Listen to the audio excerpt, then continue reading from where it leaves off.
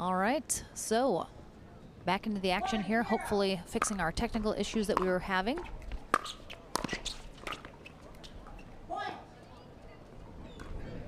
J.W. Johnson did indeed take game number 1, 11-2 over Federico Staxrud. They have switched ends here for game number 2. Johnson on the near end now.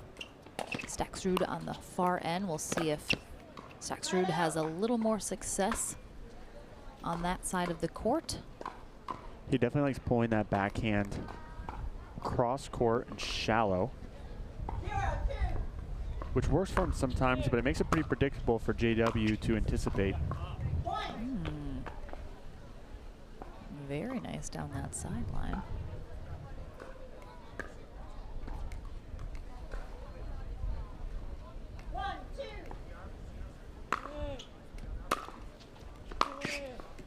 Oh, gorgeous cross-court drop there right over the net. I mean, it was kind of a drive that turned into a drop into the wind. Yeah, well done. He took a little pace off and was able to drop right into the court nicely. That one's going to be a little wide, though. We are tied at 2s, though. All right, looks like we are good to go here. Neil has given us the thumbs up, so thank you, Neil.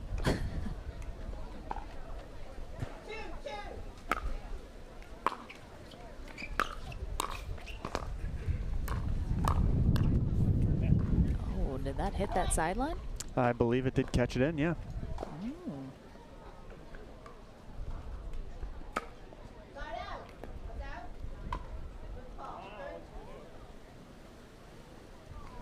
Referee asked JW to call it loudly, and he doesn't do that.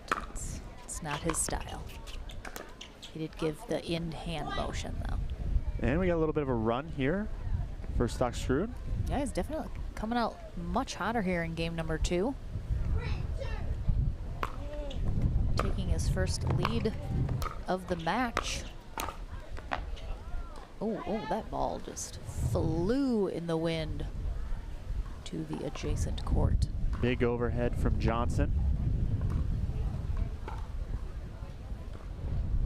Sent that ball into the softball fields, 100 feet away.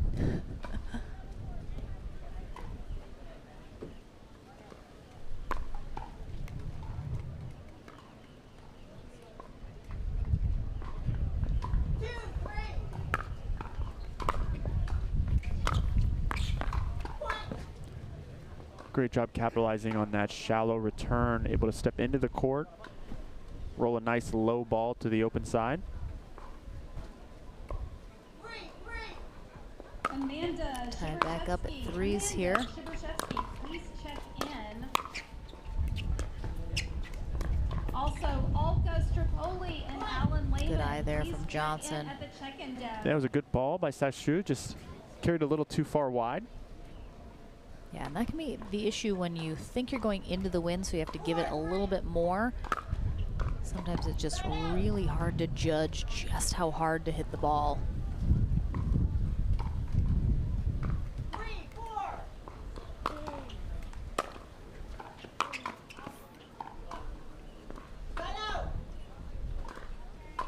Again, you know, those margins are so small for Staxrud right now.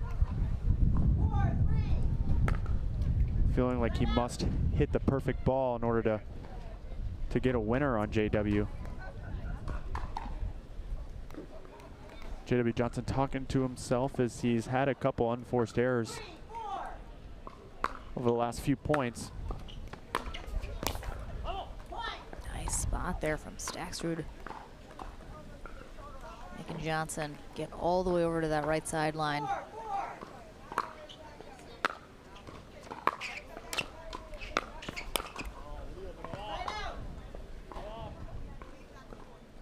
J.W. Johnson's visibly frustrated. I know people like to say he's very unemotional. He is emotional, he just keeps it very close to the chest. Nice recovery off that net cord from Johnson. Staxrud placed that perfectly in that back corner.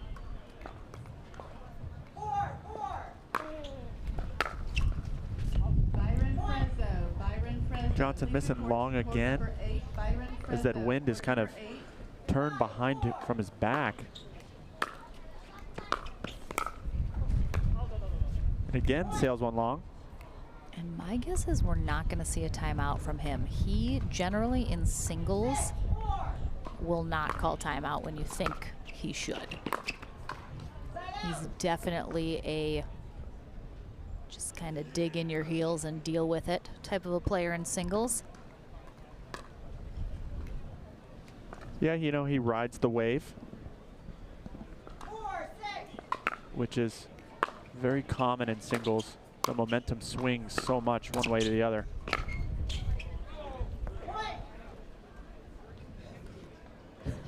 I mean, even his face after that beautiful shot down the sideline.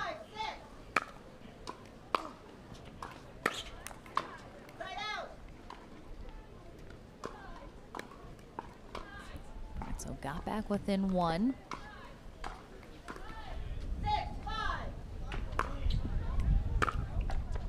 Oh, he got it. Oh my gosh. I was like, oh, that's so Great sad. athleticism. Great athleticism by Staxrud. Oh my goodness. Unfortunately, just when he got there, he left it a little. I mean, nice job by Johnson staying engaged though, because, you know, you trickle a ball over the net, you think it's done. You can kind of stop playing, but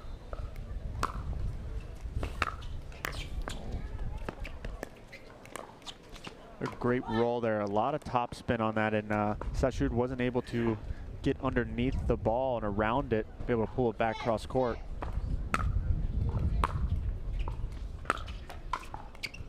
No net love that time for J.W. Johnson. We're tied up at 6, so Federico Staxrud definitely making a game of it here in game 2, pushing Johnson.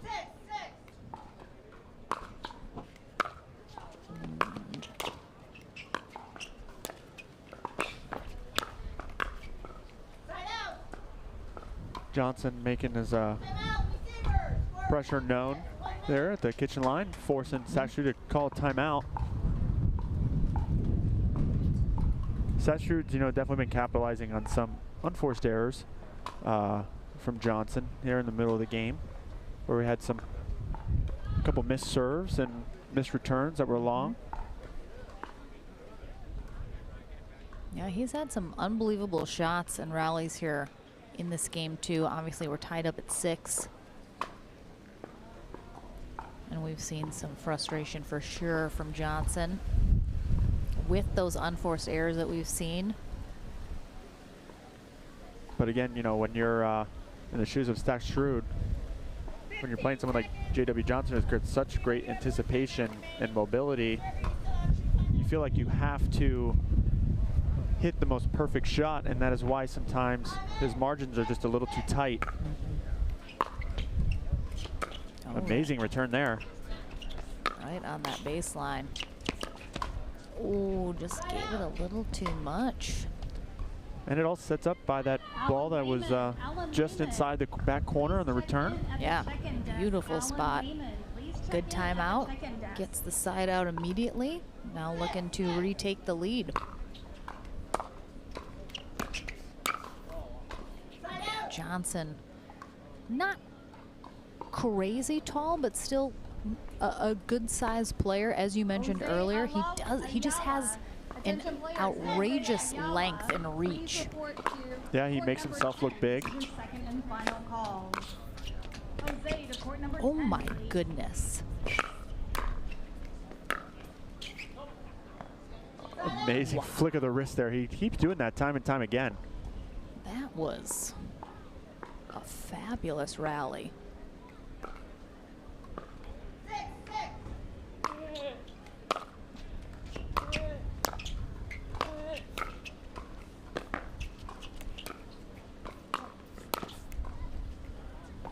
And just, you see him and the workouts that he does, he is constantly training that lateral movement, yep, which you see is so important, especially in singles. and he just has such great movement side to side. And also he's got great balance. You never find JW to be off balanced. Yep, and that's very steady. And that's how he can always hit these shots with such precision, because his base is always steady and balanced.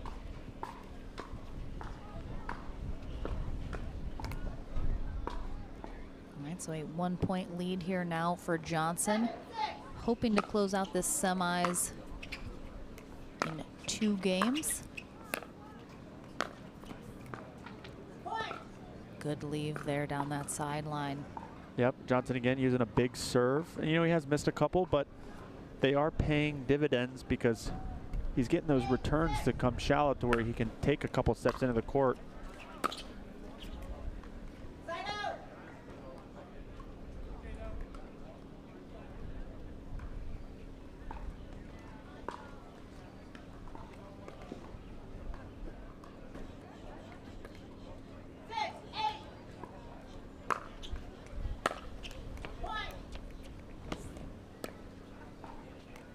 Staxrud definitely needs to use that missed return.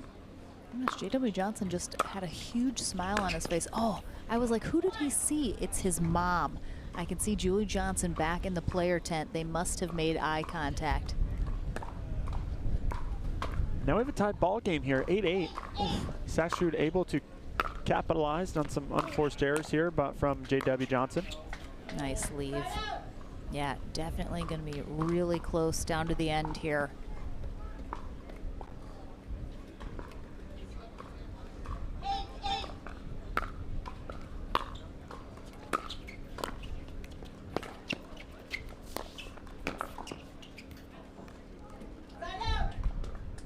I like how Staxrud really mixed up that backhand and pushing it down the line, because he's almost majority of the time crossing court with it.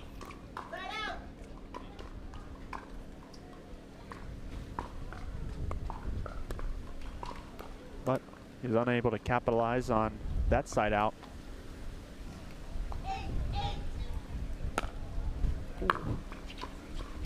JW the big serve. I thought that was going to carry long. Go way long. I thought the wind was just going to now we have a take timeout.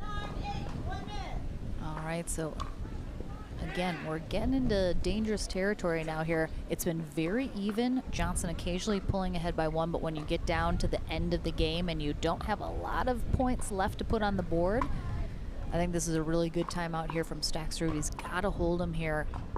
Try and get this side out coming out of the timeout. And try and overtake Johnson right at the end here to force that game 3. Winner of this match does head to the winner bracket final.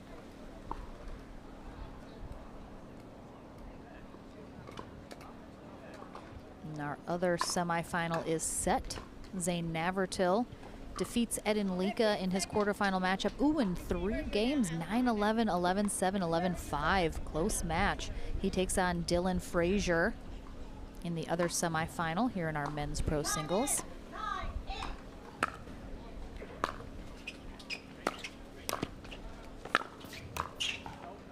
Oh, that, and he just missed it. Wide. Yeah. Wow. He had exactly what he wanted, and it just pushed a little too far wide for Staxrud. And now we have a match point on Johnson's paddle. Staxrud definitely made this game a lot more competitive than game 1. Big serve. Yep, really short return. Gives And, JW a lot of options. There we go. He does take advantage. So again, Federico Staxrud putting up a fight here in game 2, but he drops to our consolation bracket now. JW Johnson heads to the winner bracket final, where he will await the winner of Navratil versus Frazier to see who he faces. We will be back on the back after this in the Franklin studio, and then back for some more singles action here in our final day of coverage. Don't go anywhere. Back after this.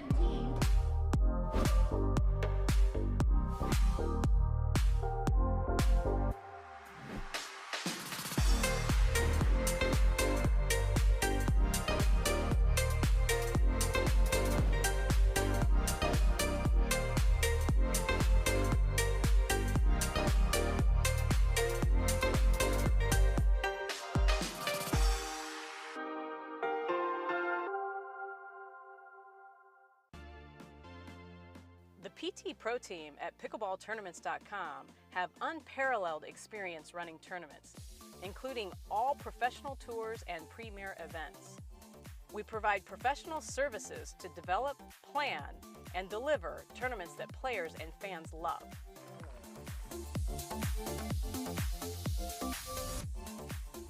Pickleballtournaments.com, powering pickleball tournaments worldwide.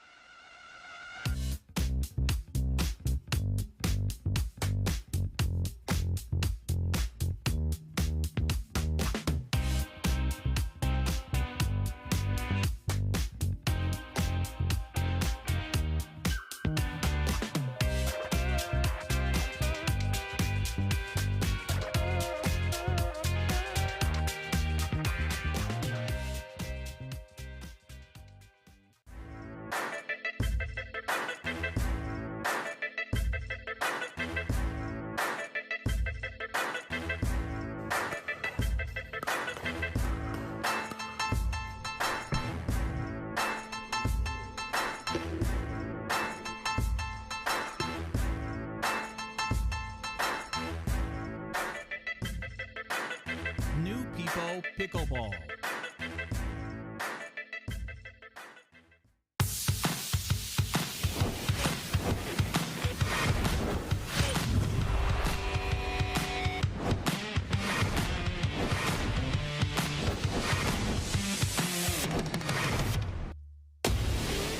I'm so ready for next gen. This is Next Gen Pickleball. I'm so ready for the Next Gen Tour. Super excited about Next Gen. I can't wait for the APP Next Gen Tour. I'm super excited for next gen.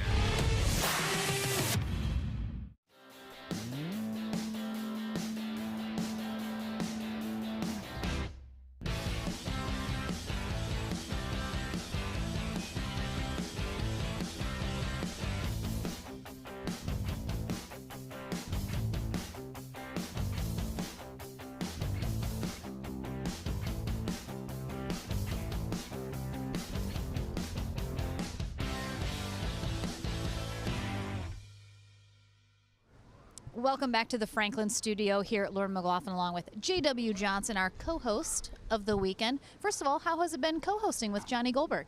It's been fun. I've directed everything towards him, and he's, I guess, got all the complaints and everything out of the way, I guess, so. Any complaints to Johnny Goldberg? Absolutely. All right, so we have obviously seen the wind be a tremendous factor here this weekend. How much more difficult is it in singles to deal with the wind? Yeah, I mean, it's a lot more difficult because, like, of course, you have a lot more court to cover, so that's difficult, especially since doubles you have somebody with you. So, I mean, obviously you got to adjust quite a bit, but I'm adjusting well so far. Which side did you feel like is probably the preferred side right now? I'm not, maybe my side over here to my right. Yeah, I think so. Well, you're headed to the winter bracket final. You're taking on either Dylan Frazier or Zane Navratil, which we will have upcoming here behind me right after this short break. Don't go anywhere. More singles action here to come at the APP Plantation Open presented by Head Pickleball.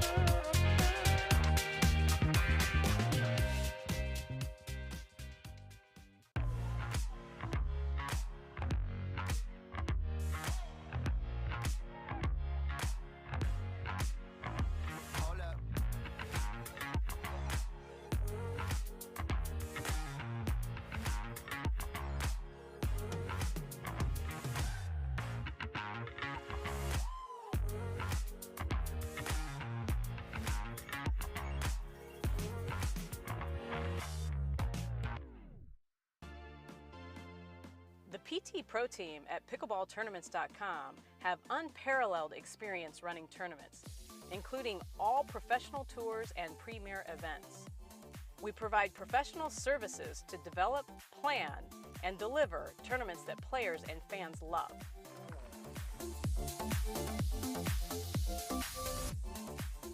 Pickleballtournaments.com, powering pickleball tournaments worldwide.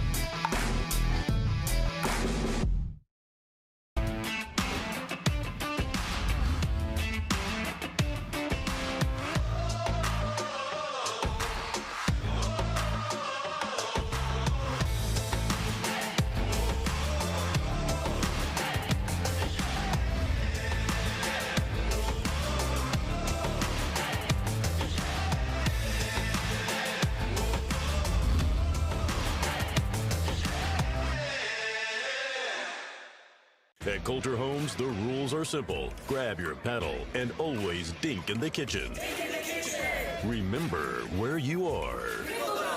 Coulter Homes is the home of pickling. Smash and poach on dedicated courts in resort-style and active adult new home communities across the Southeast, including PGA Village Verano and Port St. Lucie, home of the World Pickleball Open. Learn more at coulterpickleball.com.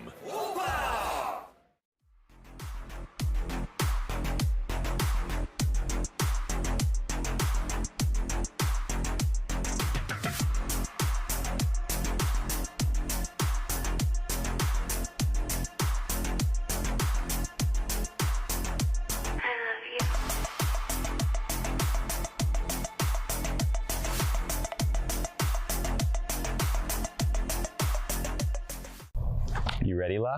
I'm ready, Ben. Let's do this.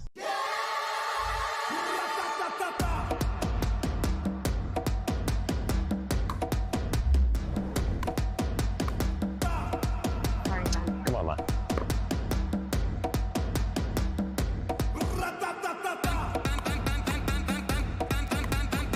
What's going on, Lala? I don't know what's happening today, Ben. What is this? It's my paddle. This paddle is the answer. A Ben Johns custom paddle by Franklin? For me? Yeah, let's crush it. Good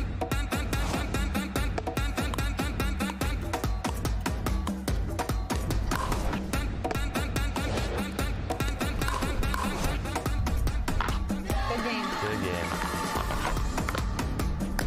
Thank you, Ben Johns. Way to go, Lala.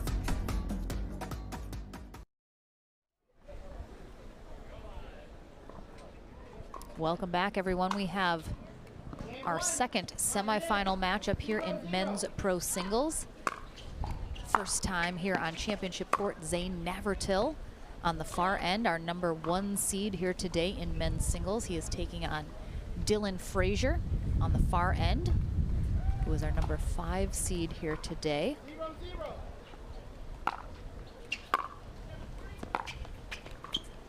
Yeah, as we saw earlier, Frazier had a very good match against Jack Foster, where he played pretty consistent the entire time. He'll need to do the same if he wants to take down Zane Navratil. Yeah, they've certainly played each other quite a few times. I think Navratil has the advantage in terms of how it has ended.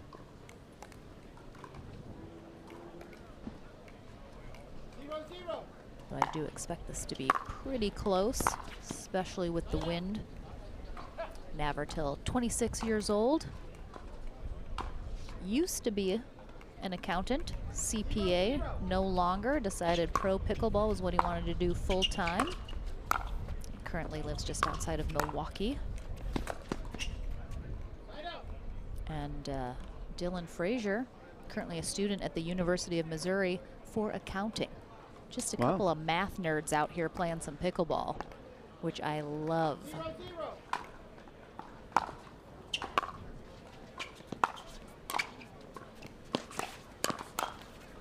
Amazing hands. Yeah, there's going to be a lot of cat and mouse here today.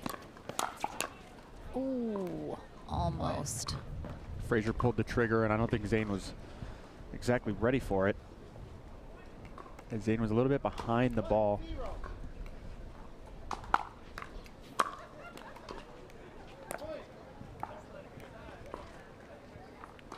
And a good start here for Frazier as he takes a 2-0 lead. Larry Scott is our USA Pickleball certified referee for this match.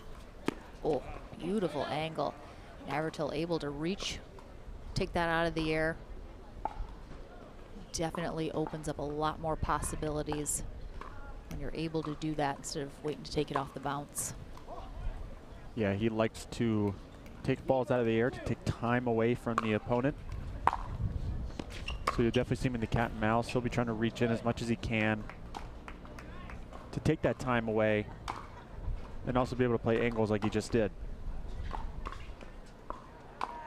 Navratil might not be the tallest player, but he has incredible reach for his size. And again, just super quick, very athletic, as you know, we've seen everyone has been so far here today.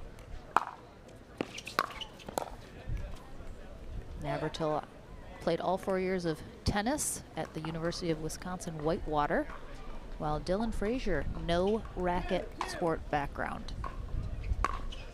Oh. All right, the Navratil serve mixed with a little wind makes a potent cocktail here for Frazier. Not able to handle that one. And a quick run for Navratil. Up now by 1. Oh, that one just misses. I thought that one might have just caught the line from my angle. It was very close.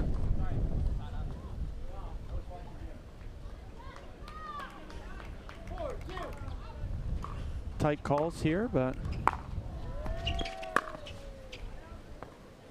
Zane Navratil finds that backhand down the line. Yeah, that is one of his favorite shots, is that two-handed backhand. It looked like Frazier was anticipating that Zane was going to go cross court with it. He was unable to react in time.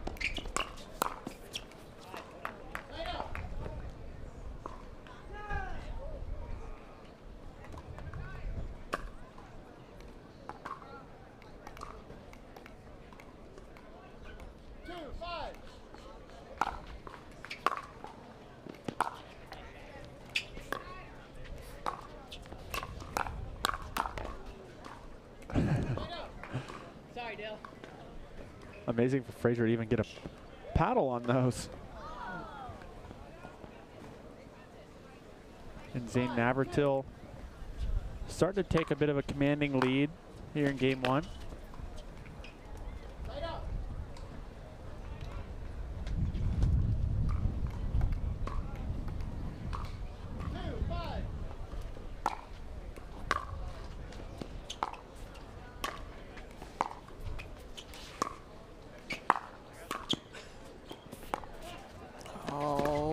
Nicely done from Frazier.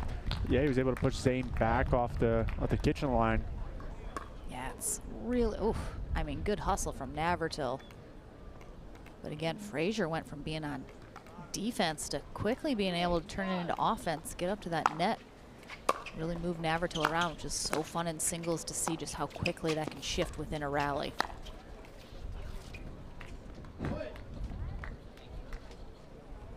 Yeah, Zane Navratil loves that cat and mouse, so if Frazier can push Zane off the line like he did for a few points there, he can create some open court.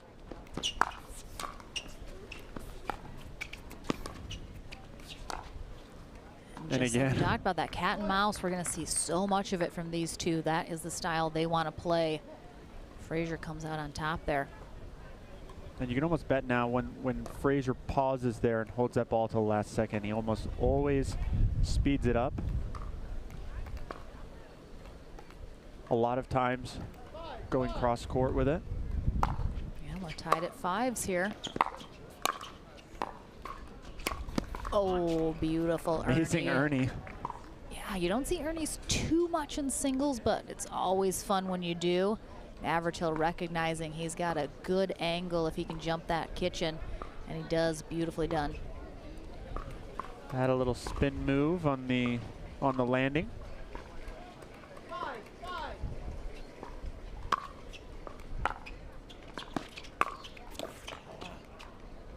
Big drive from Zane.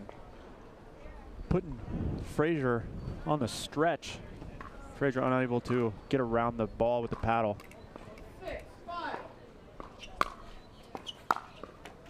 Oh, an unfortunate break there for Navratil. As that catches the tape and drops right down on the other side.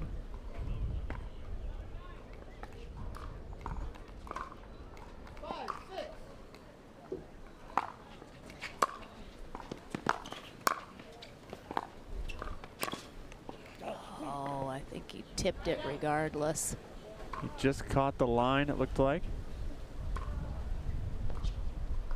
It looked like he was about to set up that same Ernie he did a few points ago, but instead just poked it down the line. Oh. Oh, the wind took that right away from him. Navratil had to fly into the court to get that. Navratil just teeing off after he hit that. I don't even know how he hit that serve. I know. I was kind of like, he had to get a little airborne. Must have had that back foot still on the ground though when he hit it. 7-5. Takes a 2-point lead here as he's inching closer to the end of this first game. That one's going to be just wide though. Navratil asking for some clarification from the referee. He did not see it well enough to overturn that call.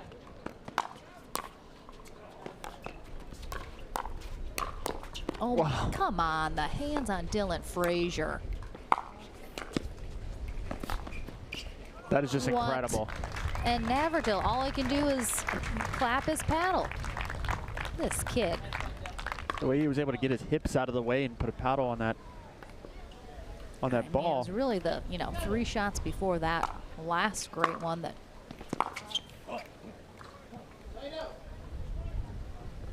We have quite the competitive game 1 here so far. Absolutely. Back and forth. Yeah, good deep bracket of talent here in our men's pro singles division. Just barely catches the edge guard of Frazier's paddle as Zane is finding some success straight ahead. Yeah, it looked like Frazier was on the left side of the court. A little off balance, but didn't quite move his feet just ever so slightly more to that sideline. Leaves him leaning a little too far to try and get those. And again, Navratil just winding up here, hitting some really nice drives. Yeah, he's starting to tee off and they're just staying very low.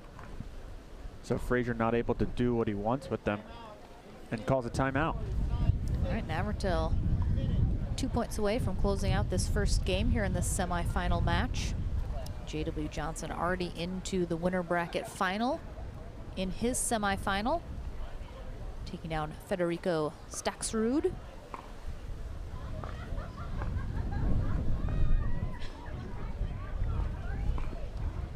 And again, still very breezy here today as we are concluding our tournament here in Plantation, Florida, just outside of Fort Lauderdale. Lauren McLaughlin and John Davison here on the mics. We'll be back in 2 weeks for our Delray Beach Open, which is a super fun venue. Love being in that big stadium with the surround seating. If you are definitely in the South Florida area or really anywhere in the Southeast, come on down to Delray Beach in 2 weeks. Join us. It's going to be a really fun tournament. I think we have about 1,000 players signed up for that, so. All right, back into the action here. Wow, just too good by Navratil. He is just firing on all cylinders, teeing off.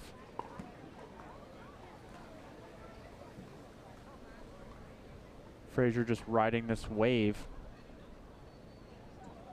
Because he hit a nice deep return, but Navratil just had a better third, pushing it away from Frazier.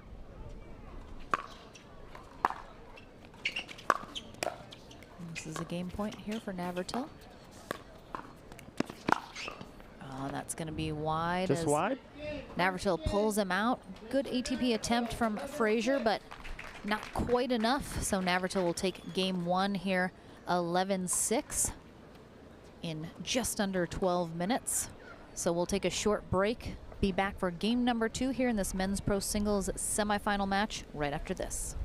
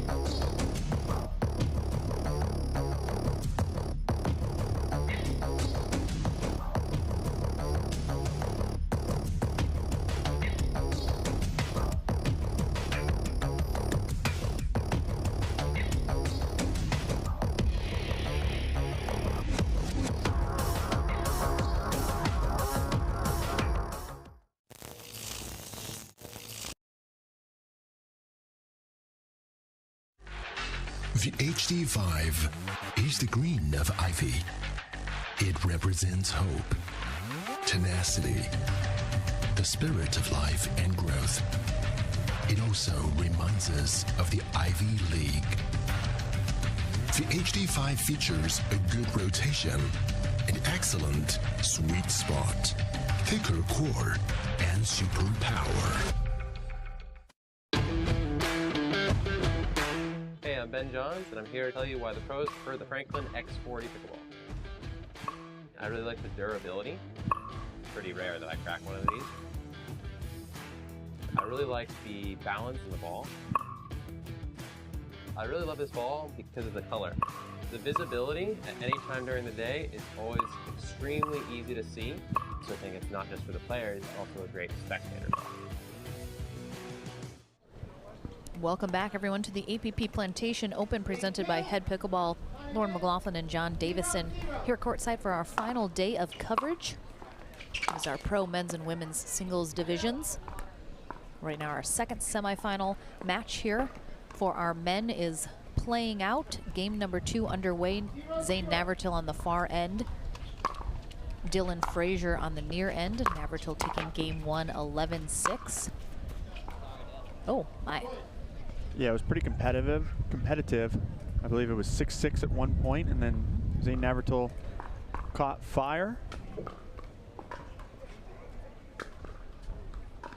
Got about 5 straight points.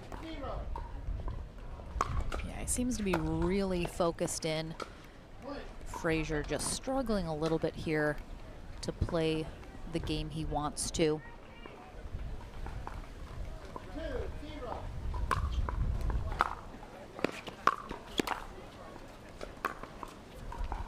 Wow. Oh my goodness. Frazier just ran out of room. Yeah, he really did.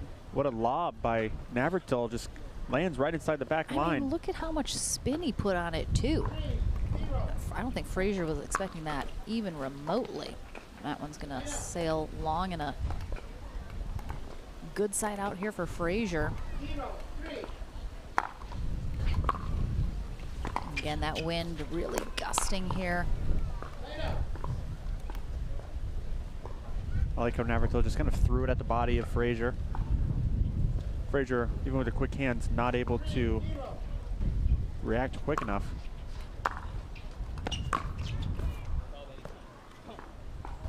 Navratil just painting lines. Yeah. I think everyone knows just how dangerous Navratil can be when he gets really dialed in.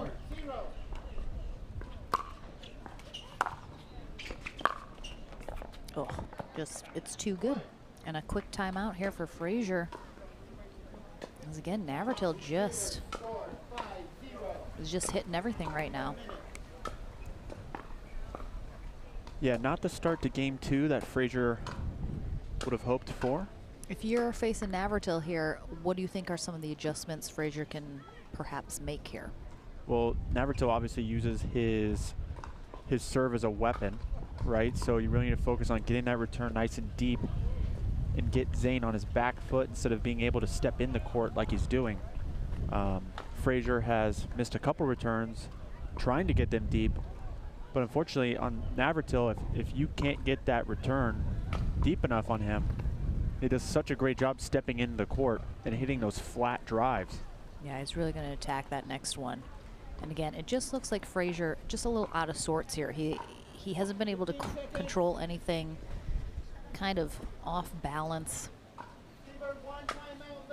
Definitely just sort of trying to hang in here. G.W. Johnson saying he thought he preferred the side that Navratil is on currently. That might be the good one. Called a timeout so he didn't lose the... I mean, I think he easily would have been able to get back. Frazier's just like, what? Navratil burns a timeout instead of losing the serve. I mean, again, it's 10 full seconds. He, I think, eeasily could have got back and served that in plenty of time. Frazier's just finding like, what funny. are you doing?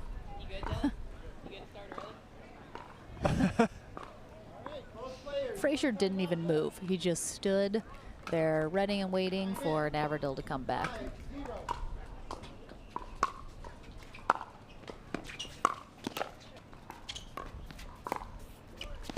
Oh, nice spot there from Frazier. Definitely gets it behind Navratil.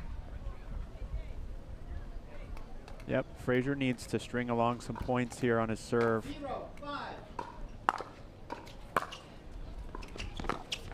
Navratil's returns just too good there. Pushed. Oh, Frazier looks like he tweaked something.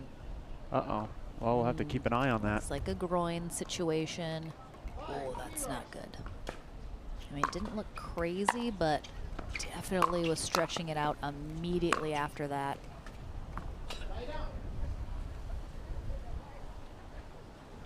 We'll see if he takes a little more time between serves.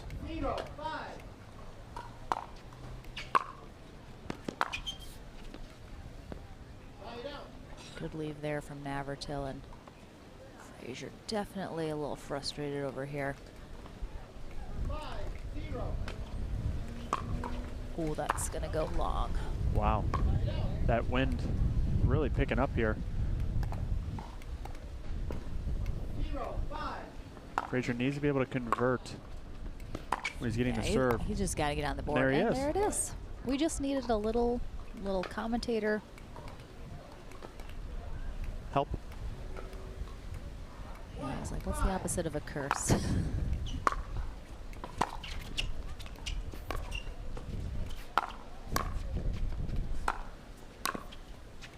Frazier's he's staying back a lot. He finally comes up now.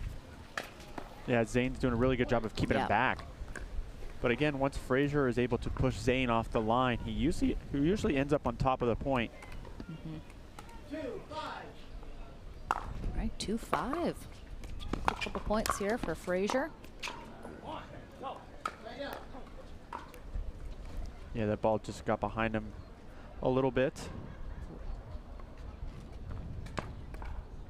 But he got on the board and strung along a couple points.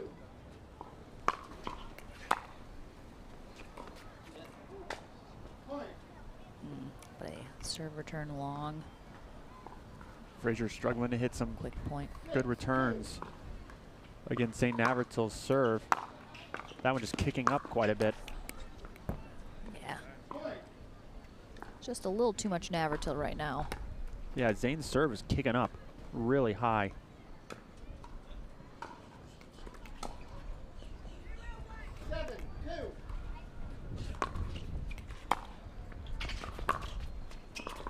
And there was a good return.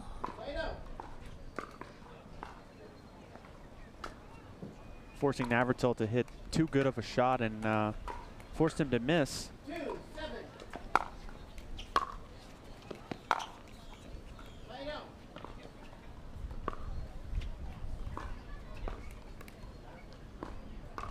And a pretty commanding lead here for Navratil. Again, we see his serve just used as a weapon to set up that third ball where he can step in.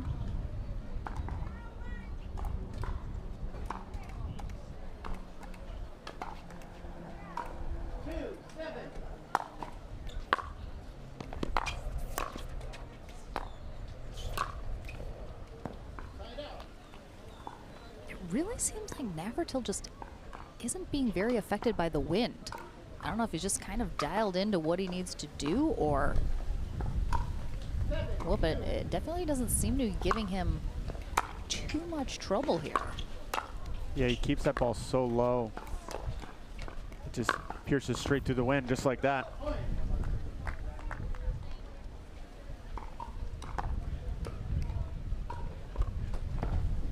Frazier's all the way against the back fence in order to give himself more time to handle Navratil's serve and hit a good return. It's just too much, left it up a little bit. Again, Navratil just with a huge drive. And then as he's kind of reaching to get it, pops it up a little and sets it up for that easy put away from Navratil. And we're gonna have a second final timeout here for Frazier in this second game of this semifinal match.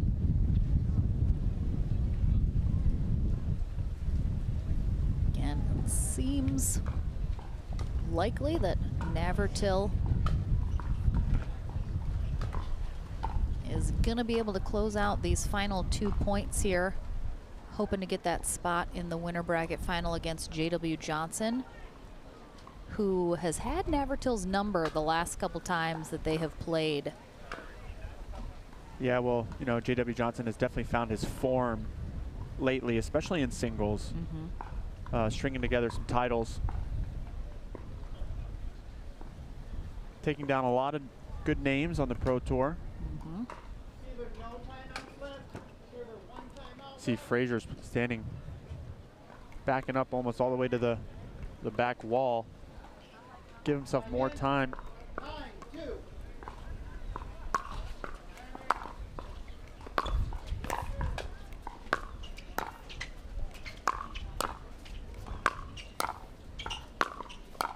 Just an onslaught of drives here from Navratil. That last one finally gets Frazier as he's trying to keep him back. Yep, now we have match point on Zane Navratil's paddle.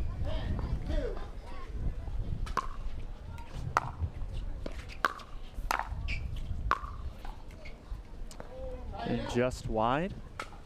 Right, so Frazier's gonna hold him off here. See if he can get a little run going. Not what he would have wanted. Yeah, it's tough at this stage when you know you got a match point staring you down on the other side.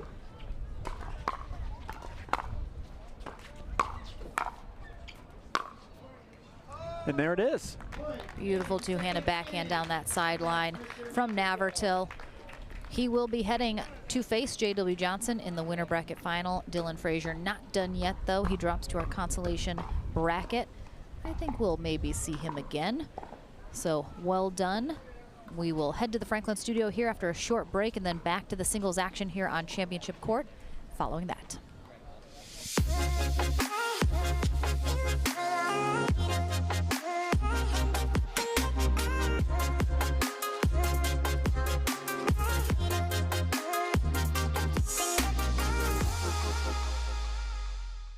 At Coulter Homes, the rules are simple. Grab your paddle and always dink in the kitchen.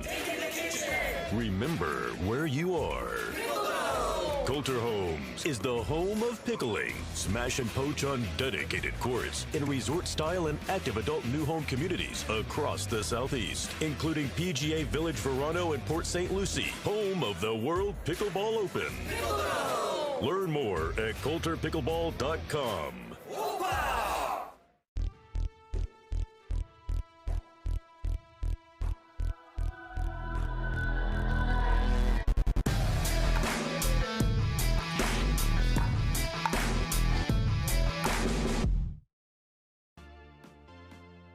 The PT Pro Team at pickleballtournaments.com have unparalleled experience running tournaments, including all professional tours and premier events. We provide professional services to develop, plan, and deliver tournaments that players and fans love.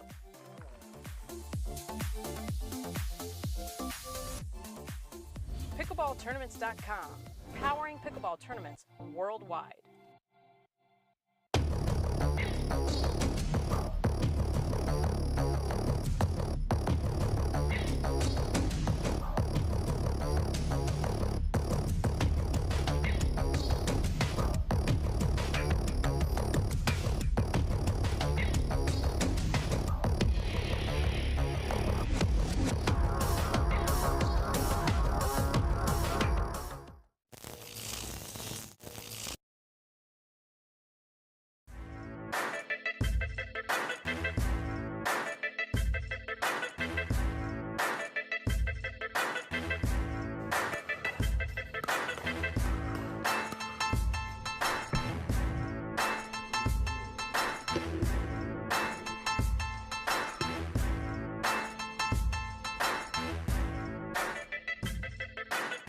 New People Pickleball.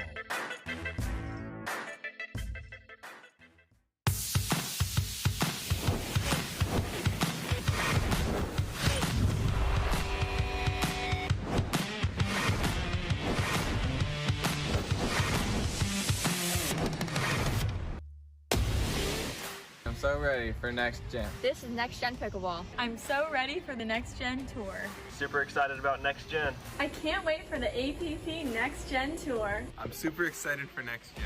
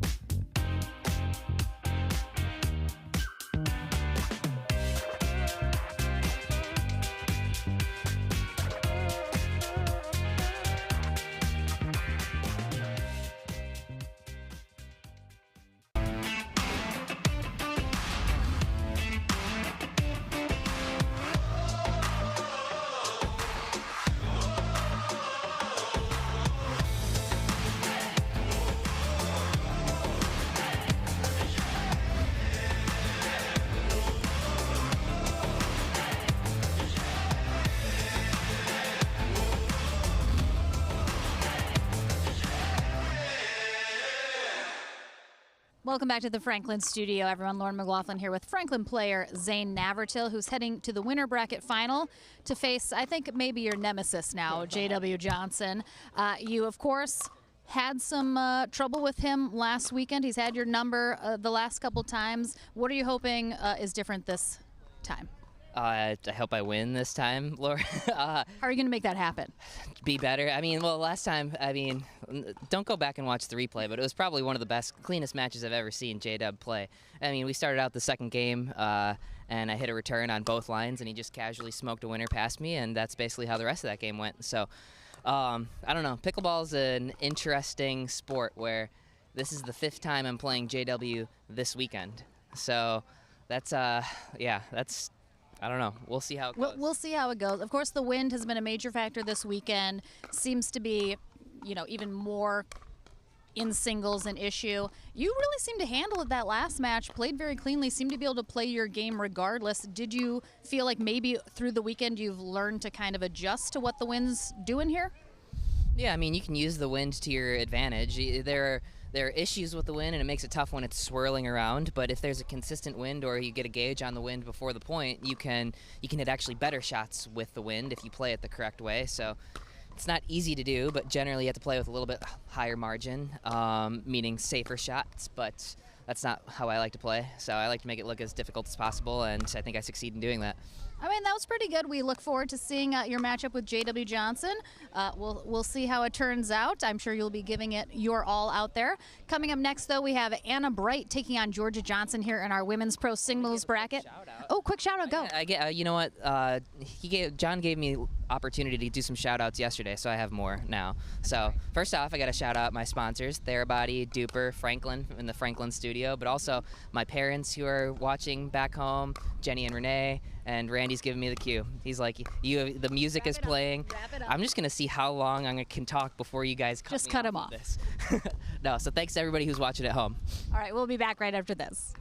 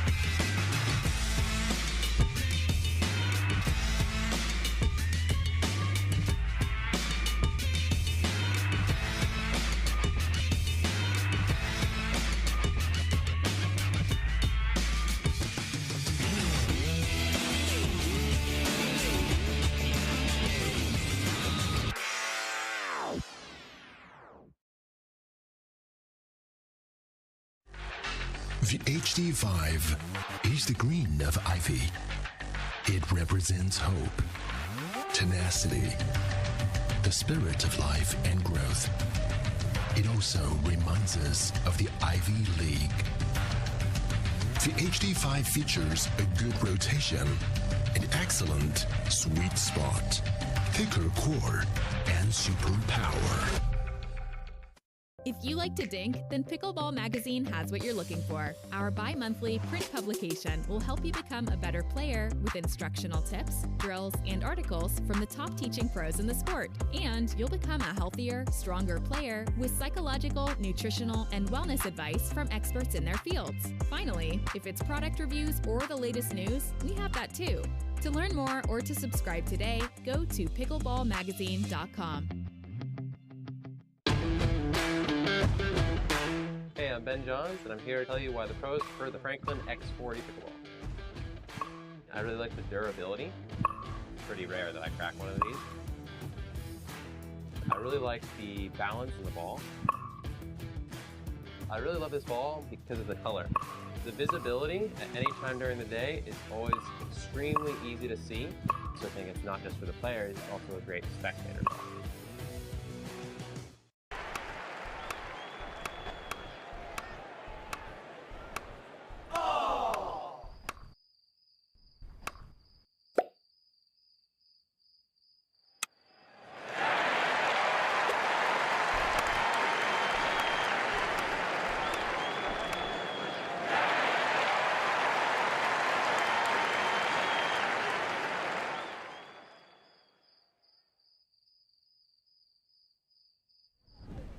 Welcome back here to the APP Plantation Open presented by Head Pickleball. Lauren McLaughlin and John Davison here with our first streamed on Championship Court Women's Pro Singles matchup. We have our #1 seed Georgia Johnson, who will be on the near end, taking on the #5 seed Anna Bright. Again, these two made waves last weekend, taking gold in women's pro doubles. Georgia Johnson playing some of the most amazing pickleball I have seen her play, so a well-deserved gold medal for the two of them. So now they face off here in singles, which they did as well last weekend. 1-0.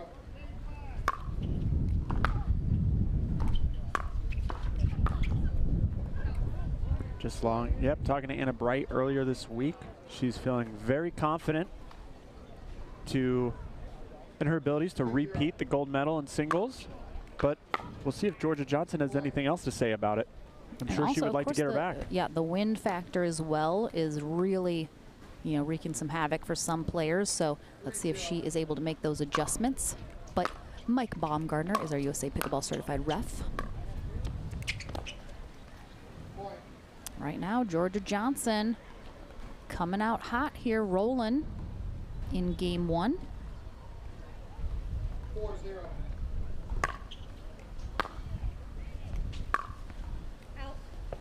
It's going to be just wide there. This is a semifinal match here in our Women's Pro Singles bracket. Our other semifinal is set with Megan Fudge to take on Paris Todd. So that should be a really exciting matchup as well. 0-4.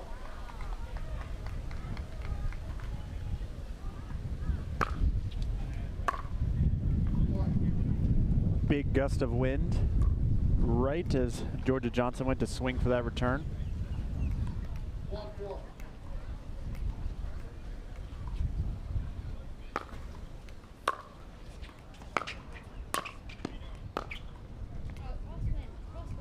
That's going to go wide. Again, the wind is pretty cross court right now, I would say, from right to left. A little bit to the back of Georgia Johnson and into the face of Anna Bright. 4-1. Yeah, Bright has pushed a couple of her forehand drives down the line wide. She might just need to bring her target in just a tad so that the wind doesn't push it out.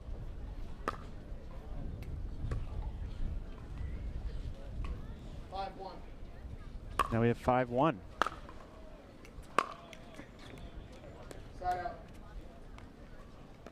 Yeah, Georgia Johnson, some of the heaviest balls hit here on the women's side. Just a really deep, hard serve. She loves that two-handed backhand as well. She's had a couple errors here those last two rallies, though, putting them in the net. 2-5.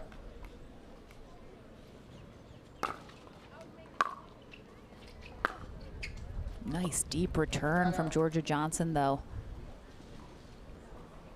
Good hold. Yep, that's what she needs. Keep Anna Bright from stepping into the court. Oh, nice get there from Johnson. Ooh. Well Nice done. recovery. Great composure to stay focused with that ball clipping the net and popping up, especially with the wind likely moving that ball quite a bit.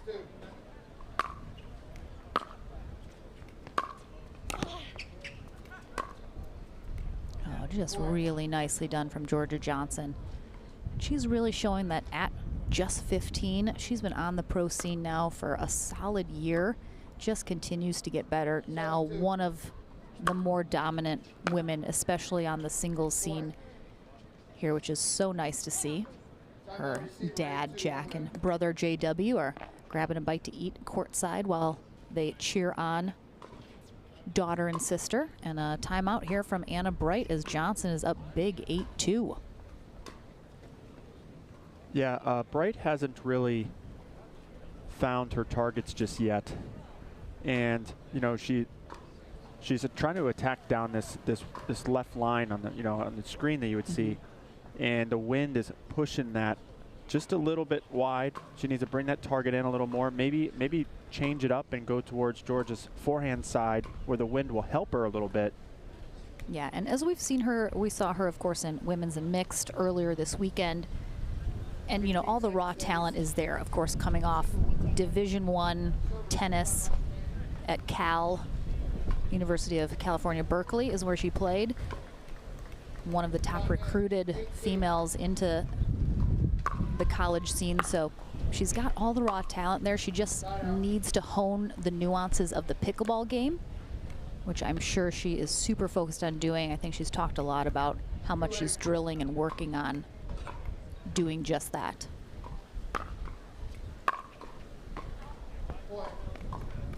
Just too big of a swing on Georgia's return, pushing that long, and Bright able to get off 2, so the timeout seemed to pay off so far.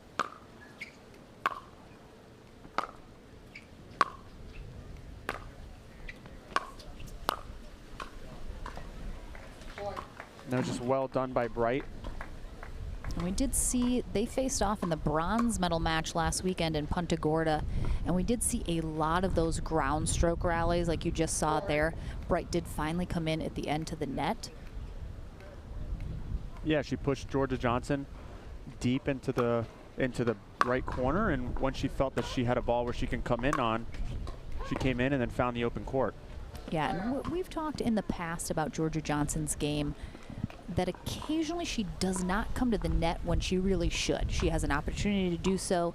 Even in that last rally after her return, she had an opportunity to come up and she kind of held back until the next one. Oh. Nice gets. Amazing job by Georgia to get long and reach for some of those passing shots. Just keeping the point alive paid off for her. And again, Georgia should have come in right there. She had the opportunity to do so. She comes in now. Ooh, nice spot. Caught Bright as she was trying to come up to the net as well.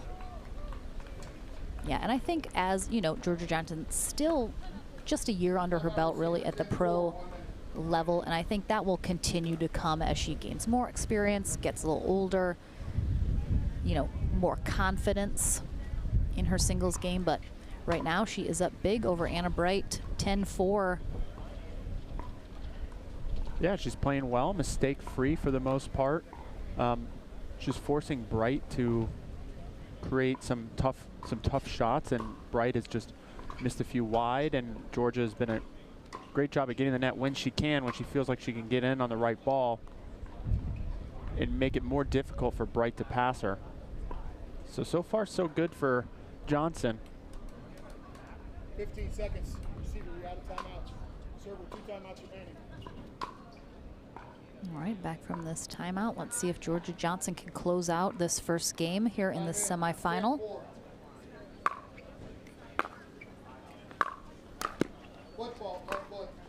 Oh, nice.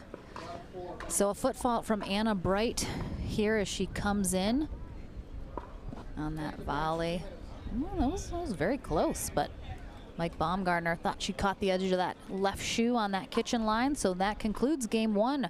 Johnson out big, 11-4. We will take a short break here on Championship Court. Game number 2 in this women's pro singles semifinal match right after this. Yeah, that's true. That's true.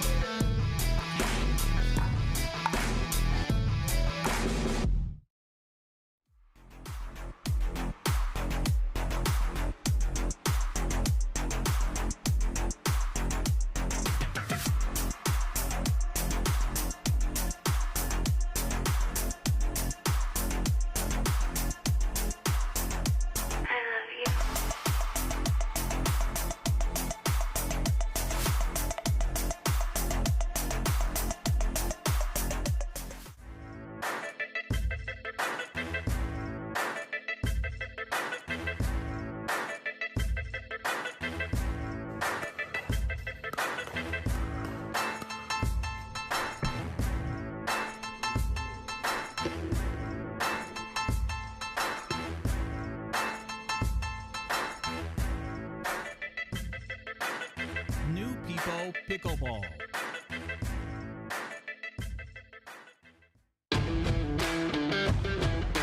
Hey, I'm Ben Johns, and I'm here to tell you why the pros prefer the Franklin X40 pickleball. I really like the durability. It's pretty rare that I crack one of these.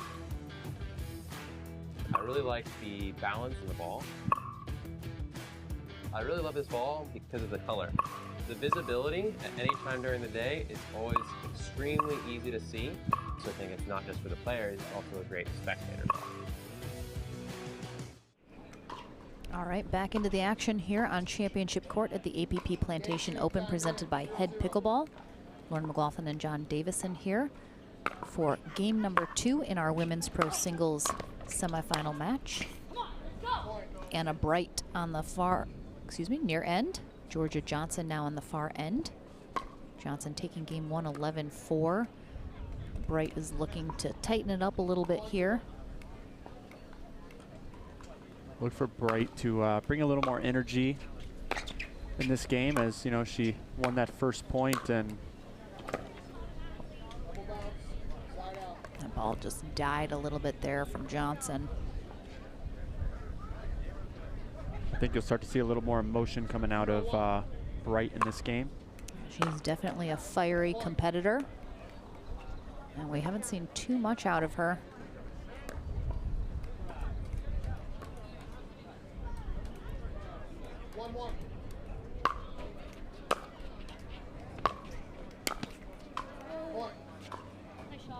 Georgia Johnson staying nice and composed this whole game so far. Doesn't seem to be going through peaks and valleys, and has just been very steady. Showing her maturity is definitely improving quite a bit over the last year in the pro singles brackets.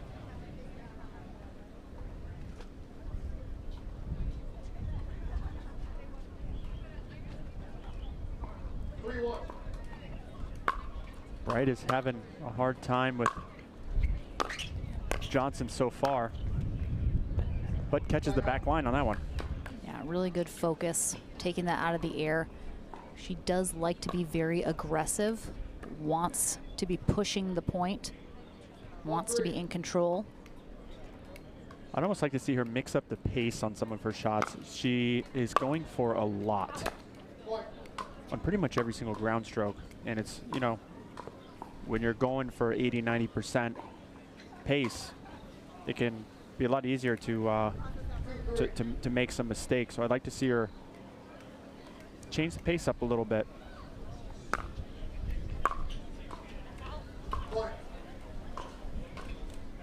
And I think, again, we'll see that as she continues to get experience.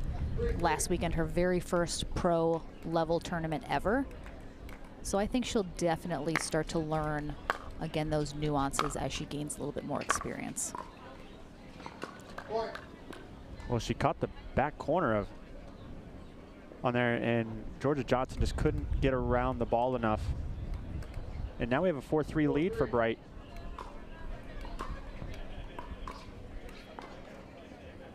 Oh, she sails that one long. But yeah, definitely more success on this end of the court, but Johnson's staying right there with her.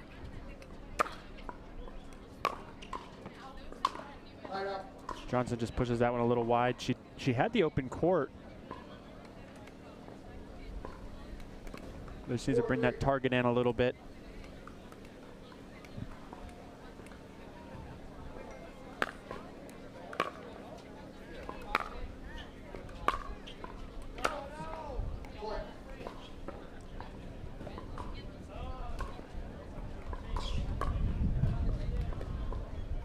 Bright takes a 2-point lead now here in game 2. Looking to secure a place in our winner bracket final here in women's pro singles. Good return from Georgia. I mean, you could see just the big swings coming from Bright as she's trying to power through some of these shots instead of finesse a few.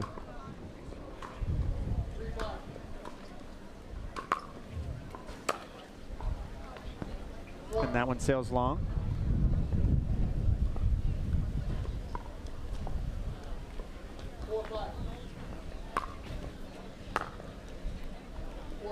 Yeah, the wind is just pushing that ball down for Anna Bright.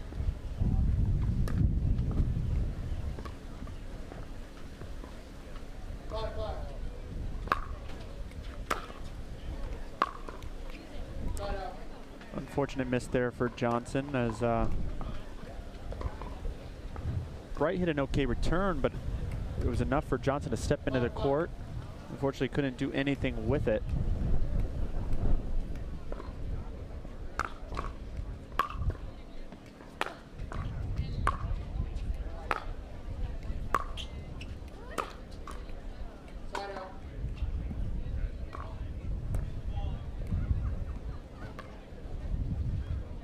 Johnson finding some success, getting the ball deep on this backhand side of Bright. Oh, nice passing shot there from Georgia Johnson. Catching Bright on her way up, just a big two-handed backhand. She didn't even have a real solid base when she hit that. It was kind of on the move as well.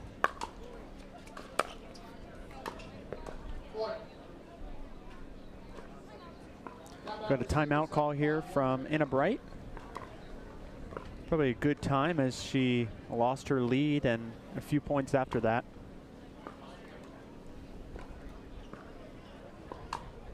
She's definitely showing some frustration. We got to see her, you know, at her best last weekend, and she again was super energetic, a lot of fire, a lot of passion, and that's been muted here as she, you know, is frustrated. She's not playing as well as she'd like to be.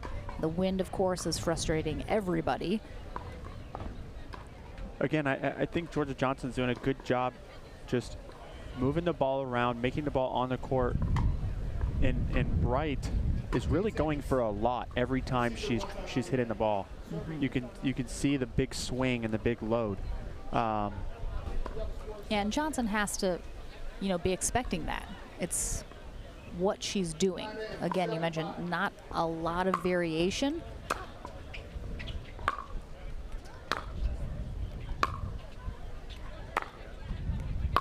Georgia's coming in. And again, Bright cursing the wind on that shot. And again, because it's coming right to left, she really needs to put the ball, you know, use the wind. Like Navratil said after his last match, you got to know what it's doing and work with it. Right. Yeah, bring the target in a foot, right? And the wind will help move that ball to where you want it to go.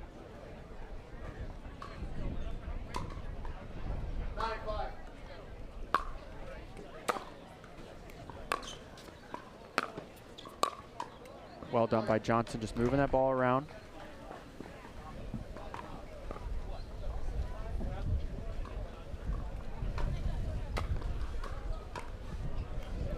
Forcing Bright to create something off her back foot. Match point here for Georgia Johnson. There it is. And she gets it done. 11-4, 11-5 here over Anna Bright. She heads to the winner bracket final. We will be back right after this in our Franklin studio with Miss Johnson. Don't go anywhere. More pro singles action right after that. Get your bracket started and get you on the courts as soon as possible. Please check in at the check-in desk or using your PT Player app. Thank you.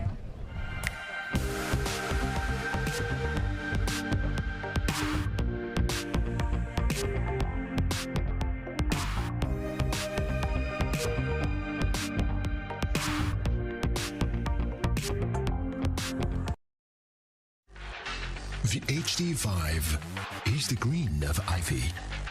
It represents hope, tenacity, the spirit of life and growth.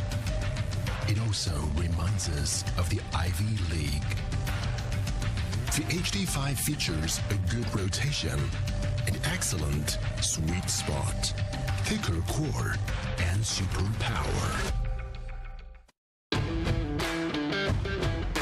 Hey, I'm Ben Johns, and I'm here to tell you why the pros prefer the Franklin X40 pickleball. I really like the durability. It's pretty rare that I crack one of these. I really like the balance in the ball. I really love this ball because of the color. The visibility at any time during the day is always extremely easy to see. So I think it's not just for the players, it's also a great spectator ball.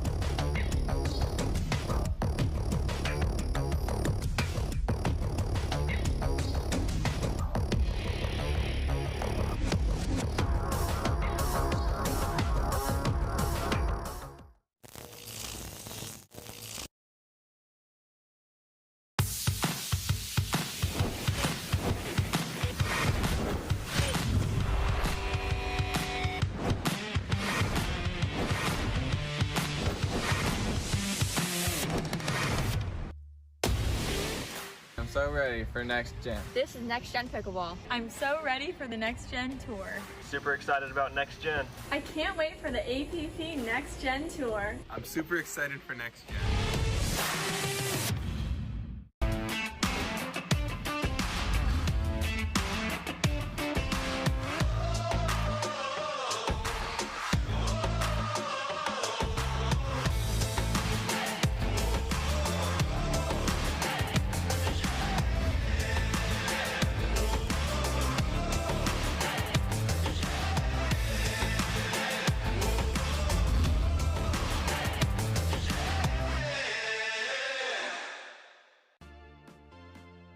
The PT Pro team at pickleballtournaments.com have unparalleled experience running tournaments, including all professional tours and premier events.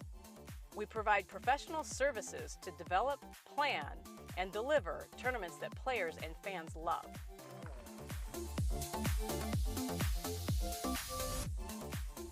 Pickleballtournaments.com, powering pickleball tournaments worldwide. Welcome back to the Franklin studio, everyone. Lauren McLaughlin here with Georgia Johnson, just defeating Anna Bright in 2 games to head to our winner bracket final. The talk of the weekend has been the wind. Here in singles, what's your strategy with the wind? Is it to kind of work with it, kind of gauge what's going on and use it to your advantage? How are you feeling about it? Yeah, for sure. And, you know, the ball shifts in midair about a foot every time. So, you know, just keep your feet moving. Be able to readjust from forehand to backhand if need be, and yeah, I would say that it's really rough. We've been talking about it nonstop, of course. You had to face Anna Bright as well last weekend in singles. She did get the best of you that weekend. You just said, you know, you think you'll see Anna Bright again. She might be back to face you again. What's your strategy if you, knowing her game, getting to play with her a little off the court, what's your strategy specifically against her? You know, she's a great player, so play her like every good player. Make your shots, focus on what you're trying to do, and play your game. Wise words. I love it. You have food to eat, so we'll let you go get that done, but congrats. We'll see you in the winner bracket final. And speaking of, we have our men's winner bracket final coming up right after this. Zane Navratil takes on JW Johnson. Don't go anywhere. Back after this. You ready, La? I'm ready, Ben. Let's do this.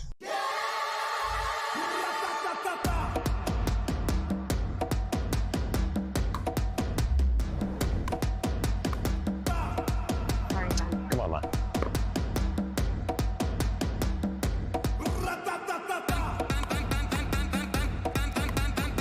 What's going on, Lala? I don't know what's happening today, Ben. What is this? It's my paddle. This paddle is the answer. A Ben Johns custom paddle by Franklin? For me? Yeah, let's crush it.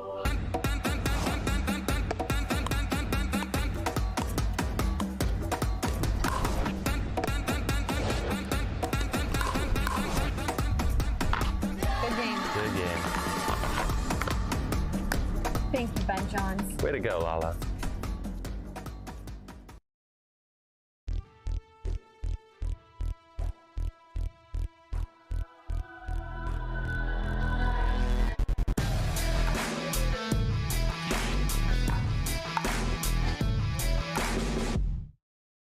At Coulter Homes, the rules are simple. Grab your paddle and always dink in the kitchen. Remember where you are. Coulter Homes is the home of pickling. Smash and poach on dedicated courts in resort-style and active adult new home communities across the Southeast, including PGA Village Verano and Port St. Lucie, home of the World Pickleball Open. Learn more at coulterpickleball.com.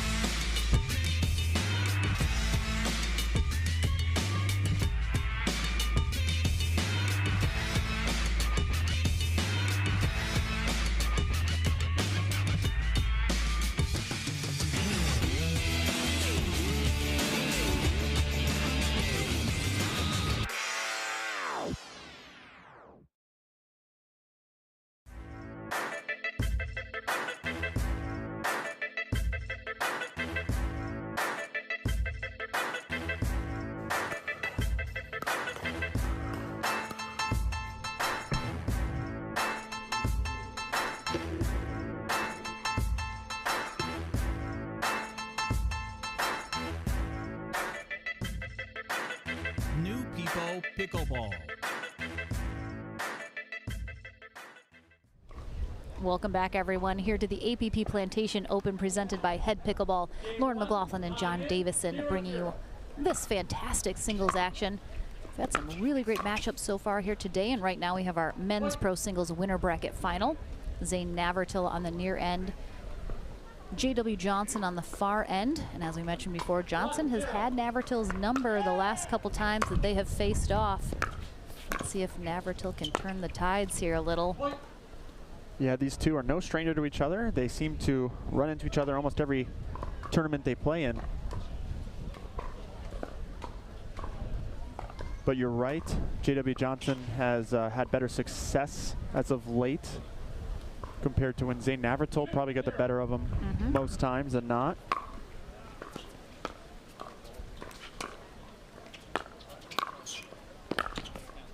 But, you know, J.W. Johnson's just finding his form, stringing together a lot of wins. 0-2.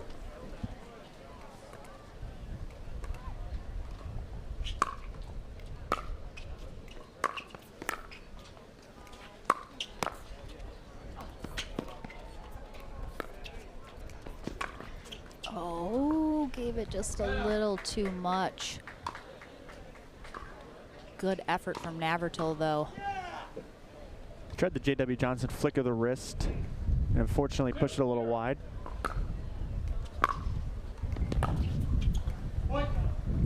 Johnson using the wind to help that ball land in. Yeah, we heard Navratil after his last match say, if you can learn to use the wind, it can be even better for you. So I think both these players trying to do just that.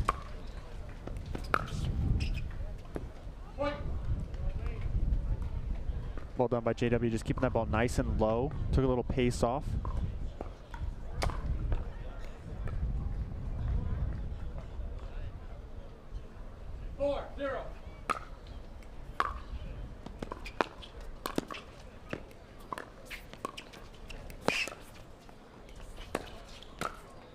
Zane with the Ernie. Yeah, and he didn't get enough on it for J.W. Johnson not to be able to handle that, which was what ultimately was the undoing here for Navratil in that rally.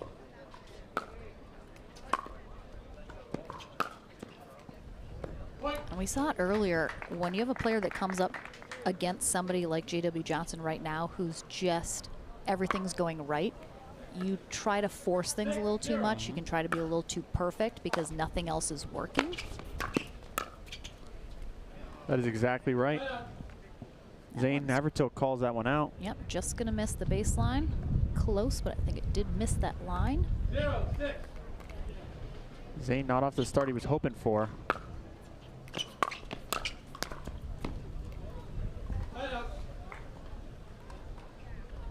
Zane bringing a lot of energy and firepower, but J.W. Johnson just able to hit down on the ball more often than hitting up on it. Able to gain control a lot of these points. 7-0.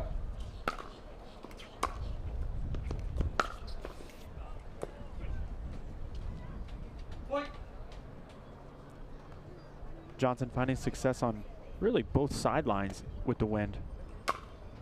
Yeah, we saw in his last matchup, really seemed like the wind just didn't affect him at all. 8-0. Well, when you can shape the ball as well as he can while still keeping it low, it really takes the wind out of it.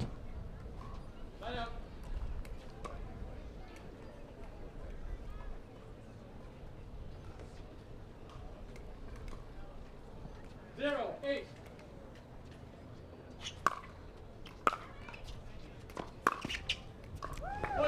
And Zane Navratil's on the board. He needs a few more of those right there. Get a little something going. 1-8.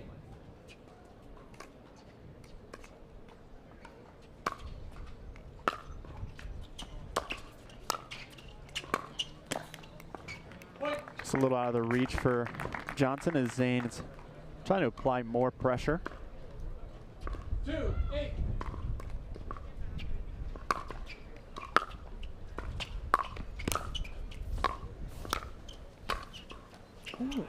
Oh, wow. Oh, unfortunate net clip right at the end there for J.W. Johnson after Navratil doing such a great job staying in there, getting up to the kitchen.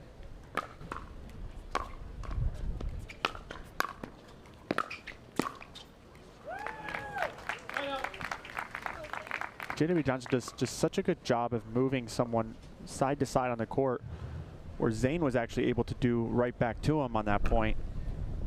So Zane needs to be able to get Johnson on the move a little more often. Agreed.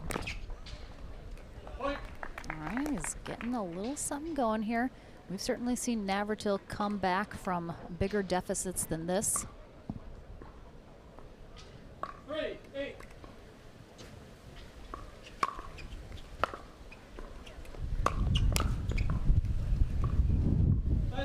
J.W. Johnson just always looking for the open court and just moving it side to side. Ooh, wind picking up significantly right now. Ooh.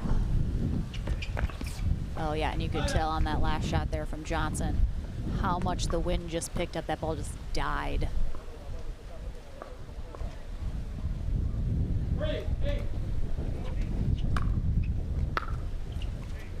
Big serve by Zane Navratil, catching the back line.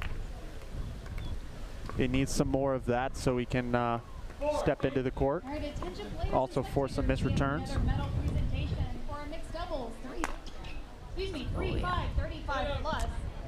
That's the rough thing, because Navratil tosses that serve up with the spin, and with the wind, it could catch that ball before he's even hit it. Silver medalist Danielle Parent and Benoit Dumas.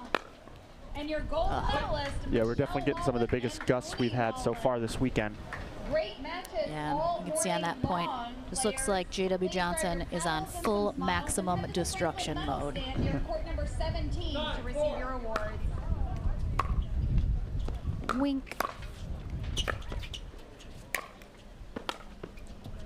Oh, he gives it in. back. That's going in too. Come on. Oh my gosh. If he had gotten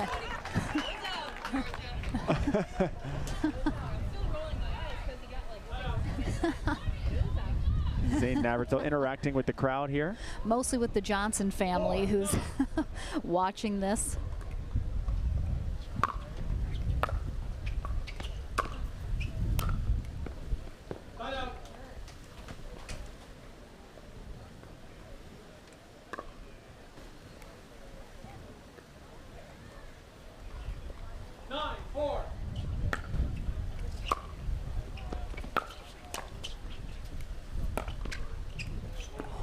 Just catching the back line. Just much to the dismay of Zane Navratil.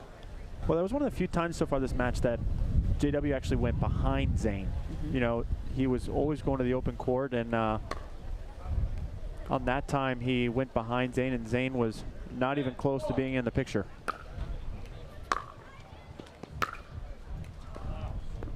That one just wide, so Navratil holds off a game point from Johnson. And Johnson's just, he's making Navratil expend so much energy on these rallies.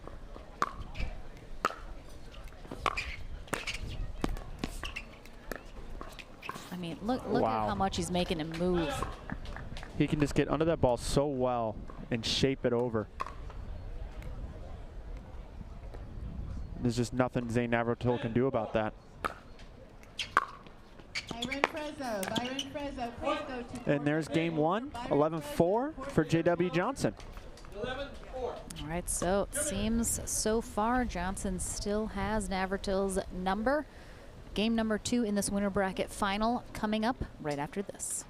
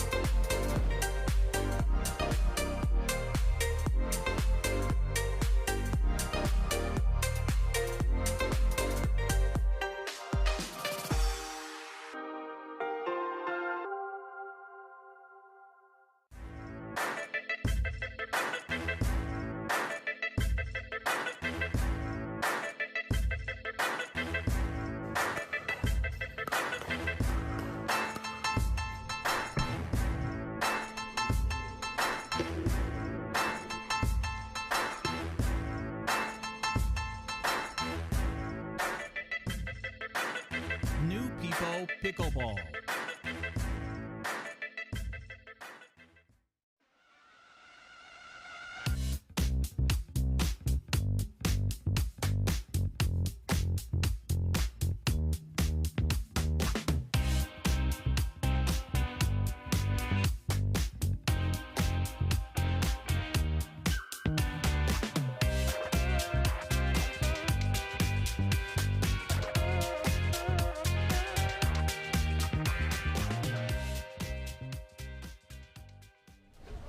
All right, Joseph Santoro, our USA Pickleball certified referee, kicks us off into game number 2 of our men's pro singles winner bracket final. J.W. Johnson now on the near end, Zane Navratil on the far end. Ooh, nice get from Navratil. Ooh, that's just too good. Yeah, Johnson taking game 1, 11-4. And his reign of terror seems to be continuing here in game 2. Directly to the court. Also, my gold medal winners in the 3.5, 35+ division, Michelle and Right, Navratil getting up to that kitchen line, controlling that point. We are waiting on you. Yeah, he needs more of that. Your medals, so head on down to the Franklin medal stand near court number 17. Don't let anybody else take your medals, okay? And there he goes. Able to hit into that wind, and the wind pushing the ball down and landing just inside that sideline. Yeah, we have seen a little bit today. It seems like that far end is having a little bit more success with the wind. 1-0.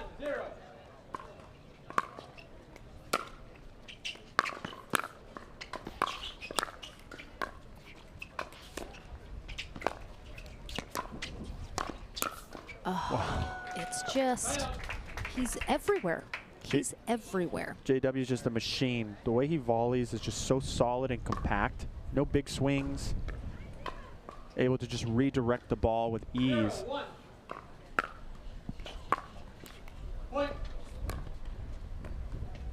Yeah, we saw Navratil break a paddle yesterday in doubles out of frustration.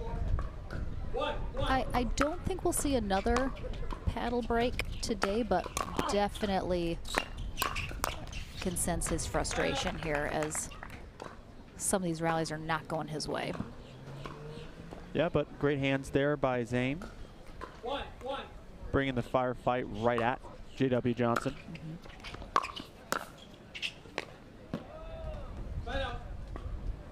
I think a little bit in singles, perhaps more than we saw in doubles, because the players really want to get after these shots a lot more, that perhaps that far end into the wind is a little advantageous because you can hit the ball maybe even harder and it holds it up a little bit. Wow, he got it. Amazing athleticism from J.W. Johnson. And the thing is, it was like the most minimal little fist pump you've ever seen from J.W. Johnson, but what a get. And yeah, we've seen Navratil last weekend, a little bit in game 1 as well. Just struggling to get something going. He's had some really great rallies, some really great shots, but he just hasn't been able to string enough of them together.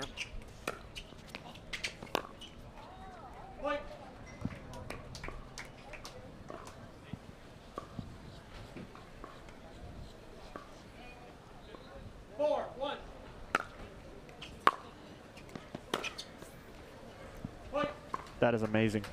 It's so low. He gets his legs so low to the ground where he's able to get underneath the ball and roll it just over the net. You can see just how balanced and low JW gets when he hits those ground strokes. That one clipping the net and sailing wide. Navratil needs to get a little something going here before this gets away from him too much. 1-5.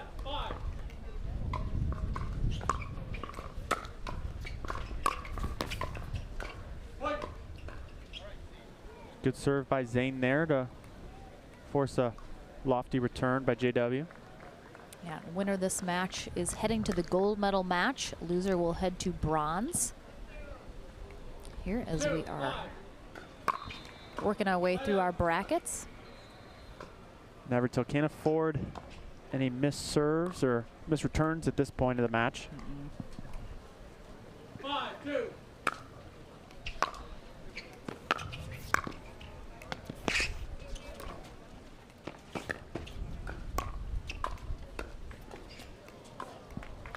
Impressive gets there by Johnson, but Zane just does such a good job moving the ball around.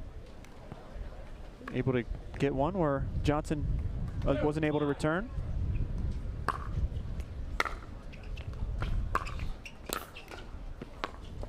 Yeah, I mean, quite frankly, Navratil really can't afford any mistakes at this point. That's not necessarily going to be realistic, but right now with Johnson, again, just so dialed in.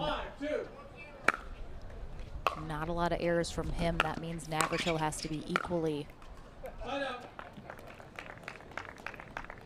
as almost perfect. 2-5.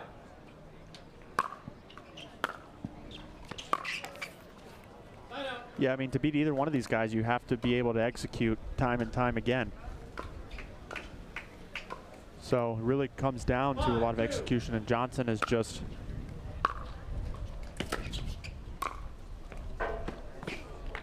really being able to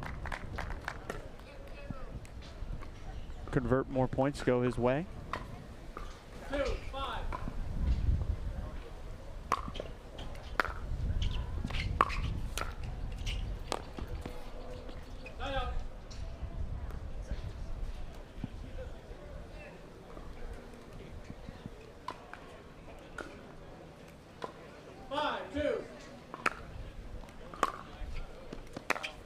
That one's going to be long from Navratil.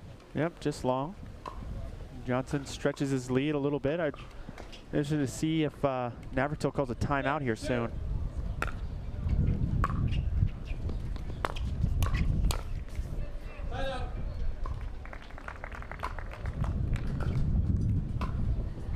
Johnson, you can see there kind of getting a little frustrated, talking to himself. 2-6.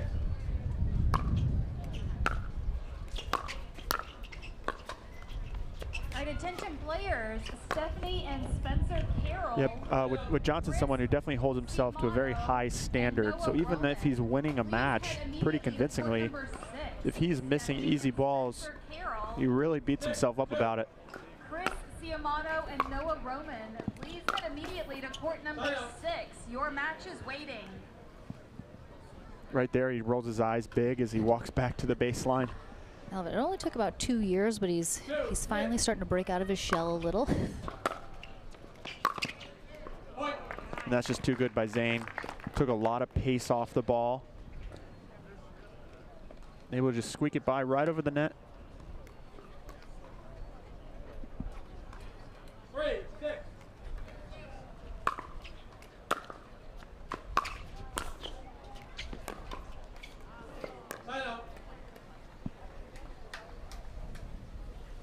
Good volley down to the feet of Navratil by Johnson.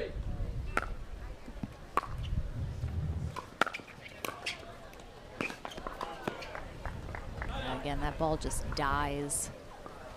Johnson, really no chance at it.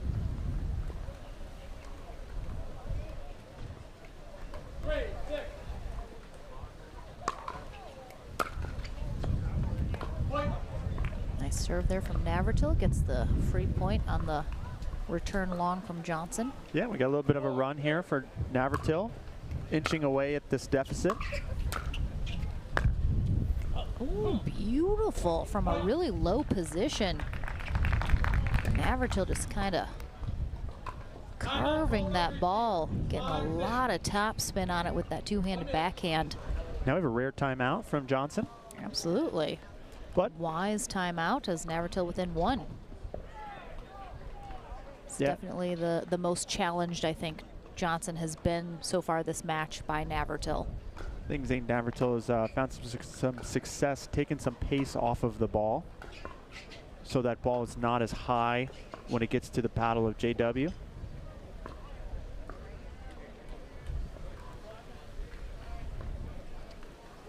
Johnson having a word with himself as he comes back on the court. And Navratil in a good position. A little something going his way. Let's see if he can continue that coming out of the timeout, or if Johnson can get the side out he's looking for. Receiver has 1 timeout remaining. Server has 2 timeouts.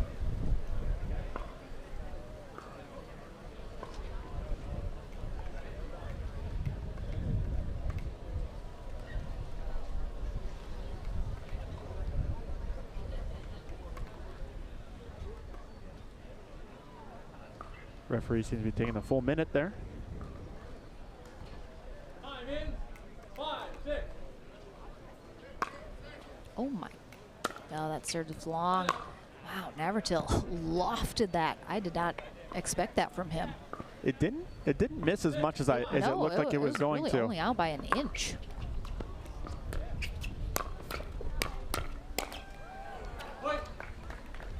Zane will want that one back as he had the clean overhead ready for him to put away. 7, 5.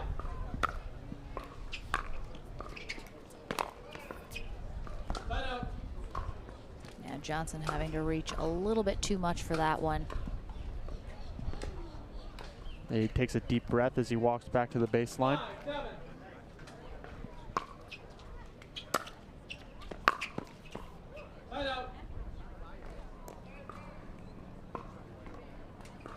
Navratil is within 2. He's gonna need to keep it close, not let Johnson run away with it here.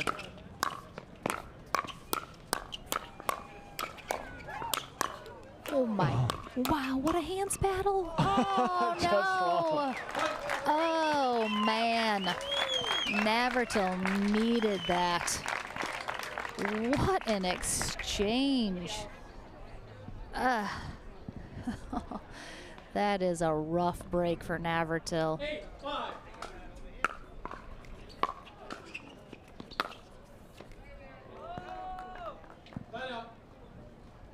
Even with Zane Navratil's hands as fast as they are, playing in firefights with JW Johnson is a tall order.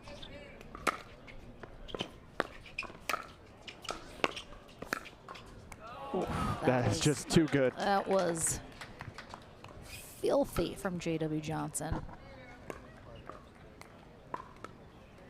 He got around that ball so well, able to just curl it away.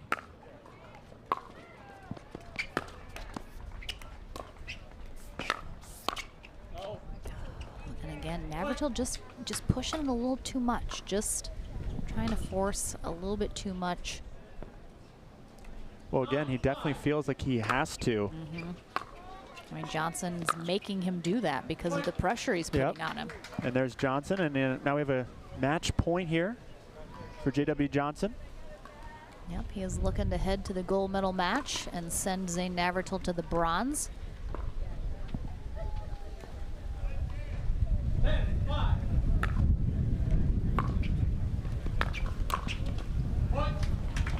And that will do it. So Johnson, too much for Navratil to handle here.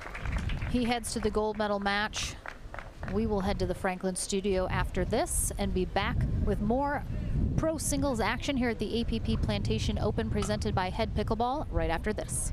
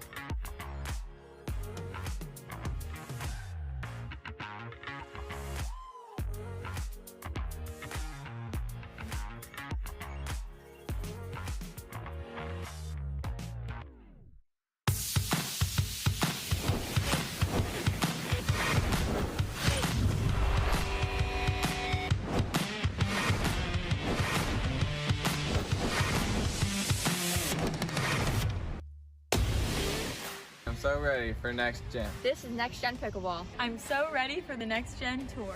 Super excited about next gen. I can't wait for the APP Next Gen Tour. I'm super excited for next gen.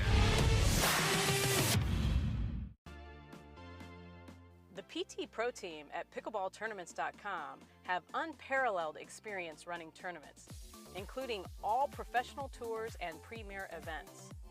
We provide professional services to develop, plan, and deliver tournaments that players and fans love.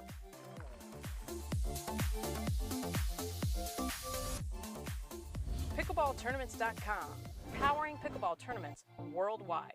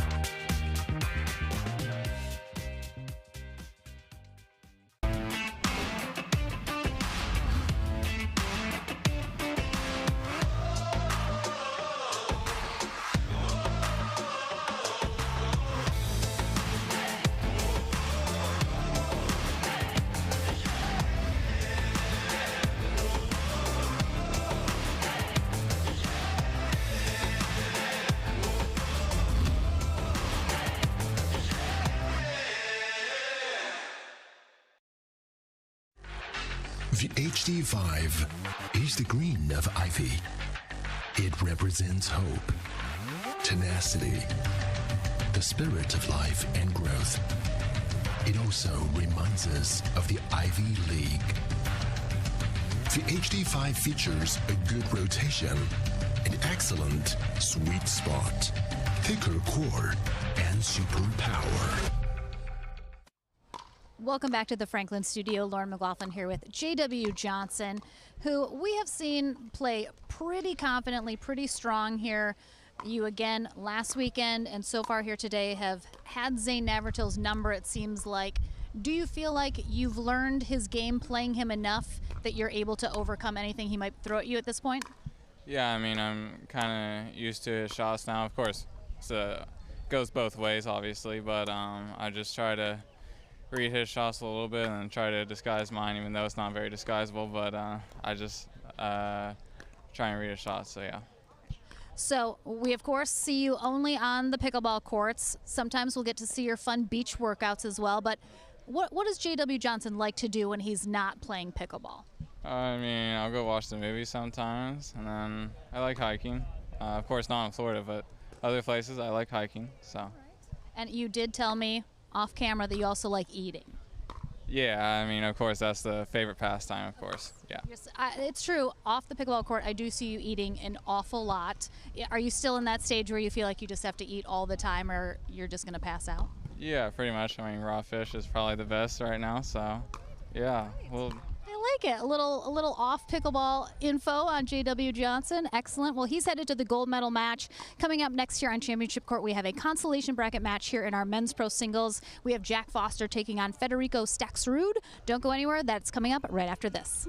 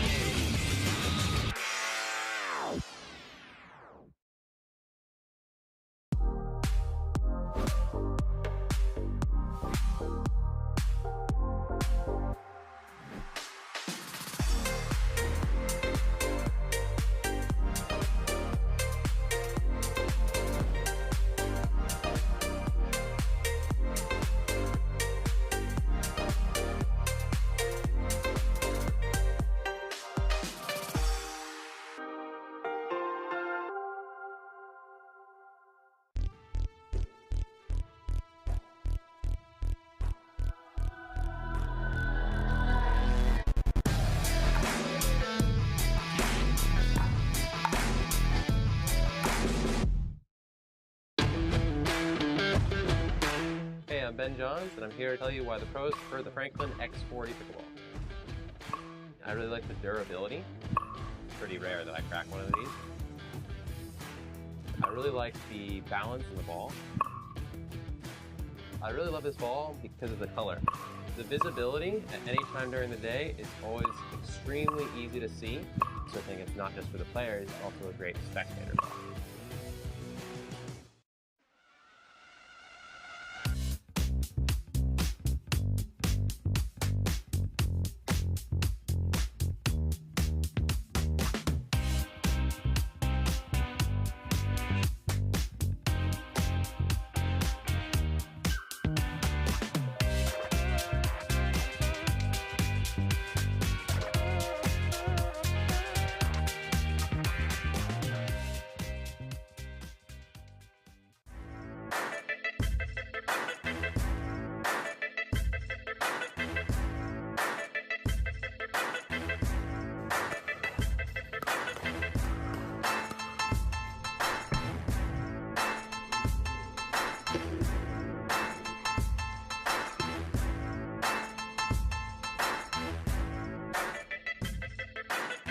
New People Pickleball.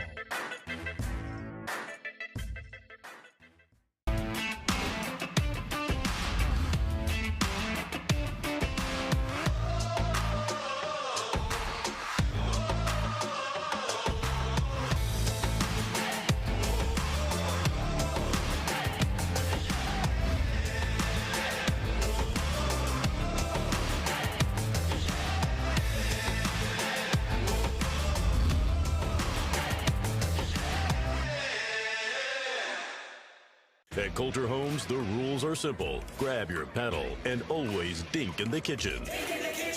Remember where you are. Coulter Homes is the home of pickling. Smash and poach on dedicated courts in resort-style and active adult new home communities across the Southeast, including PGA Village Verano and Port St. Lucie, home of the World Pickleball Open. Learn more at coulterpickleball.com.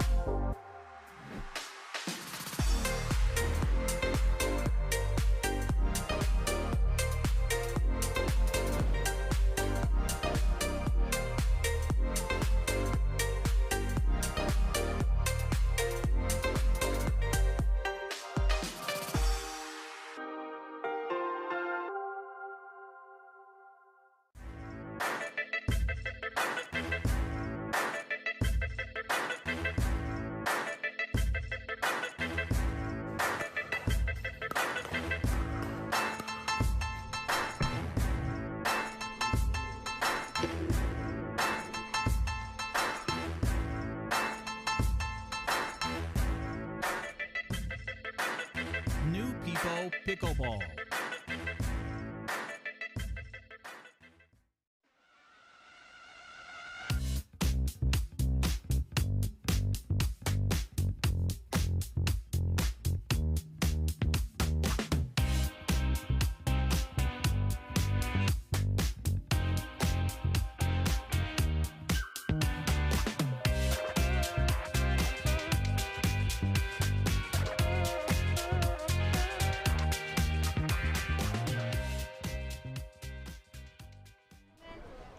Back to the action here on Championship Court. We have a consolation match here between Jack Foster and Federico Staxrud, our 5 and 14 seed players respectively. The winner of this takes on the winner of Dylan Frazier versus William Sobek. And then that match is the last feeder match into the bronze medal match to see who will take on Zane Navratil. This is 1 match to 15. Our players will switch ends at 8. Federico Staxrud. A new name and face here on the pro scene, 26 years old, from Argentina originally, now in the Fort Myers, Florida area. 0-0. Net love there for Jack Foster to start us off.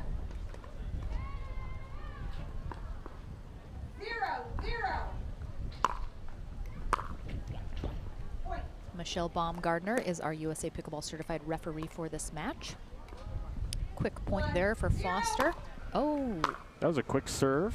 Wait, did she even call the full score? I don't know. Either way. She must have, or I think she would have called it. Yeah. Oh, she is. We're missing the first one. Apologies. I was gonna say, it's not like Jack Foster to serve too quickly. 0-2.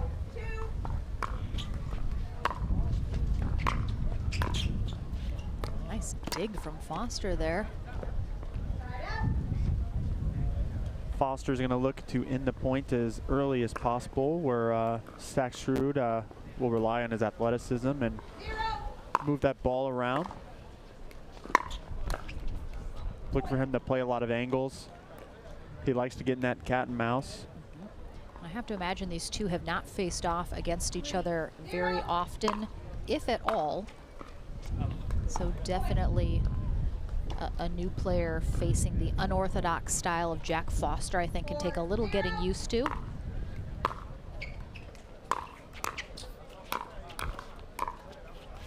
Foster is going to just be giving just a lot of pressure. You know, everything he hits is going to be low and fast. 5-0. Oh, there it just is. Playing so well and clean right now. And again, Foster, of course, he plays his best when he's playing well. Makes him confident, loose. Definitely when things start to turn, that can be when you see him get very frustrated, kind of in his head a little bit too much. So again, he is coming out quick here in this match of 15. He just needs one more point to get the end change. And he's going to get it on the serve return long from Staxrud. So, wow, I feel like we started this match about 2 minutes ago, and we have our end change here already. Jack Foster up huge here on the end change. 8-0 over Federico Staxrud. Staxrud struggling with the pace that Foster brings to these singles matches. Foster just gives you no time to really set in.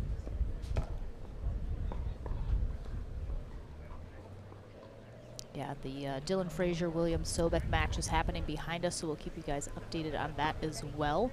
Again, winner of this faces the winner of that match. It's easier said than done, but Staxrud just needs to do a better job at slowing down Foster. And again, Foster's going to be into the wind now. We'll see if that helps Staxrud slow him down a little bit.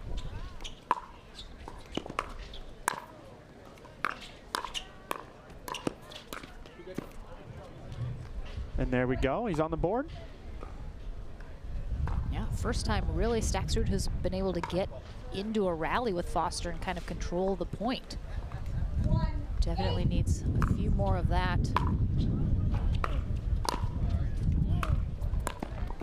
Yeah, he's finding success with that inside-out forehand roll to Foster's backhand. When you take away that weapon from Jack Foster, all he can really do is just hit the ball back over the net so you can regain control.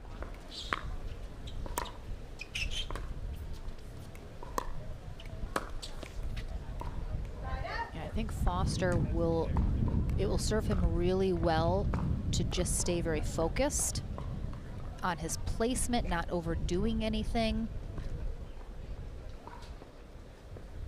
Kind of let Staxrud make those errors like we saw on that last rally. 8-2.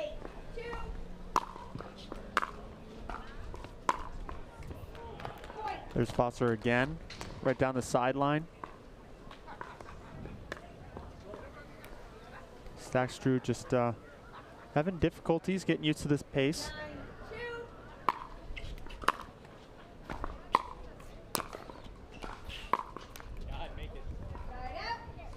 Yeah, Foster's there. Had to slide over to get that, but that's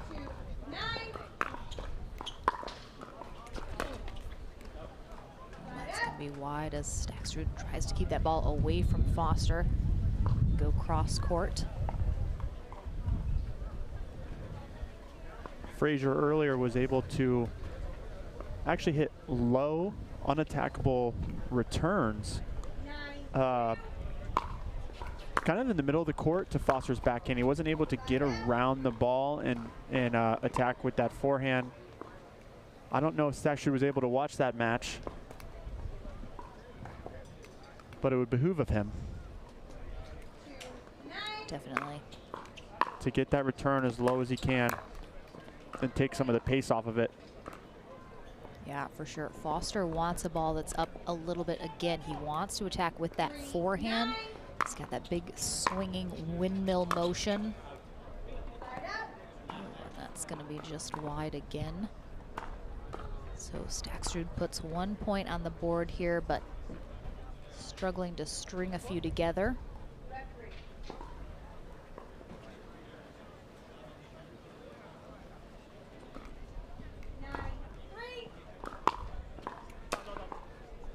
He's going to miss that back corner.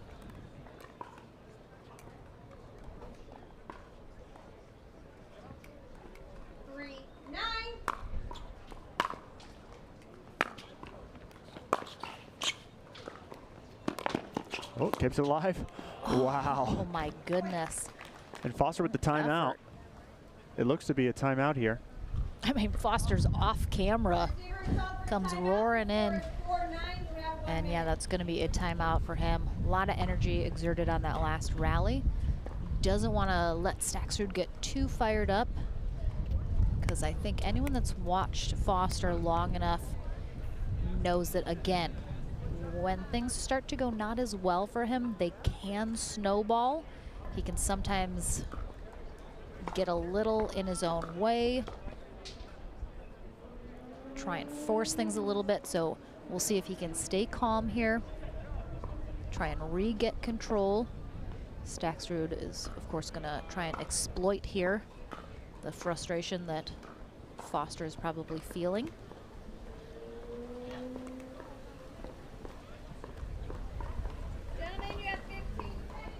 Foster taking every second of this timeout. Receiver, you have 1 timeout remaining. Server, you have 2 timeouts remaining. Time in. 4, 9.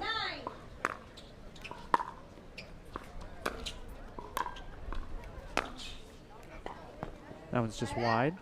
Definitely tell the strategy from Staxrud is try to roll that ball to Foster's backhand. The wind will help keep the ball from going wide,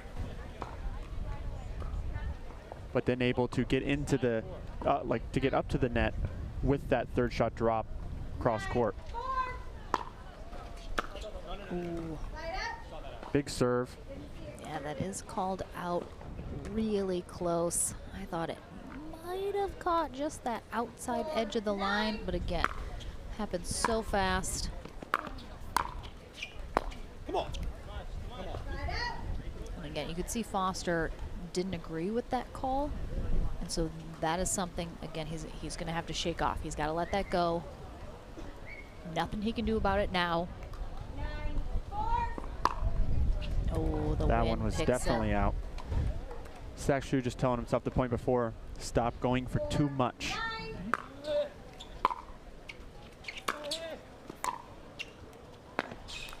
You can see Foster, he's returning to that sideline back corner, which then forces Staxrud. He has to hit the backhand cross court. He has no other options. And Foster's trying to force that so that he knows exactly where he's putting it so he can go and then cover that.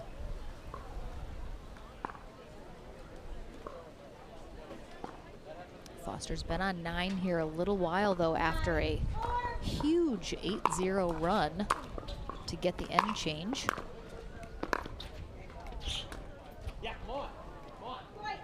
Foster pumping himself up, looking at his fans. Yep, we got Amanda Hendry over there, and I want to say possibly his dad. Yes, that is his father. I have not met his dad before, so very exciting having some family here supporting him. He is a Florida boy.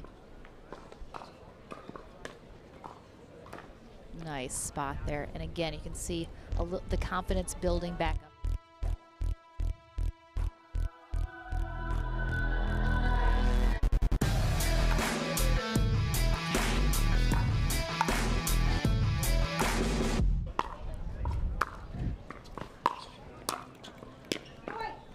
Foster starting to regain some control of his drives.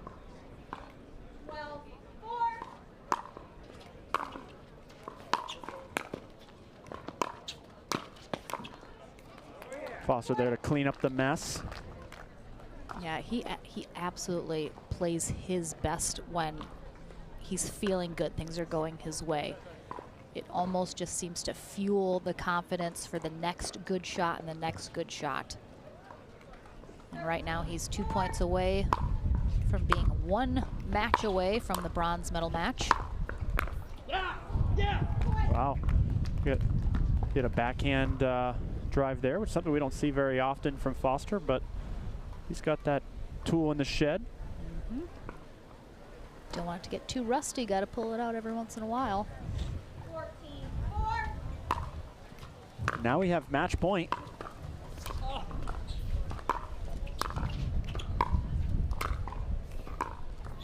Staxrud will get another chance. Yep, wind holds that one up big time at the end. It's quite the uphill battle for Staxrud here.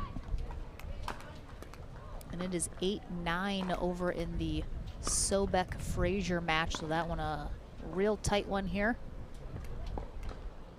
14. And there's that back corner that Foster's been going to with his return. It's getting him some good results. Yeah, it's pretty much the same point over and over again when Staxrud's serving. Foster is finding this back left corner of the court. Staxrud is dropping cross. Foster pushes it down the line and makes Staxrud have to hit a nearly impossible shot to get it back over. And there it is. Wow. Foster with the win, 15-5, pretty commanding. All right, so Federico Staxrud is done for the day. A solid effort from him, though. I expect to see a lot more of him in tournaments to come, but a big congrats to Jack Foster. He moves on. He'll have one more match before a shot at the bronze medal. We'll keep you guys posted, and we'll be back here on Championship Court with more singles action right after this.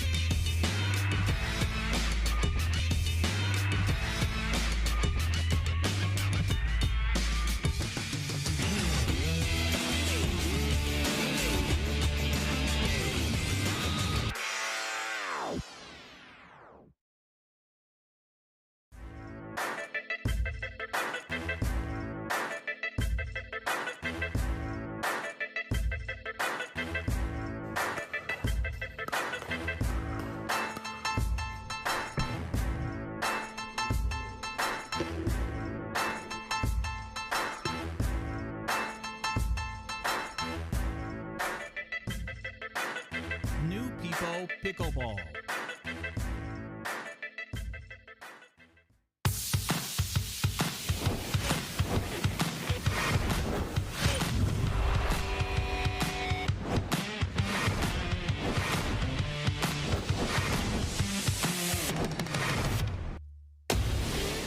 I'm so ready for next gen. This is Next Gen Pickleball. I'm so ready for the Next Gen Tour. Super excited about next gen. I can't wait for the APP Next Gen Tour. I'm super excited for next gen.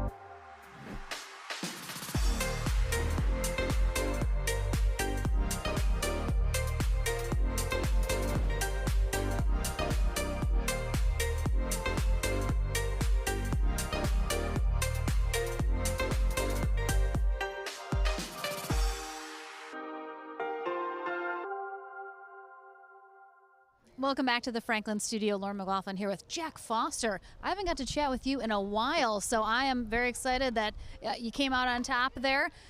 Your particular style of game, you know, big drives, big forehands. Have you felt like the wind has helped or hindered that style of game? The wind has been going all different directions today, so it's helped and it's hindered. But this one, my idea was to start over here, and I actually thought that this was the worst side, but if I wanted to go up big early, then I could try and finish it off, have a good lead, because I'm a pretty good front runner, and I went up 8-0, so it worked. And don't take this microphone from me, how dare you. So anyway, Jack Foster, we've talked in the past. You know, you can grab the Randy, stop telling me what to do here. You struggle with your mental game sometimes. You can get down on yourself, get very frustrated. Obviously, you've made a lot of leaps and bounds. How do you particularly, what do you do when you find yourself getting into a little bit of a funk? When I'm getting in a funk now, I'm just starting to tell myself to stay a little bit more positive. Like I said, the front running really helps, so I don't have to think about it. So I'd prefer to have a lead the whole time. But yeah, still working on the mental game. It needs a lot of work, but we'll get there eventually, hopefully. Well, we always love seeing you play. Congrats. You're one more match left to go before you're hoping to get into that bronze medal match. So good luck in that. Coming up next here, we have a women's match. We have Anna Bright taking on Millen Rain, so that'll be a really fun matchup. Don't go anywhere. Coming up right after this.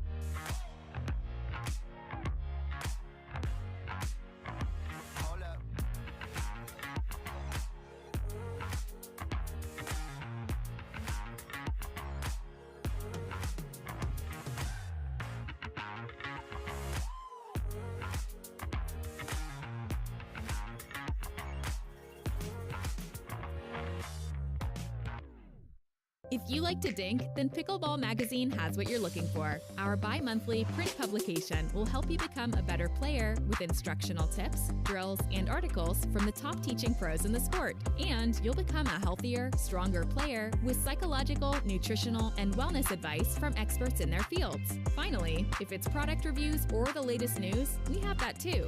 To learn more or to subscribe today, go to pickleballmagazine.com.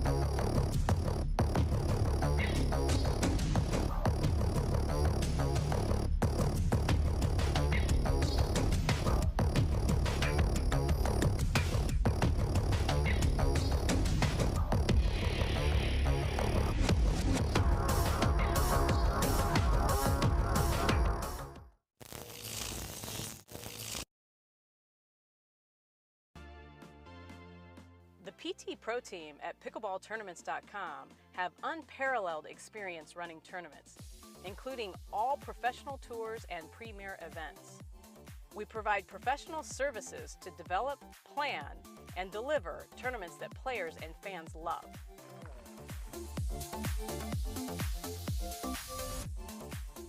Pickleballtournaments.com, powering pickleball tournaments worldwide.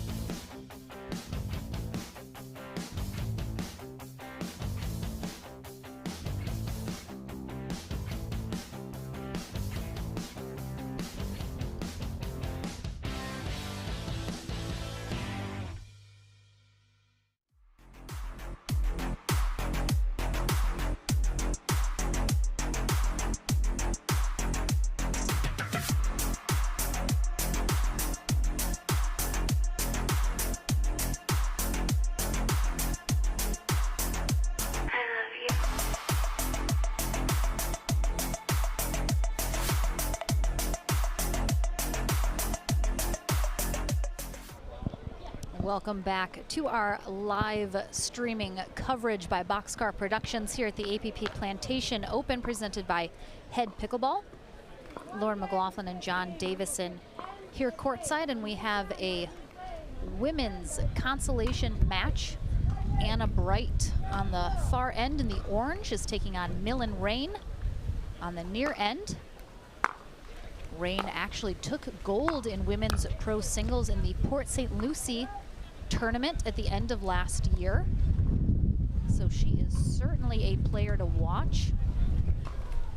A bit of a new name on the scene, as is Anna Bright, of course. So love seeing some new, fresh faces here on the women's scene. Yeah, Rain spent a lot of time in the 5-0 bracket, you know, just developing skills and getting some tournament experience, and now starting to get some wins on the Pro Tour.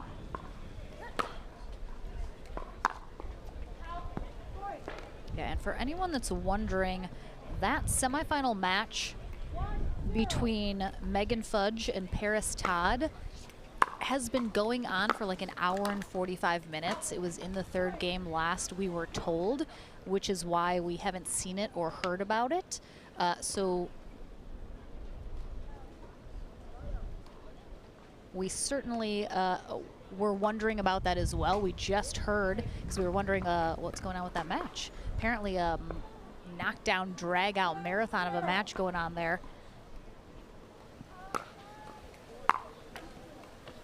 Yeah, I wish I could have seen some points of it. I know, absolutely. They would have definitely taken up the majority of the feed today. Yeah.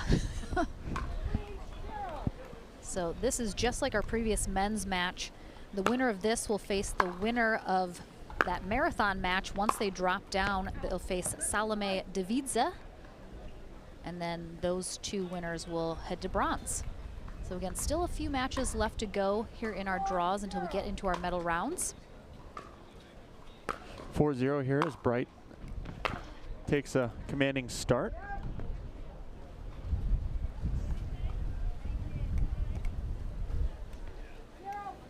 Whoever wins this match will have to play one more match in the consolation bracket before getting to the bronze medal.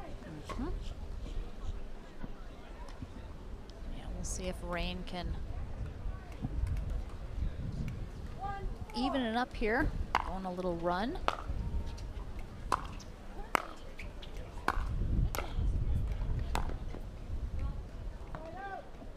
Rain also played last weekend in Punta Gorda. I am not sure if she had to face Bright during their runs.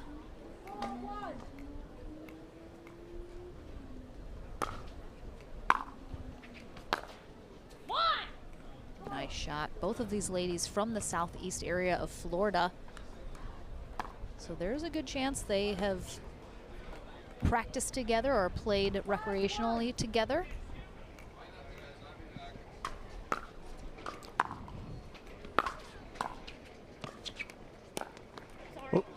Bright throws it right at Millie there. Bright's Yeah, getting more fired up this game than we saw her against Georgia Johnson. We definitely saw Georgia Johnson handling Bright pretty well in their previous matchup in the semis. Again, she was able to just kind of read Bright a little bit better than Rain has been able to do so far here today. And we have a side switch already. Yep, Anna Bright feeling good, getting fired up. She's, of course, looking to repeat, getting on the podium here in her second pro tournament. Triggers that end change up 8-1. Yep, Rain just not able to get that return consistently deep enough. Again, that's so important in singles. We talk about it all the time, how important the serve and return are. Yeah, and again, we talked about before in the Johnson-Bright matchup. Bright, she loves to drive. She's looking for firepower at all times. So I think Rain just kind of needs to realize that a little bit more. Look for that, expect that.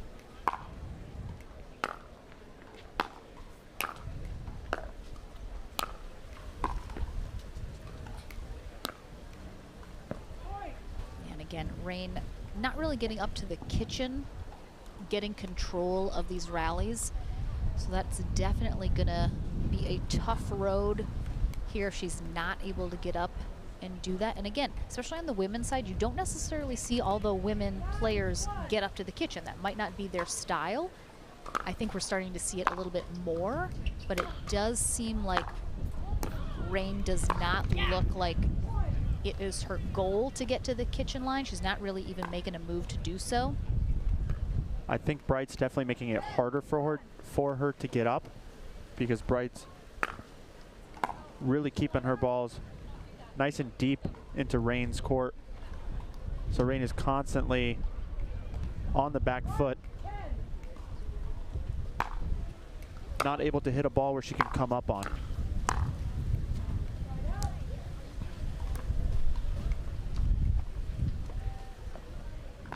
Now we have 10-1 on the paddle of Bright.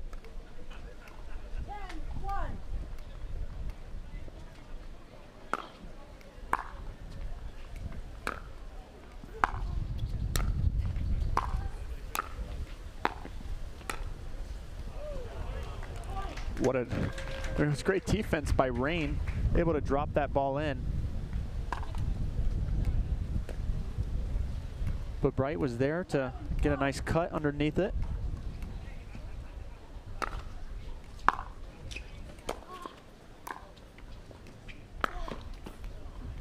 That was a great return by Rain. She might have got away with that one, as it looked like her volley might have been wide, at least from my angle. But great job getting that return deep into the backcourt. She gets the ball back. Yeah, unfortunately, when she's had the opportunity, she hasn't been able to convert. And Bright's just kind of steamrolling here.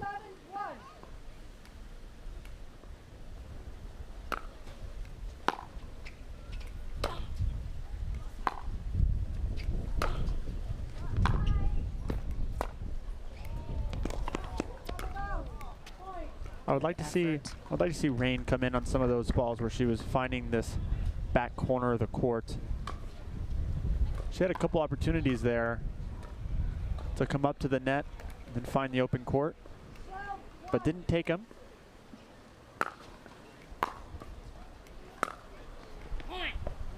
Yeah, just Anna Bright is definitely dialed in here this match. Bright is locked in.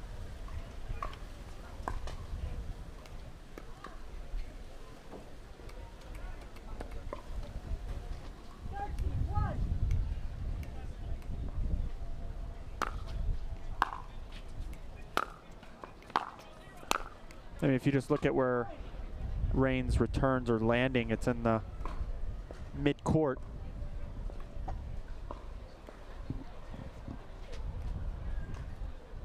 And again, we haven't seen a timeout from Millie here.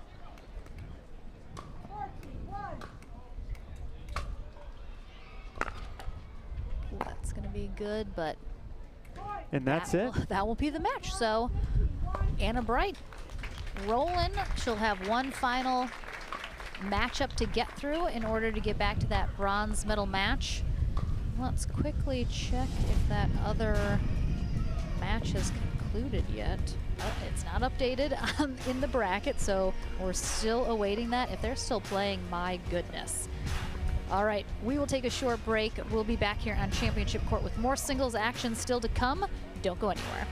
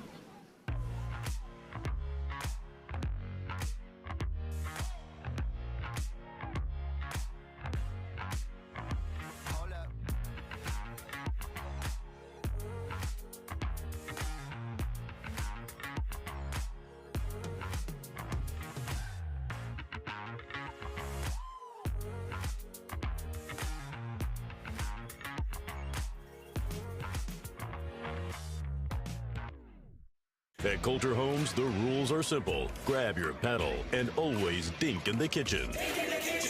Remember where you are.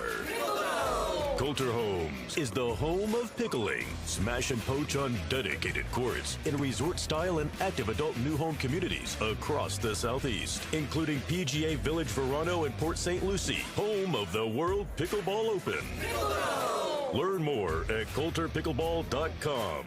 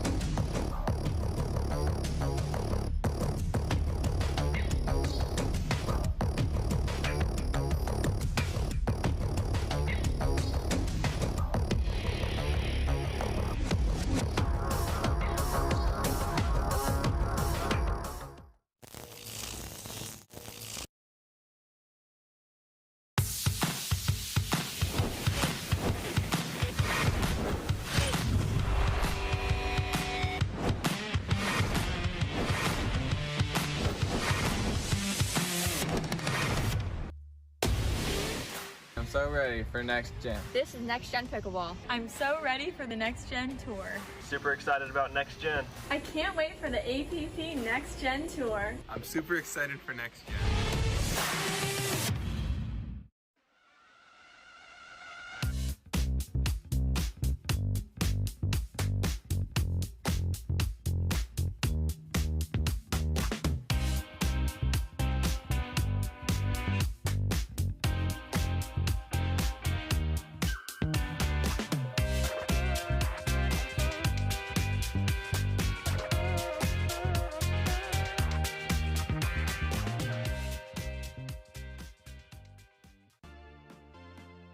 The PT Pro team at pickleballtournaments.com have unparalleled experience running tournaments, including all professional tours and premier events.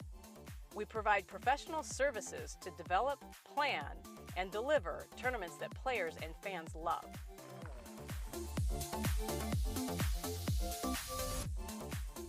Pickleballtournaments.com, powering pickleball tournaments worldwide.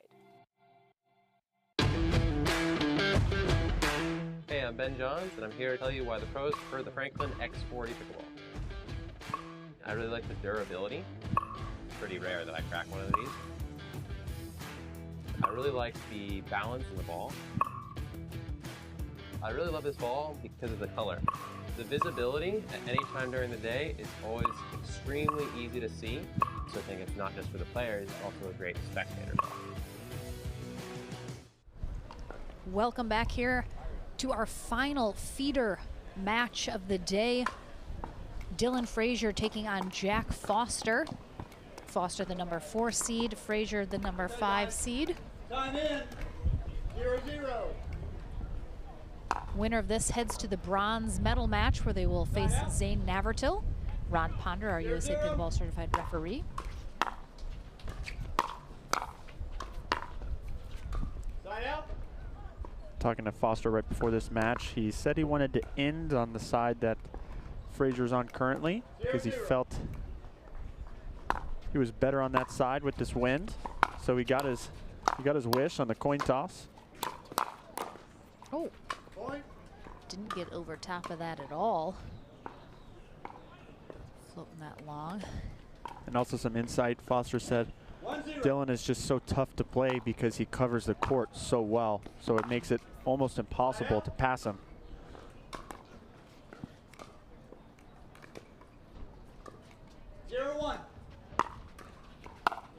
That looked a little long from Foster. Again, the wind has died down a little bit here. So Don't players speak have too to be, soon. I mean, I'm just saying at this particular moment, players gotta be careful they don't blast a shot that they were hoping the wind was gonna knock down. 2-0.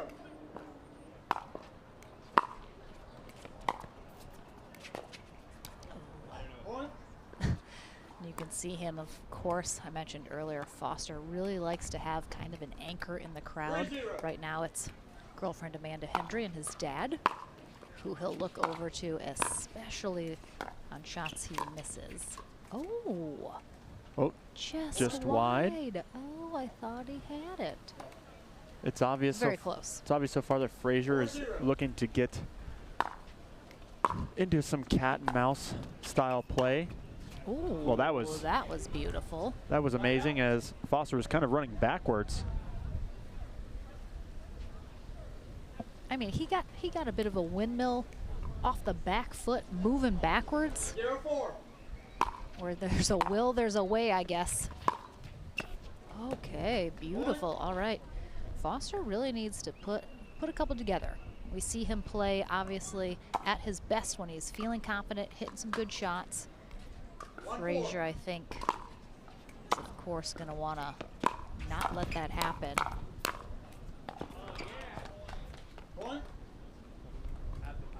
Frazier obviously trying to slow the pace of Foster down. Be able to hit some unattackable drop shots into the kitchen.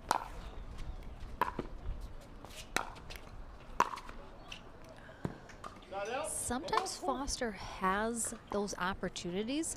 He stayed in it. He ended up getting back a ball that was a really good shot for him, and he just overdoes it. And you could see he obviously was frustrated with himself as well on the execution there. Ooh, nice shot right on that baseline. Yeah, he rolled that in perfectly, but Frazier has come out on top more often than not by dropping that ball into Foster's backhand.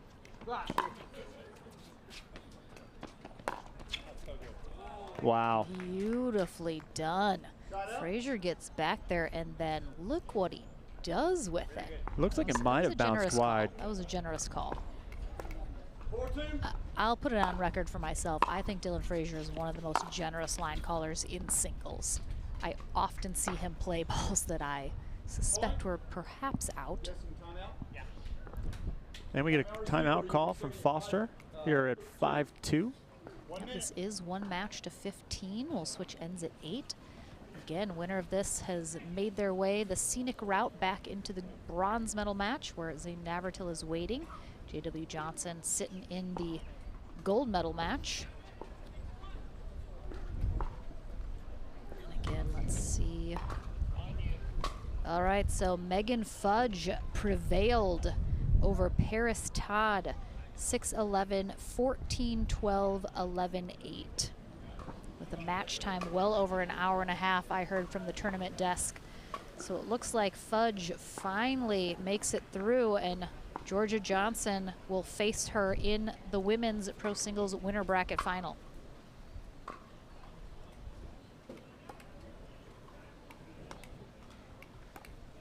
One timeout remaining, 2 timeouts remaining. Time is in, 5-2. Frazier here looking to continue his good run. Just missing that, but it's pretty clear he's just going to keep his same strategy of dropping into Foster's backhand when he has a serve.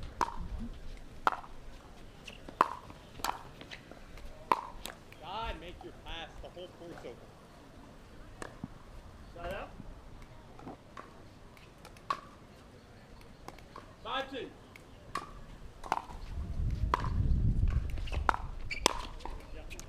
Yep, Frazier mixed it up there and paid the price. Yeah, I think Jack Foster's game, while being, you know, a little unusual, I think he sometimes struggles because he doesn't have a ton of variety within the game that he likes to play. So when he's playing great, he's fantastic. He'll beat anybody. But if he's not, it's hard for him to make those adjustments. Yeah, he plays high risk, high reward.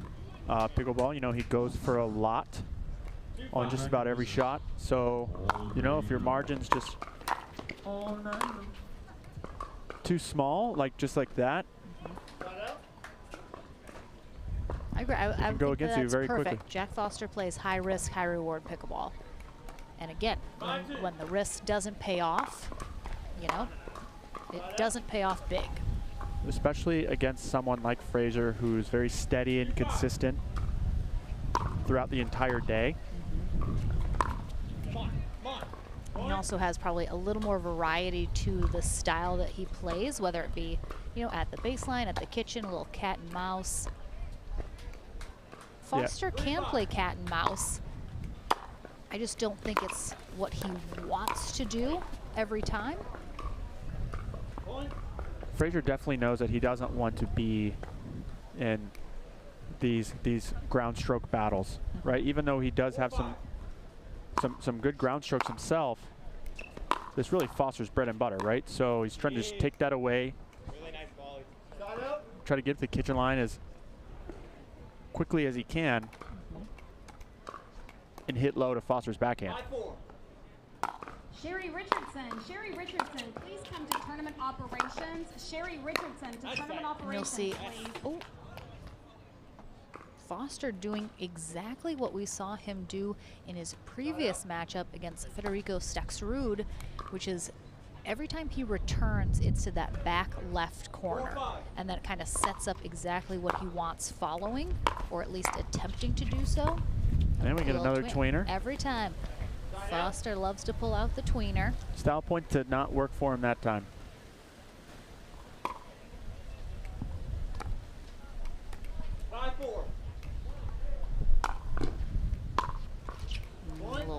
there, unfortunately. Yep, and a big serve from Frazier. That ball did not bounce up the way Foster would have wanted, and Foster's going to take a little towel break.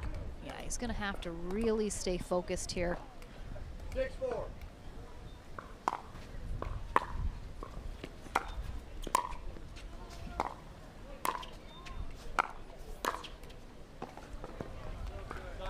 Very steady from Foster. Stayed calm again. Good placement. Put it where he wants to. Good side out, trailing by just 2. Side out. I think we're going to see Frazier mix it up a little bit soon and possibly throw one down the forehand side of Foster. It didn't work out from the last time he did it, but now he's playing every single ball to that backhand. Foster is just sitting there ready to hit down on it. There's that return to that back left corner. Doubles up with the one-handed backhand. Side out. 4-6.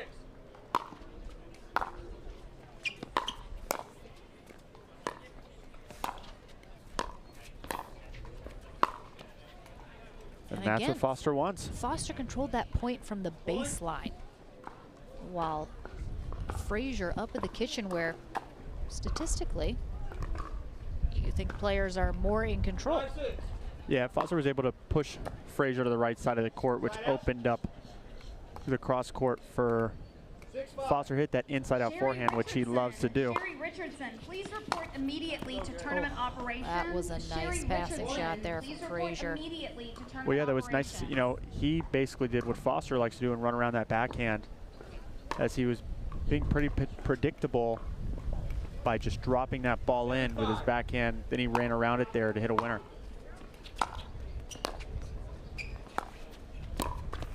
Oh, well done from Foster, taking that out of the air. Frazier giving compliments, saying that was a good shot. Good hold there from Foster, as Frazier's 1 point away from that end change.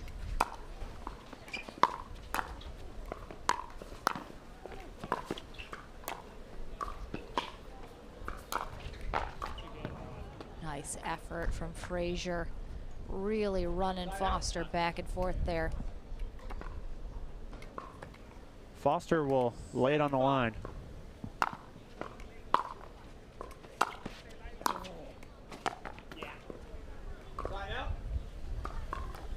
Another big hold. No end change yet. Foster hoping to tighten it up just a little bit.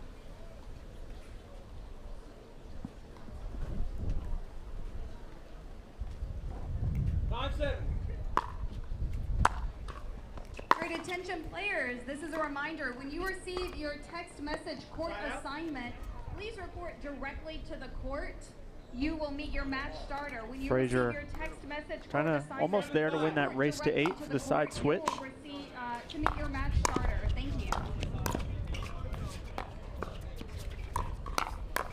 Oh, there's those quick hands from Frazier.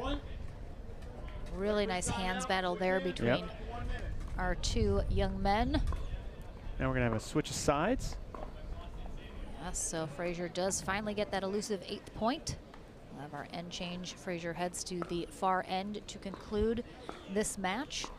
Foster will eventually come to the near end. He's taking a break over there. He's thinking some deep thoughts, I'm pretty sure, about what he'd like to do after this end change to get back in it.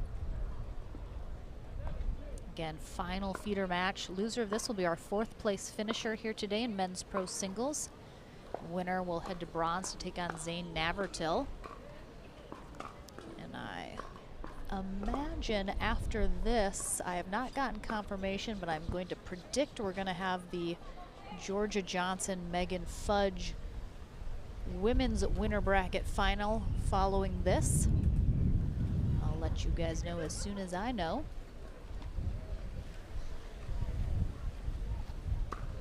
15 seconds.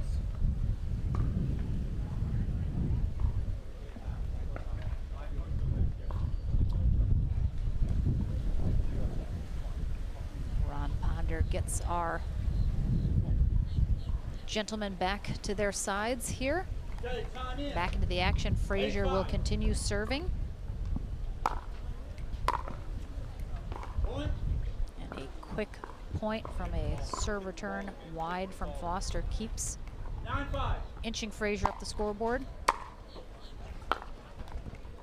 Side out.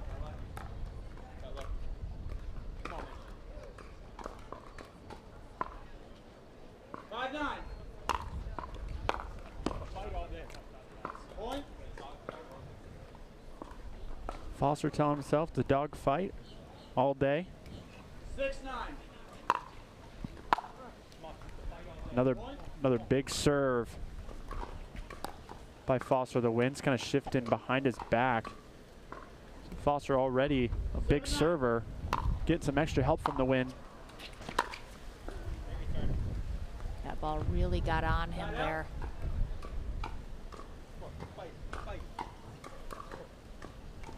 Foster just telling himself to fight here. Yeah, you have one of the most emotional players on the tour versus one of the most stoic players on the tour with Frazier. At this point, J.W. Johnson might be more emotional than Dylan Frazier. I'm gonna have to take a poll.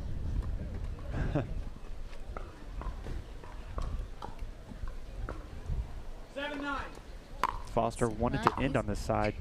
Yeah, he's still in it. He's only down by 2. This could easily be neck and neck here to the end. 9-7. Point. That ball just sailing long. 10-7. Almost. Side out. Yeah, that wind is definitely shifting a little bit. You can see with the flags. 7-10. That it's still coming across the court, but Yeah, but somewhat turning behind the back of Foster. I mean, the thing is, it's really every direction. That's the issue. It's changing all the time, which is what can be the most difficult thing for a player. We have a timeout and a restrained Jack Foster. Frazier staying nice and composed as he usually does. Right in the wave of Foster, not really getting shaken up by Foster stringing together a few points on the side switch. And again, this is going to be kind of a crucial point in this match for Foster, especially. He's got to mentally stay in this. If he, is too hard on himself, if he gets too frustrated, that will give all the power to Frazier here to just kind of roll into that bronze medal match. He's got to be able to shake that off, get back into it, play the game he wants to play.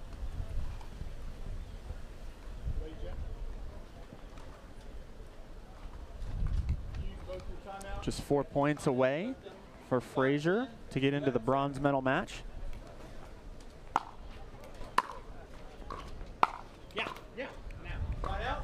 But Foster obviously has something else in mind. 7-11.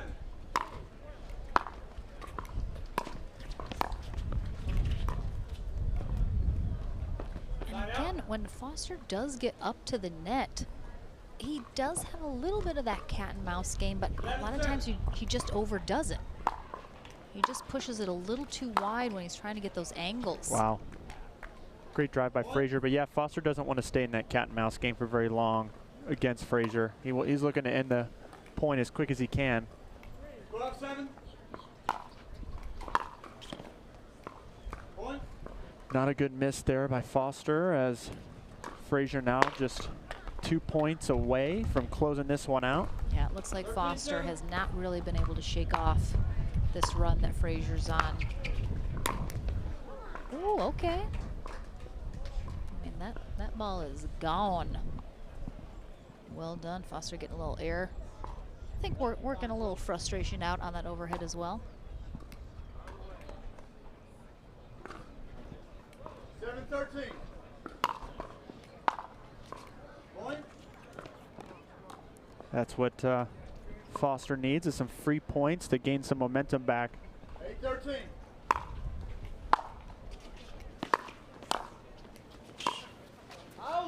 can you be? Foster asking himself, how lazy can you be? It didn't look that lazy to me, Lauren. No. As he slid across the court. His version of lazy, I don't think, is my version of lazy, or many people's version. However, that missed return is setting up a match point for Dylan Frazier. Yeah, Foster just hasn't been able to shake off the frustration here. And there it is. Dylan Frazier is heading to the bronze medal match. A big congrats, though, to Jack Foster. A really good run here today. A couple really tough matches in the backdraw for him. He is our 4th place finisher here today in men's pro singles at the APP Plantation Open. Dylan Frazier heads to bronze, where he will face Zane Navratil. And I believe that women's winner bracket final is going to be coming up next. I just got confirmation that is correct. So then we will be into our medal rounds after that. Don't go anywhere. Still tons of fabulous singles action to come. Don't go anywhere.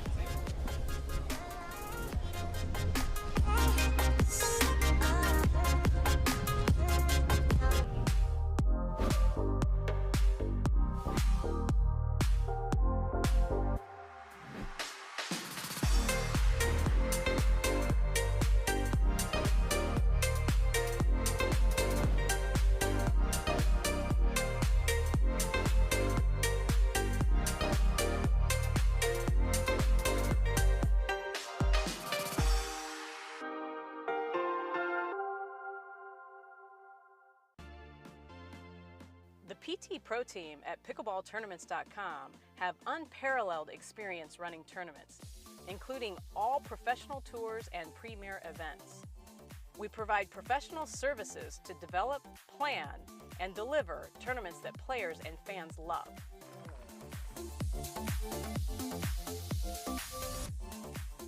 Pickleballtournaments.com, powering pickleball tournaments worldwide.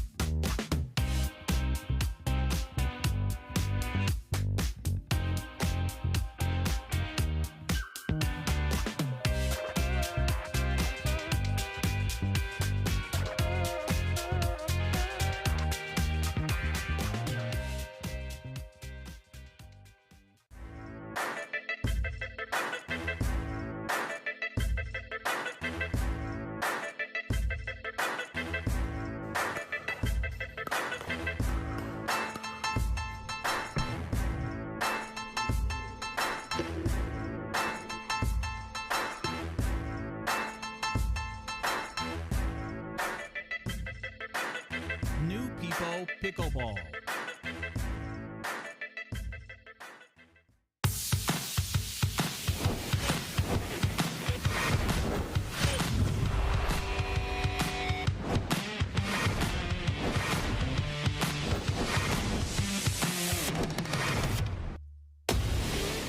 I'm so ready for next gen. This is Next Gen Pickleball. I'm so ready for the Next Gen Tour. Super excited about next gen. I can't wait for the APP Next Gen Tour. I'm super excited for next gen.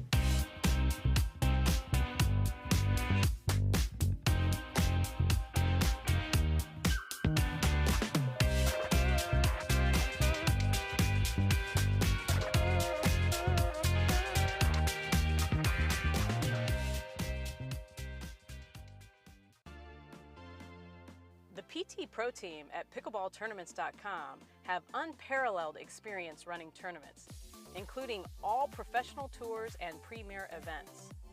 We provide professional services to develop, plan, and deliver tournaments that players and fans love.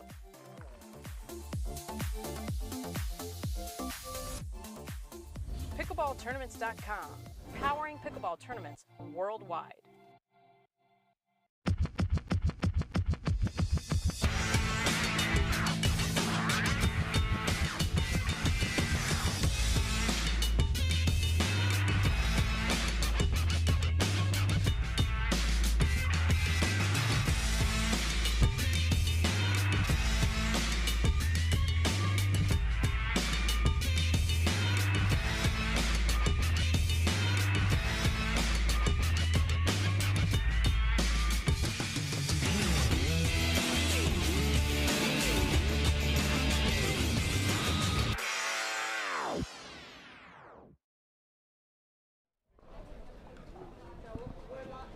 Welcome back, everyone.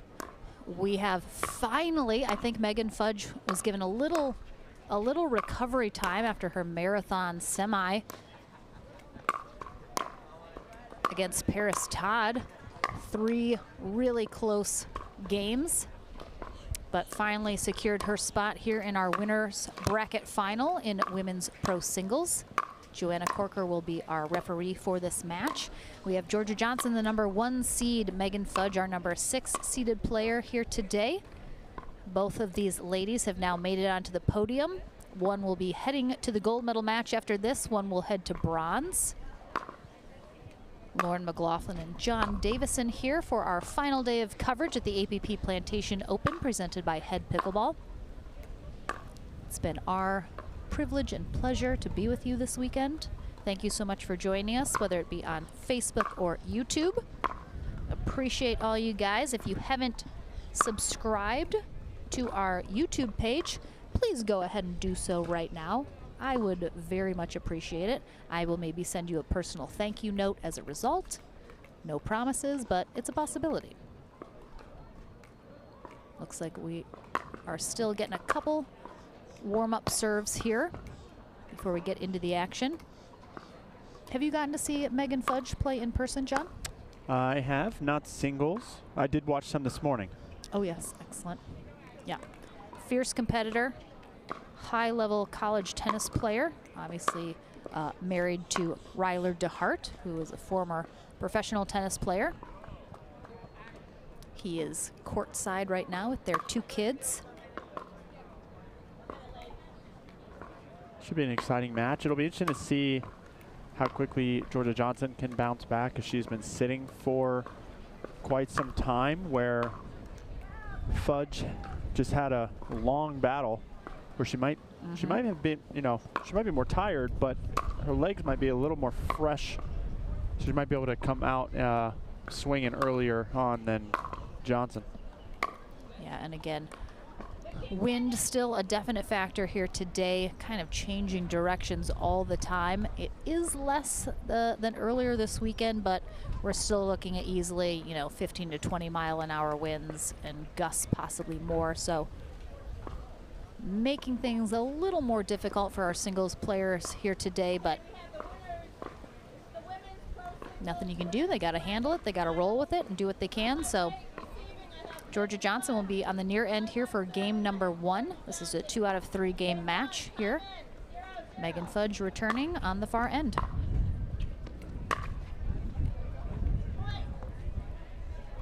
Georgia Johnson off to a good start as she rolls that backhand cross court. Catches just inside the line. It's going to sail long. Yeah, nice quick 2 points here for Georgia Johnson. Again, we saw her seemingly handle the wind earlier in her matchup against Anna Bright. A little net love for Georgia Johnson. I'll be very interested to see last weekend in Punta Gorda. Megan Fudge, some of the most egregious not stalling, but you know, every time it's her serve, she lets the ball go a really long time. She walks around. It'll be interesting to see if she employs that same tactic here today and tries to slow down Johnson and her momentum. Yeah, she's not off to a good start so far. Missed a couple returns.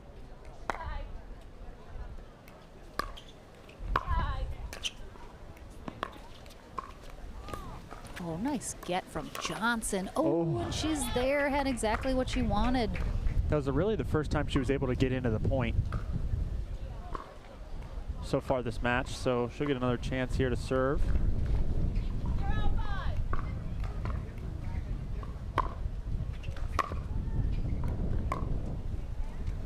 Ooh, right on that baseline.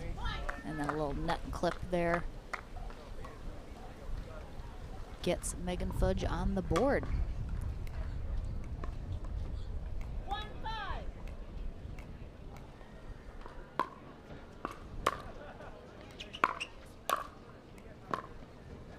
Nice spot there from Georgia Johnson.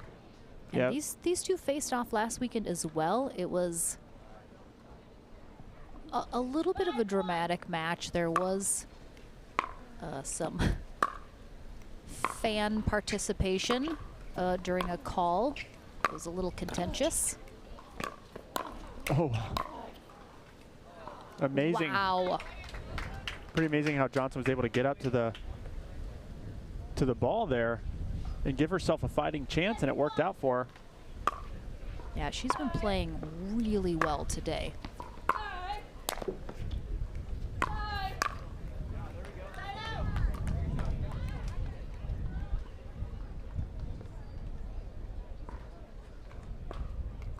Fudge now on the board.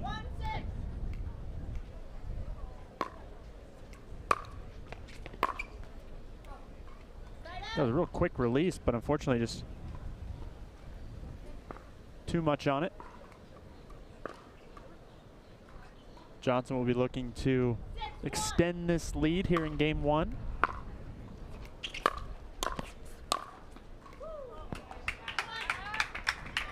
A great swing and volley there from Georgia Johnson, but I think she might have saved the ball that was actually going out. But nevertheless, was able to put away a clean winner.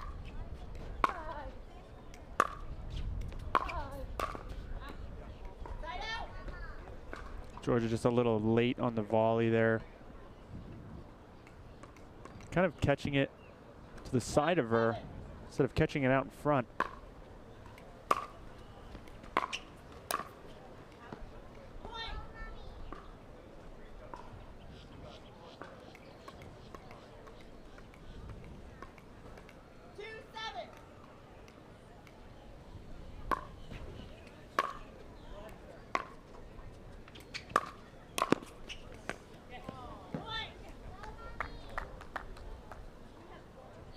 Great volley by Fudge to find the open court.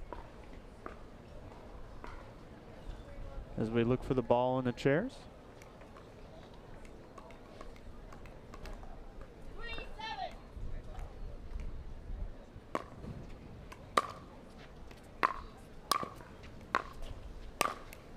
Nice job, Johnson, getting up to that kitchen line, being in control.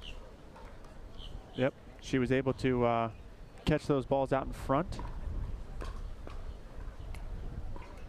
where she lost a couple points, getting a little late to the ball. Seems to have corrected that error.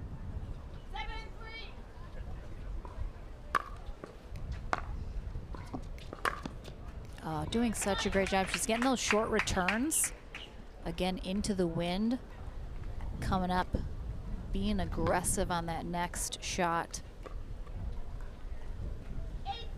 Georgia has a pattern to definitely take that two-handed backhand and roll it cross court. But there, even she finds success down the line, right as I said that. Yeah, she's been really dialed in today.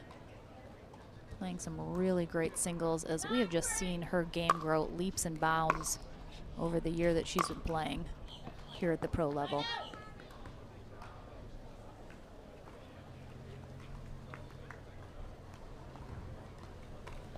Yeah, she's definitely been very focused all day.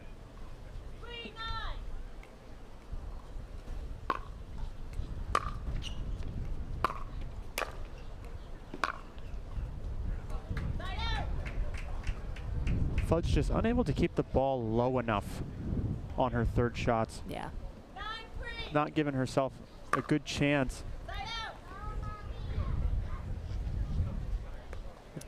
Good break there for Fudge as she quickly gets the ball back and has another opportunity here to try and chip away at Johnson's lead.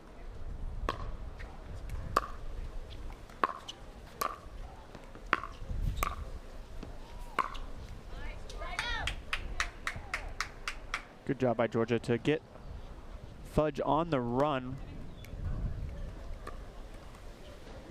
Fudge not able to get the shot she wants as she's being stretched.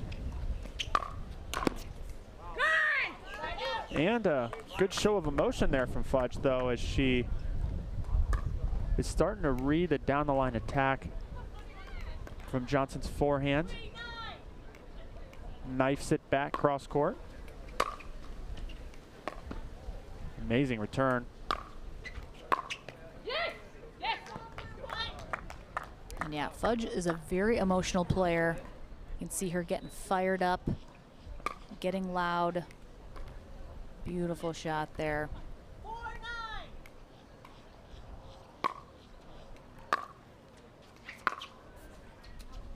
Good eye there from Johnson. Looked like she was getting ready and then the last moment recognized where she was on that sideline. Let that go.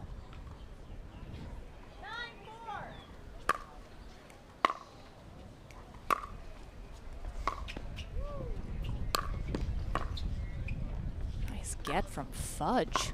She read that well. Yeah, that was really well read. Again, Johnson, though, just kind of plants herself at that kitchen line, does not give Fudge any opportunity to get back on offense, just playing defense back there, just trying to keep the ball in play.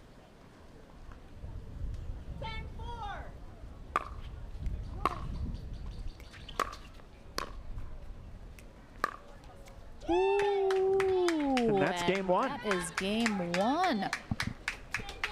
Julie Johnson in the background with a big cheer for her daughter, taking game one here and looking ahead to that gold medal match. Game number 2 in this winter bracket final when we return right after this.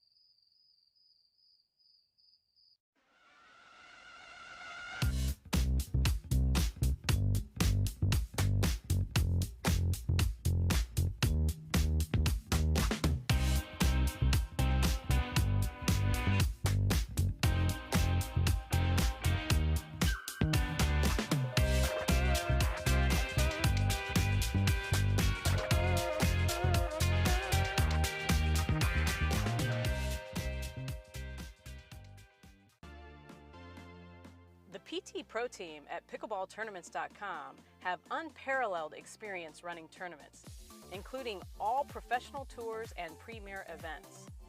We provide professional services to develop, plan, and deliver tournaments that players and fans love.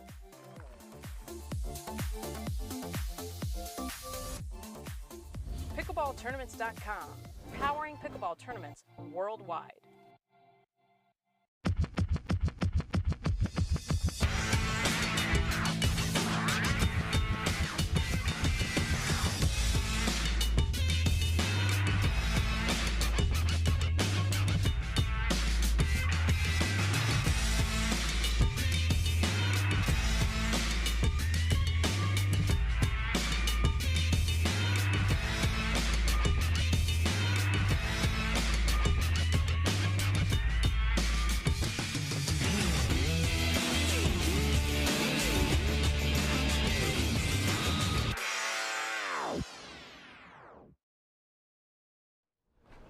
Welcome back here to our women's winner bracket final happening right now. Game number 2 about to kick off. Georgia Johnson on the far end in green, Megan Fudge on the near end in the colors of the sunrise. Georgia Johnson taking game 1, 11-4. Looking to close out this match and head to the gold medal match here in 2 games. We'll see if Megan Fudge finds an answer here, can force that 3rd game.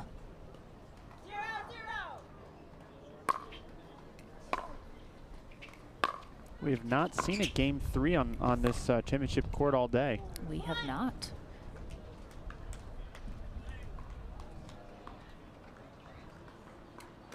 Nice get there from Johnson. Beautiful angle. Loves that 2-handed backhand pull cross court. She sure does.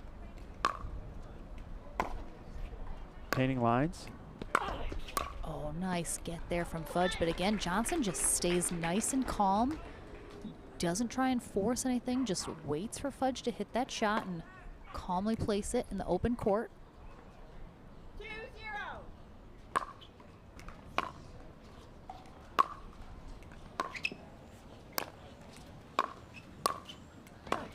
Yeah, Fudge, Johnson's just not giving her a lot of opportunities to do anything. She's just kind of at that baseline trying to stay in the rally and not really able to do much. It leaves those balls up a little too high and Johnson's just picking them out of the air. And a big timeout here from Fudge as she tosses the paddle to the ground.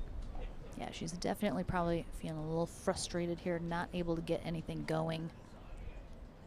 Georgia taking a page out of her brother JW's book. Not much emotion, even with the commanding She leads. can be, though. She can be. We saw her last weekend in this very matchup with Fudge get the most fired up I've ever seen her ever. Really, I think it startled me a little bit. It's like, who is that out there who's taken over Georgia Johnson's body? But yeah, right now it looks like, you know, she's feeling confident. I think she's probably just wanting to stick to her game plan, stick to what's working right now. Continue to get up to that kitchen line, gain control. And Fudge, again, comes from a really high-level tennis background. Hasn't been on the pickleball scene too long. So you're seeing her not really play that get to the kitchen strategy here yet. Well, Georgia's making it really tough for her. She's, you know, big serves, big returns. Fudge just hasn't been in a good position to really get up to the net. You see her coming up now. Yep. But just misses the volley. Yeah, you know, you have Georgia Johnson just getting up to the line quick. Yeah, just like really big serves. Putting a lot of pressure and moving Fudge side to side.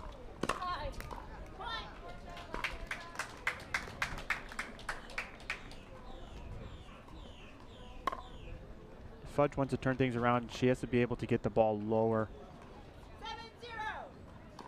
7-0. It's easier said than done, obviously. Yeah, you can see her right now. She's trying to keep the point alive, and then she has an opportunity that she feels like is a little more opportunistic. Tries to drive that ball, put a little offense on it, but it's just not quite working for her right now. And Georgia Johnson just really putting the pressure on.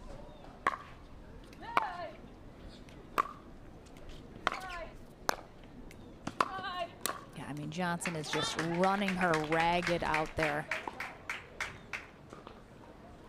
Yeah, and we are getting a little bit of sprinkles on the court again. Oh, spitting a little. Yep, I see a little gray cloud passing us by. I like the timeout where you just throw the paddle on the ground. Yep.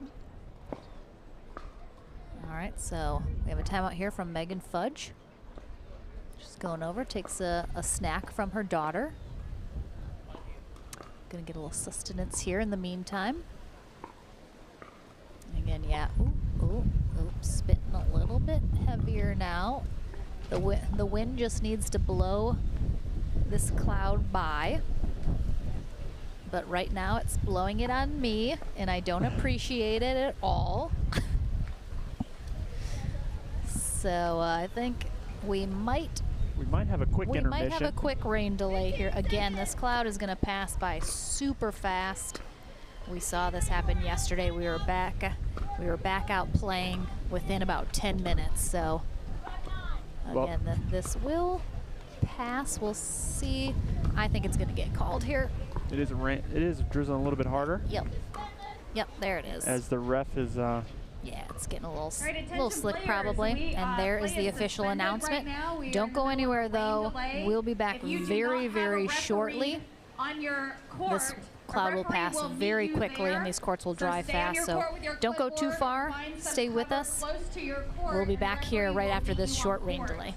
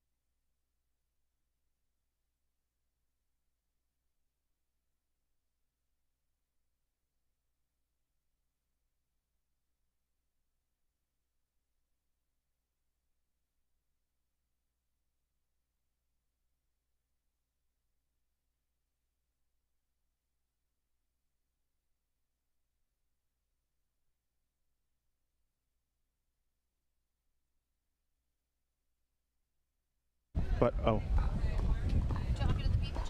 We are back here Well, after John's back anyway. after a slight rain delay. Yep, there is a dark-looking little band still to come. We'll see if it has any rain in it, but we are back into the action here. This is our women's winter bracket final. Megan Fudge on the near end is currently trailing Georgia Johnson 9-0 here in game number 2. Georgia just 2 points away from heading to the gold medal match, and now 1. If this helped anybody, it would have helped Fudge to kind of regroup. However, the first point did not go the way she would have hoped. Yeah, an extended break like this, it's hard to tell how it's going to affect you.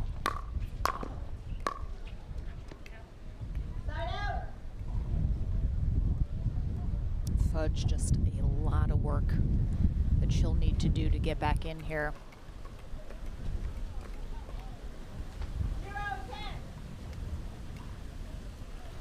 Well, yeah, has to string together 12 straight points to stay alive.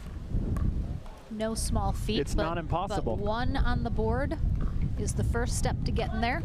Especially after a free break like that. With a little bit of rain, able to come back and stop the momentum of Georgia. Georgia Johnson tracking that ball all the way past her, staring at that sideline, hoping it was going to go wide, but catches the line. And 2 quick points here for Fudge. Oh, that serve's going to go long, though, and so match point number 2. Quick momentum killer for Fudge. And there it is. And Georgia Johnson heading to the gold medal match. Megan Fudge heading to bronze. Johnson in complete control there. We'll take a short break here and be back to our Franklin studio if we can get it in before another little bit of rain comes by. But don't go anywhere. Our men's pro singles bronze medal match is following. Dylan Frazier takes on Zane Navratil right after this.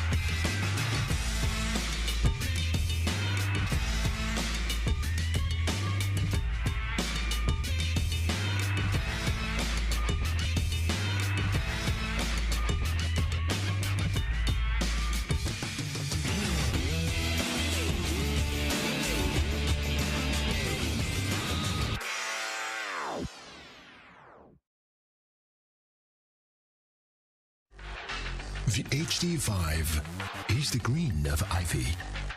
It represents hope, tenacity, the spirit of life and growth. It also reminds us of the Ivy League. The HD5 features a good rotation, an excellent sweet spot, thicker core, and super power. If you like to dink, then Pickleball Magazine has what you're looking for. Our bi-monthly print publication will help you become a better player with instructional tips, drills, and articles from the top teaching pros in the sport. And you'll become a healthier, stronger player with psychological, nutritional, and wellness advice from experts in their fields. Finally, if it's product reviews or the latest news, we have that too. To learn more or to subscribe today, go to pickleballmagazine.com. Hey, I'm Ben Johns, and I'm here to tell you why the pros prefer the Franklin X40 pickleball. I really like the durability. It's pretty rare that I crack one of these. I really like the balance in the ball. I really love this ball because of the color. The visibility at any time during the day is always extremely easy to see. So I think it's not just for the players, it's also a great spectator ball.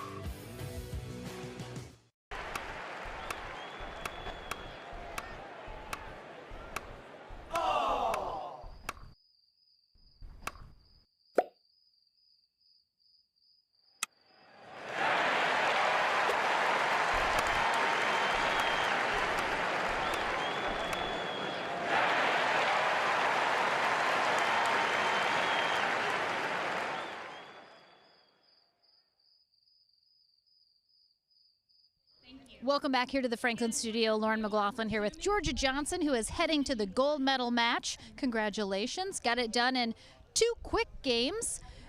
Between last weekend, where you obviously played a little less results perhaps than you wanted, was there anything specifically this last week that you wanted to work on, knowing that you were going into this tournament this weekend?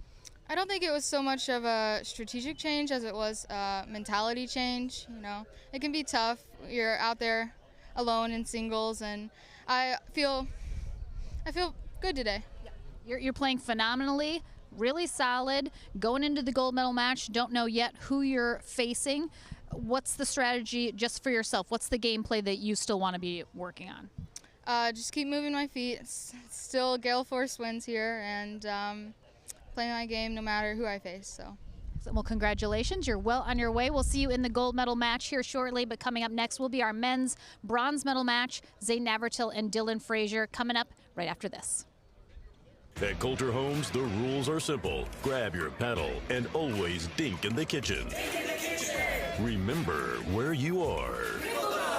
Coulter Homes is the home of pickling. Smash and poach on dedicated courts in resort-style and active adult new home communities across the Southeast, including PGA Village Verano and Port St. Lucie, home of the World Pickleball Open. Learn more at coulterpickleball.com.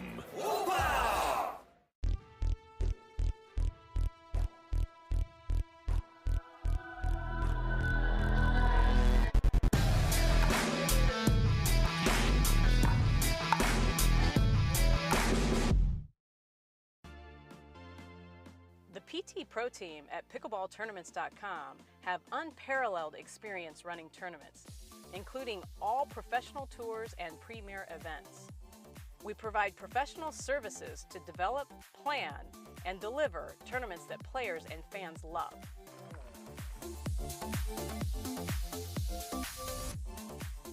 Pickleballtournaments.com, powering pickleball tournaments worldwide.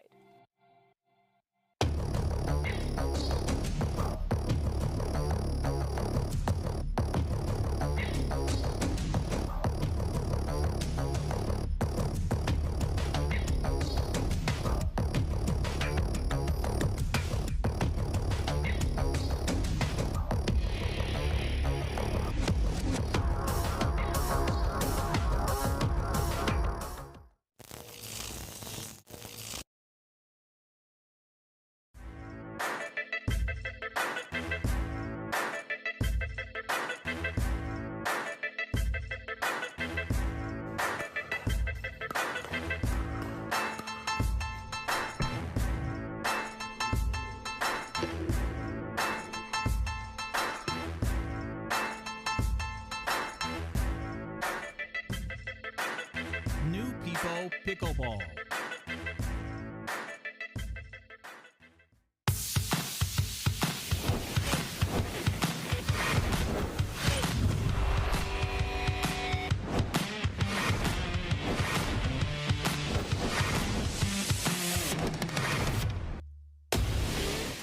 I'm so ready for next gen. This is Next Gen Pickleball. I'm so ready for the Next Gen Tour.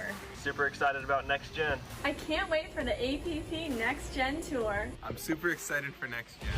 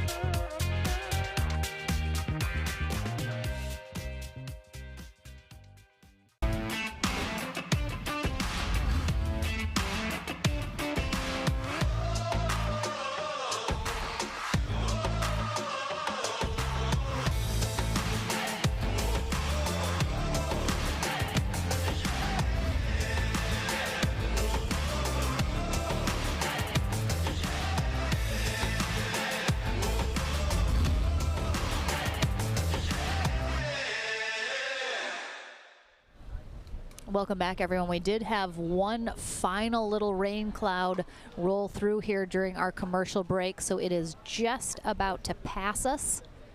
So we are currently in, again, another very short rain delay. Looks like after this one passes, we are in the clear. I see blue sky in the horizon. So we're just waiting for this one to pass here real quickly and get our courts dry, and then that men's bronze medal match will kick off after that. So stay close, don't go too far. We appreciate you guys sticking with us through these little delays, but this should be our final one. Send dry thoughts to Plantation, Florida for us. Thanks so much. We're gonna go ahead and mute ourselves and be back as soon as we are able to kick off that men's bronze medal match right after this.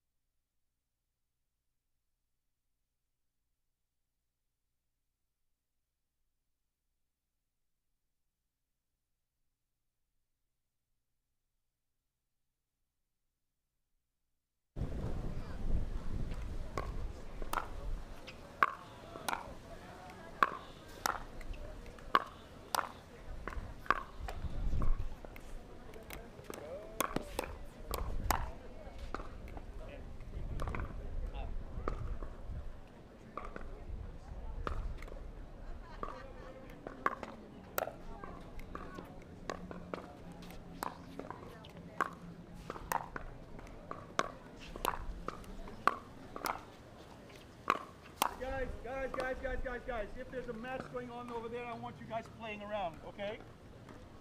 Unless you're playing a match. Is there a timeline?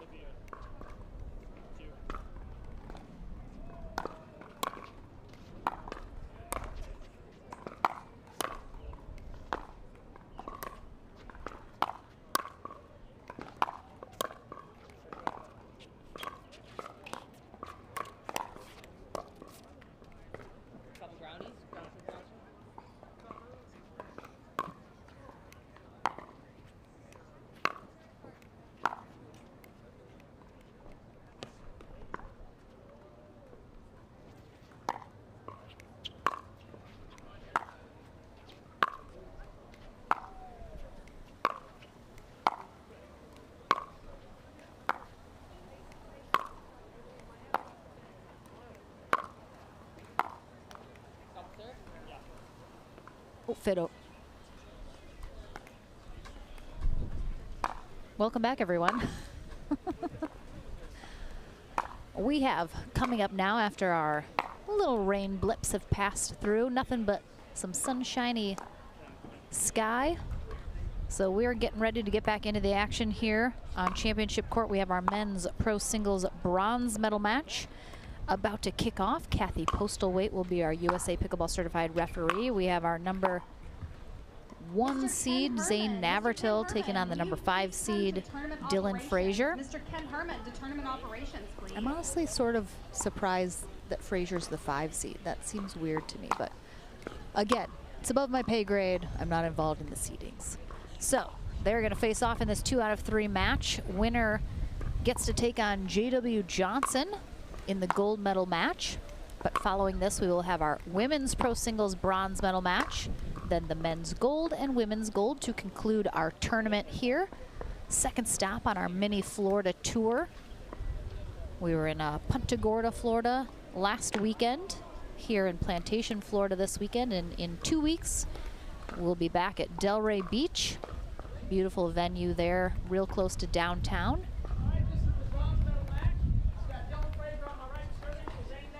All right, Dylan Frazier is going to be serving first from the far end. Navratil receiving. These two faced off in the semifinals earlier today. Navratil, a pretty easy 2-game victory in that pairing. We'll see if Frazier fares a little bit better here in this bronze medal match. Lauren McLaughlin along with John Davison here. Yeah, Zane took quite a commanding win, 11-6, 11-2 over Frazier. Yeah, he just was playing so solidly, just hitting everything. Frazier just didn't have an answer during that match.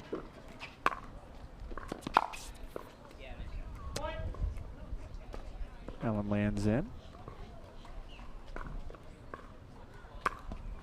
Yeah, after the little rain blips rolled through, the wind has actually died down a little bit here. We'll see if it stays that way. Oh. Again, we are going to see a lot of cat and mouse between these two. We saw it in the first time they paired up, and we'll see a lot this match as well. Quick hands from both of these guys. Yeah, Zane found his groove later on in the match. The last time they played, where he was firing on all cylinders, every single drive was clearing the net by an inch. There wasn't much Frazier could have done, as once Zane catches that hot streak, he takes a lot to cool him down. Yeah, he got hot and never looked back. Frazier got a quick little lead here, but Navratil looking to tie it up. The ball sails wide after clipping the net, though.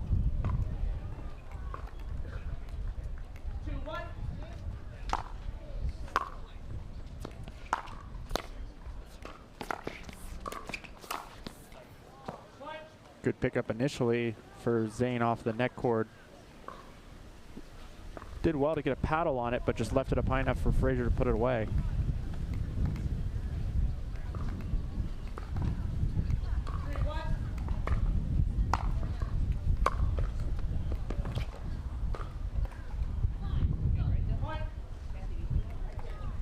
All right, so Frazier calls that just out. Navratil asking Kathy if she saw that. Not good enough to overrule it.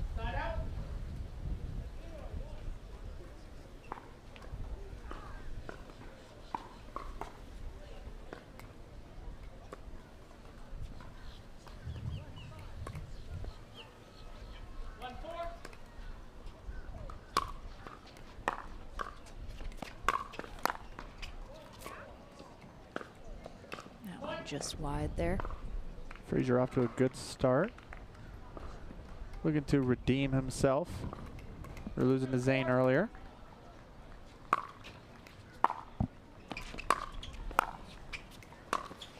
Ooh. Yep, and now back within one of tying it up.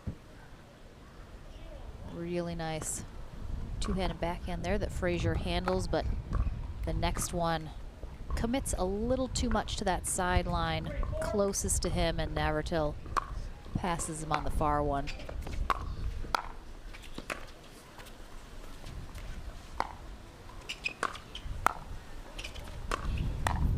Navratil really focusing on those passing shots. Had a couple opportunities to come to the net, but it looks like his strategy has been to stay back just a little bit, try and pass Frazier instead, kind of pick that right moment to go to the kitchen. Yeah, he's using the wind as a friend to take that ball and drop it cross court. Yeah, he talked earlier about using the wind to his advantage if possible.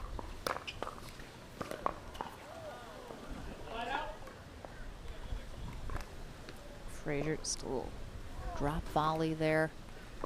And again, with Navratil hanging back a little, that one was tough for him to try and get to.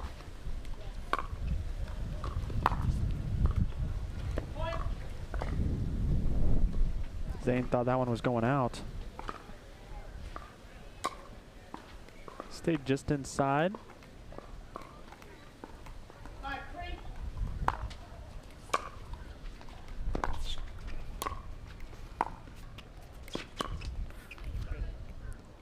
Frazier definitely just likes to drop that ball into the backhand side. He was doing that against Foster as well. It worked well against Foster, and Zane can be a similar player to Foster, bringing a lot of energy and fast pace.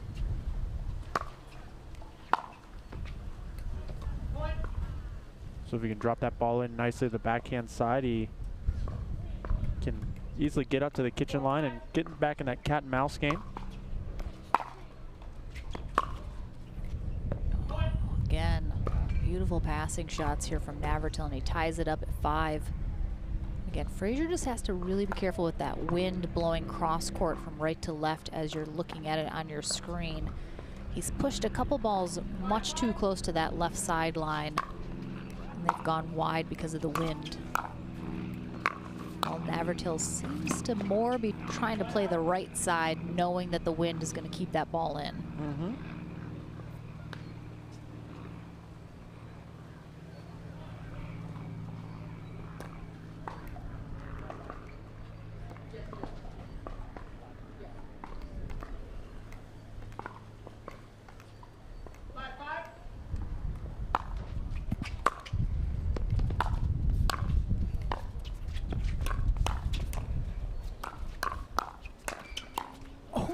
Zane Navratil again.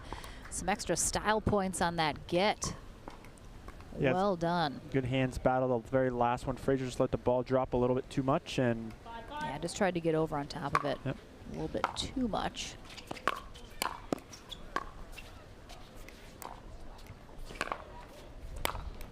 Amazing get by Zane on the first one. Yeah, and a quick peek at my weather app. Currently says the wind is 10 miles an hour, gusting up to 15. I would say the gust might be a little more than that, but generally seems to be where we're at. still pretty significant.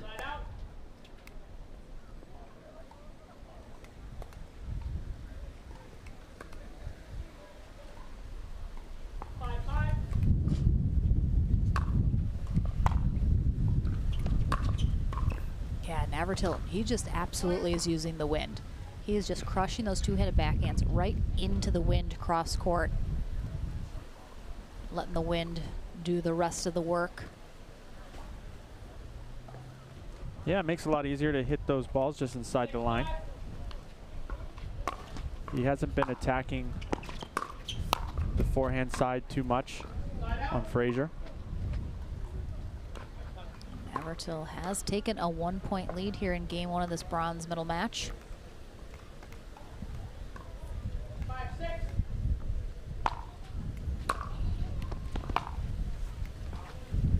And Frazier this time is the one to use the wind to his advantage. Yeah, just pulled that away from Zane Navratil, as Navratil was not as mobile there as he usually is. Got caught in sand there. Oh, that's going to be long, unfortunately. Frazier has tied it up here, though. Looks like definitely a little different outcome here. Frazier did give Navratil a good game 1 last time until Navratil was able to pull away. Let's see if history is going to repeat itself or if Frazier can keep this one close. Yeah, Zane's finding a lot of success with that cross-court, kind of like a hybrid drop and drive, somewhere in the middle. I know someone needs to coin a new phrase for something in the middle.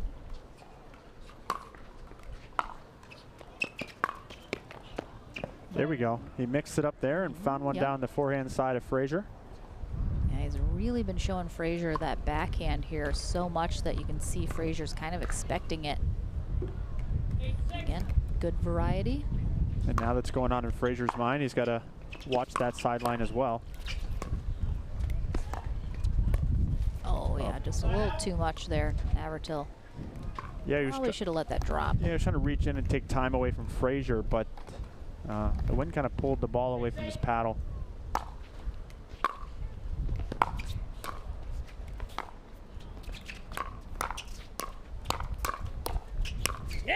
Wow, another nice hands battle there between these two. Frazier this time, though, pops it up instead of putting it in the net, and Navratil with an easy overhead. Zane has come out on top on those fiery hands battles. It's interesting to see if maybe when they get up in the kitchen line, he just starts throwing it at Frazier's chest and get him going.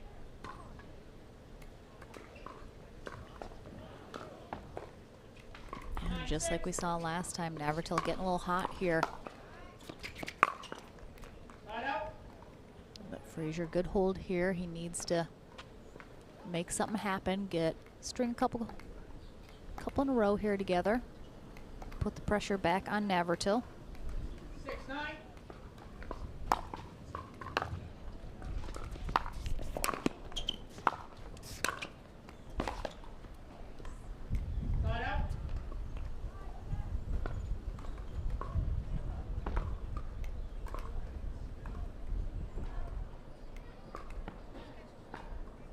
Starting to create a gap in the score here is Navratil. 9-6.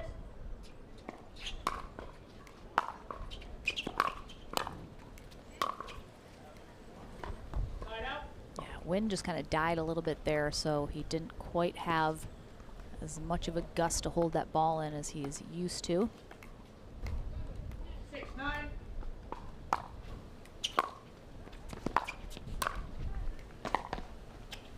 Nice pickups from Frazier. Navratil really keeping him back. Yep, he's moving him across the court on the baseline. Frazier unable to hit an unattackable ball.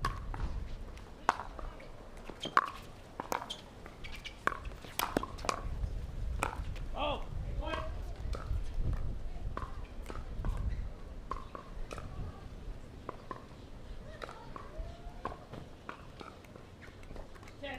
All right, now we got game point for game number 1 here.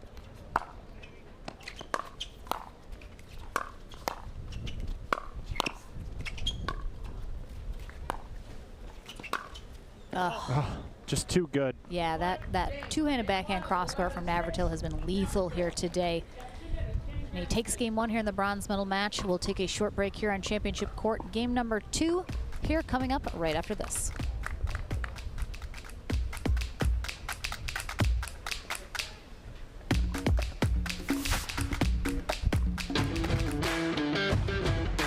Hey, I'm Ben Johns, and I'm here to tell you why the pros prefer the Franklin X40 pickleball.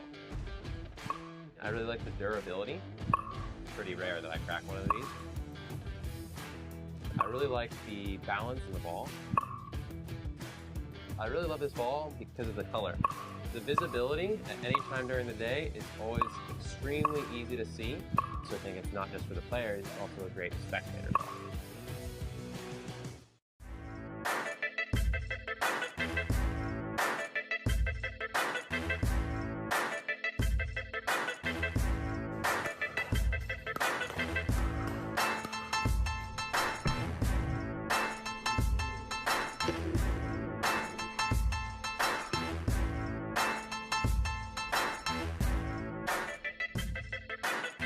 New People Pickleball.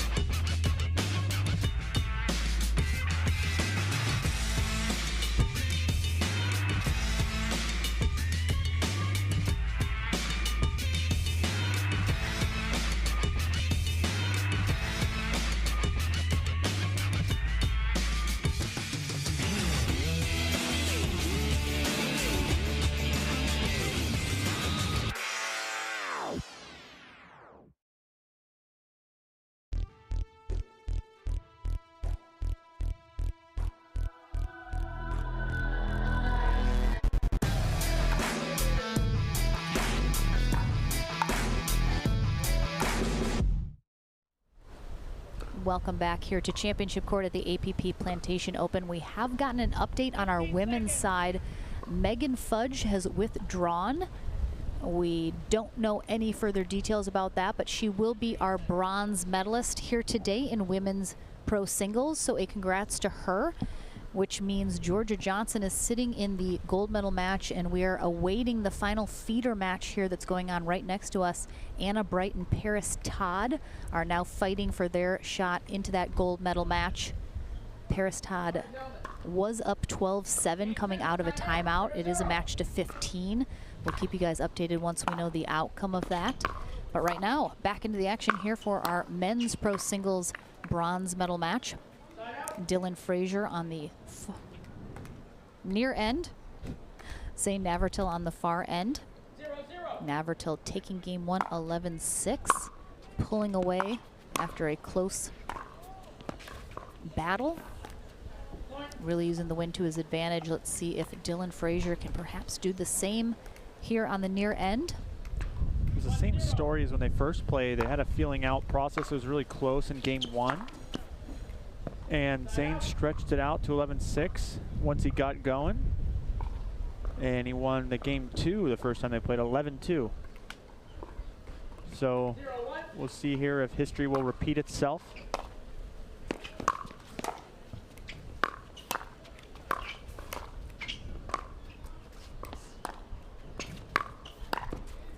Oh, nice spot. Oh my goodness. Almost he makes it.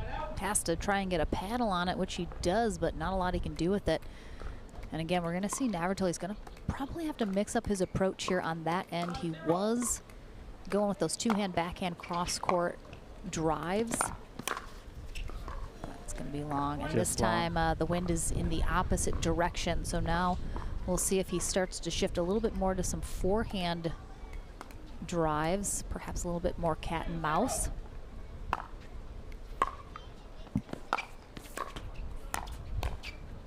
Well, that's in.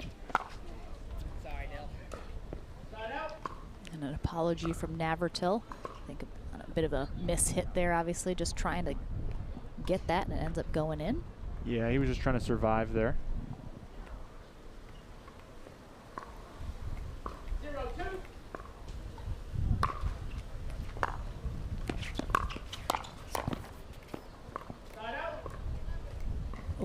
it's 12-11 now in the match between Todd and Bright. That's going to go down to the wire. Long from Frazier, and Navratil finds himself on the board here in game number 2.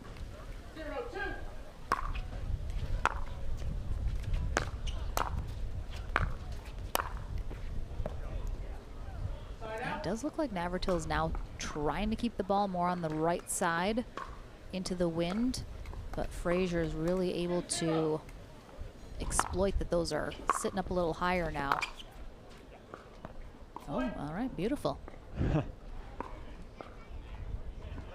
Frazier finds his target, and Zane was not in the same zip code.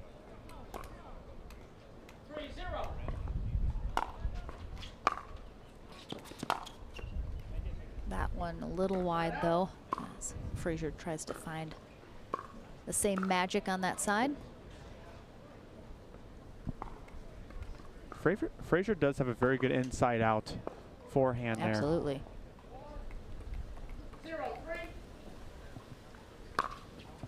I'd like to see him do that more instead of hit some of those backhand drops. Starting to go Frazier's way here.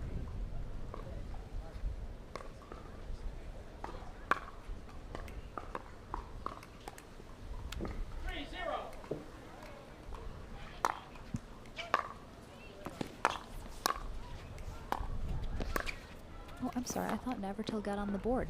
I must have misspoke. Not yet.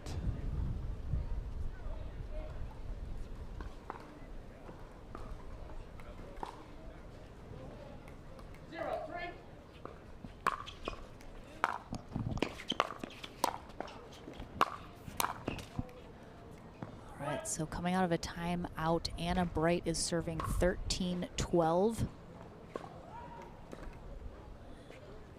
Ball just went long from her, so Todd now with the serve back.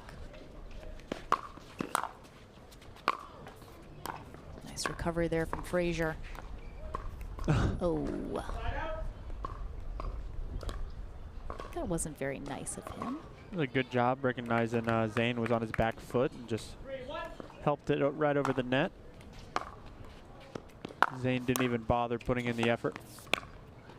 Oh, that's nice, just too good. Nice little volley drop there on that one-handed backhand. Yeah, he got around the ball very well. Able to knife it back cross court. Paris Todd up 14-13 with a match point on her serve right now. Oh, just wide.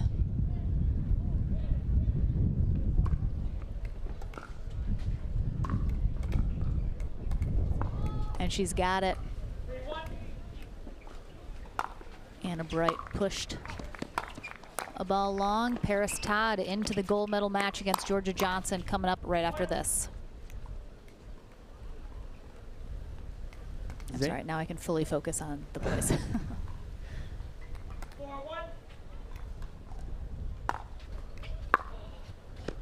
Zane has lost his rhythm a little bit, and Frazier's finding some of his own.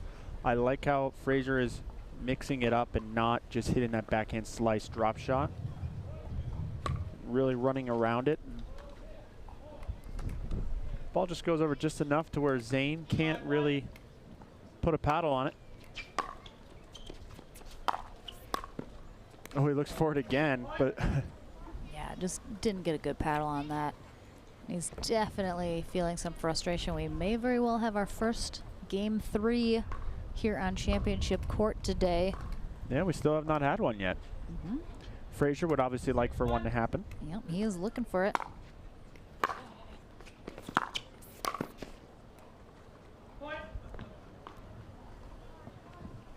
Frazier has picked up the pace some. I think that's been the biggest difference is Zane's kept the pace pretty quick against Frazier, and Frazier's kind of been at the mercy of Zane's pace, but now he's putting it into his own hands.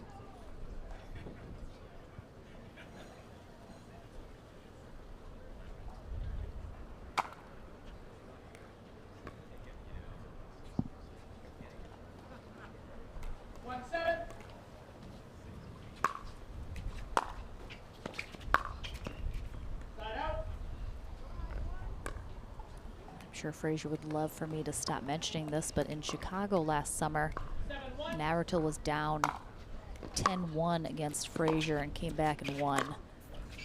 So he is more than capable of doing so. Again, if he gets hot and gets rolling, it's tough to stop him, but right now Frazier is trying to make sure that match doesn't get lit in the first place.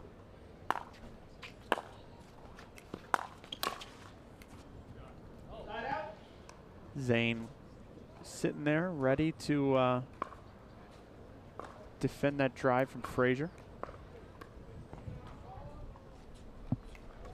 But again, you know, Frazier's just done a good job ramping up the pace from his end. Being aggressive, going for more shots.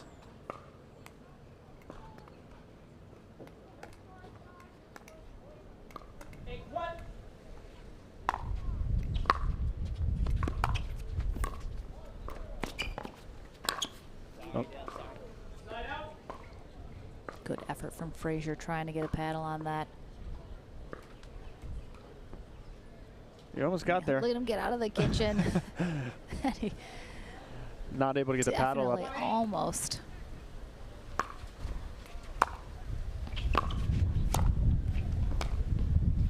The wind is picking up. Yeah, nothing really Zane can do. Frazier talking to himself, pumping himself up as he walks back to the baseline to serve here, 8-1. It has all gone Frazier's way and here in game 2. Yeah, this near end seems to be going a little bit better for whoever's on it, at least in this particular match.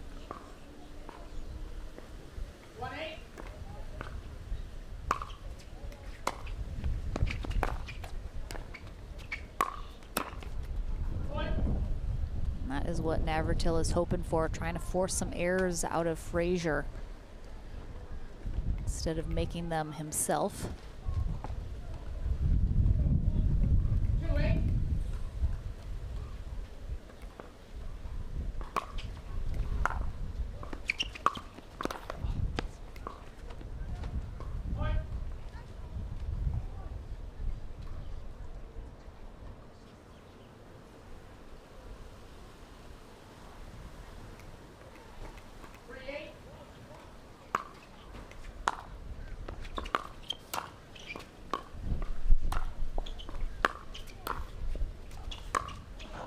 Oh, beautiful. And Navratil, you can see himself. He's telling himself to fight. Get back in there.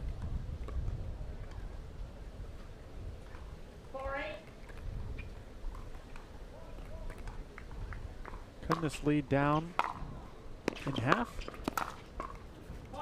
And Zane is on a run and a pretty smart timeout here.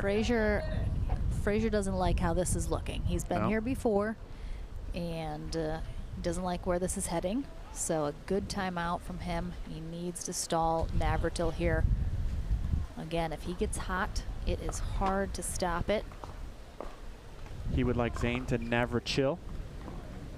Okay, that's you're pushing it, John. You're pushing it. I appreciate it very much, though. Let's see what the chat thinks. What do you guys think? Did you like that little pun there from John Davison? I thought it was punny.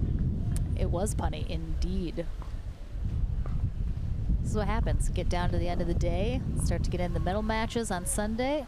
Gets a little loopy, gets a little crazy, start to say some weird stuff.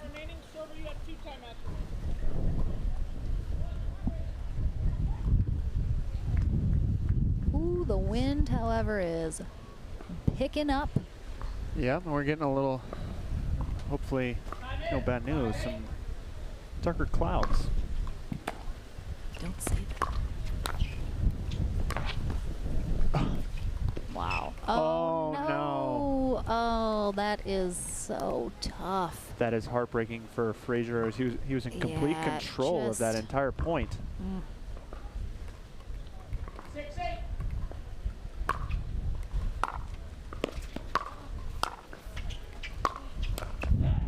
Oh yeah, Navratil. And here comes the Zane train.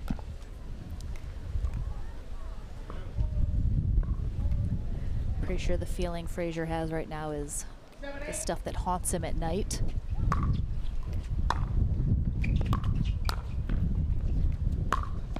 Oh, I'm a little surprised Zane didn't take that out of the air, but again, he lets it drop to set himself up. He even backs up to give himself more room to just rip that forehand down the sideline, and it's tied at 8s. Oh, and that one's long. Return. Oh, ooh. This game is getting away from Frazier as Navratil's now on an 8-point run. This is why pickleball is exciting, folks. Turns on a dime. Oh no. There was 8 unanswered points for Frazier, and now it's 9 and again, unanswered for no timeout. Navratil. He does have one to spare. And we have a match point. Just like that.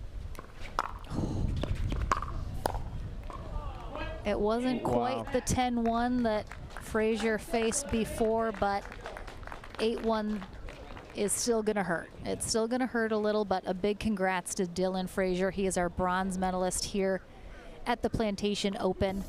Zane Navratil, however, heads to gold to reface J.W. Johnson.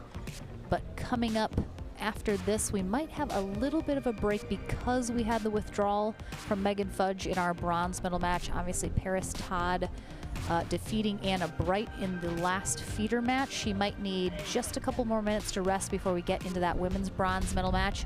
Don't go anywhere. Back to the Franklin studio on court with Navratil before he heads to the gold medal match. We'll be back right after this.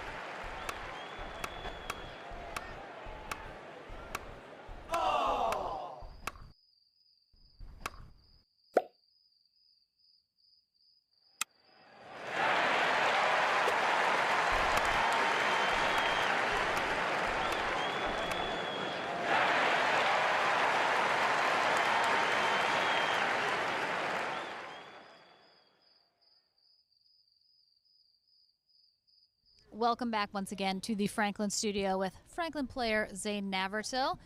So, I'm pretty sure you at this point haunt Dylan Frazier's dreams at night with these comebacks. JW haunts mine, so.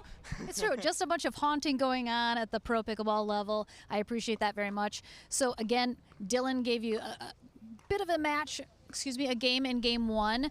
You kind of got hot, and then again in game 2, rolled a little bit, had to come back. What's your mental thought process when you are down and you have kind of that major hill to climb? I like it when my back's up against the wall, I guess. Apparently, I think I like to work myself into trouble, but I just know that I have if I can get hot, I've got a game, I can paint some lines, and I feel like I can take the paddle out of people's hands to a certain extent. So I know I've always got a chance in every game, and so I just send it, keep grinding. All right, so again, you're headed to gold to take on J.W. Johnson. Hasn't gone so well the last couple times. What's your plan? How are you going to stop what seems to be the unstoppable train of Johnson right now? Sure. Well, since this might be my last time in the Franklin booth, I figure I'll be the Franklin filibuster right here. I don't know how long I get to talk before people start cutting me off, so I dabbled with that last time. So I'm just going to talk. I'm just going to filibuster this until you guys kick me out of here. So first off, yes, I play JW.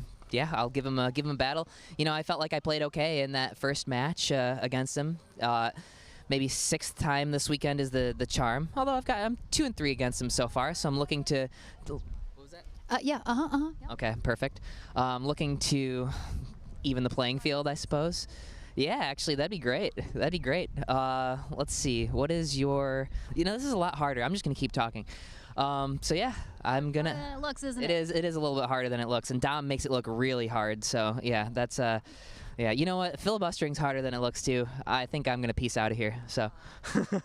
It was a good effort, a really good effort. I appreciate it very much. Well, go rest up. We'll see you in the gold medal match against JW Johnson. Don't go anywhere, guys. Oh, he's got it. I have to shout out Matt and Stephanie because they're watching. And once you start shouting out some people, then other people get, you know, a little upset. So Matt and Stephanie, that one's for you guys. All right, love it. We'll be back here, I believe, with our women's gold medal match. After this, there goes Navratil. A fan of the people. I love it. We'll be back right here on Championship Court when we return. You ready, La? I'm ready, Ben. Let's do this.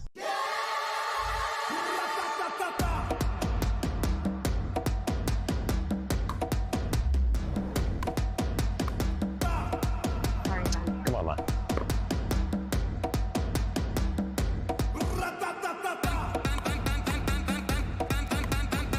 What's going on, Lala? I don't know what's happening today, Ben. What is this? It's my paddle.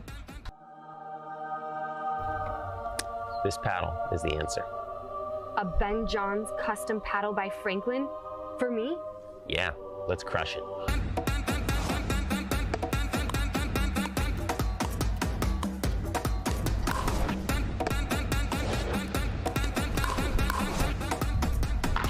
Good game. Good game.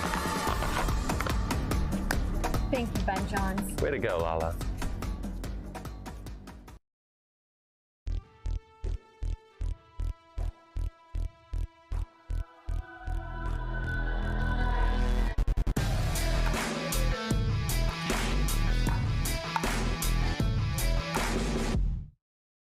At Coulter Homes, the rules are simple. Grab your paddle and always dink in the kitchen. Remember where you are.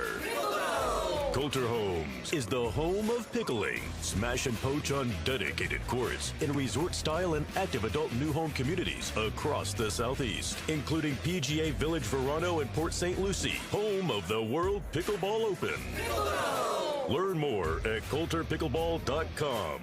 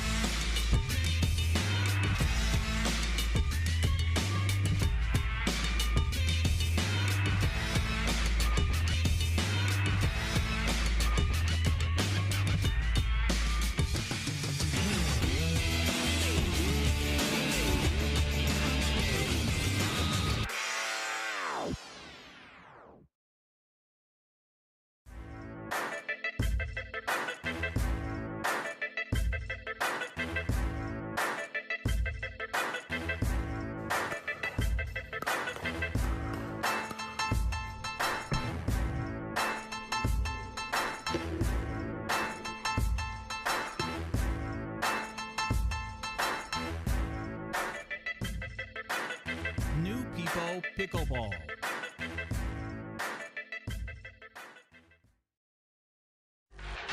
The HD5 is the green of ivy. It represents hope, tenacity, the spirit of life and growth. It also reminds us of the Ivy League. The HD5 features a good rotation, an excellent sweet spot, thicker core, and super power. Hey, I'm Ben Johns, and I'm here to tell you why the pros prefer the Franklin X40 pickleball. I really like the durability. It's pretty rare that I crack one of these. I really like the balance in the ball. I really love this ball because of the color. The visibility at any time during the day is always extremely easy to see, so I think it's not just for the players, it's also a great spectator ball.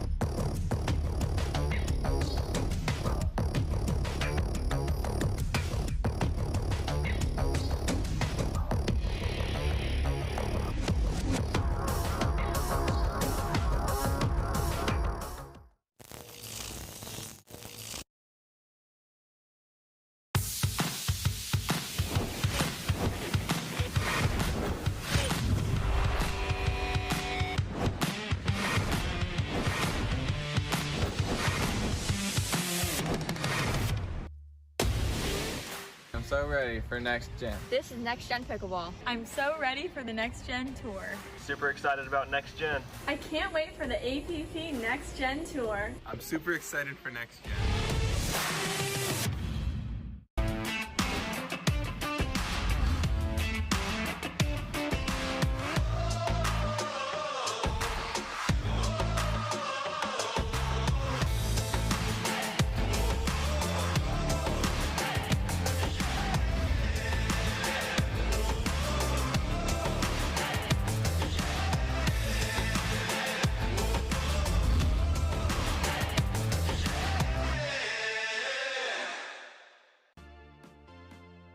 The PT Pro Team at pickleballtournaments.com have unparalleled experience running tournaments, including all professional tours and premier events. We provide professional services to develop, plan, and deliver tournaments that players and fans love.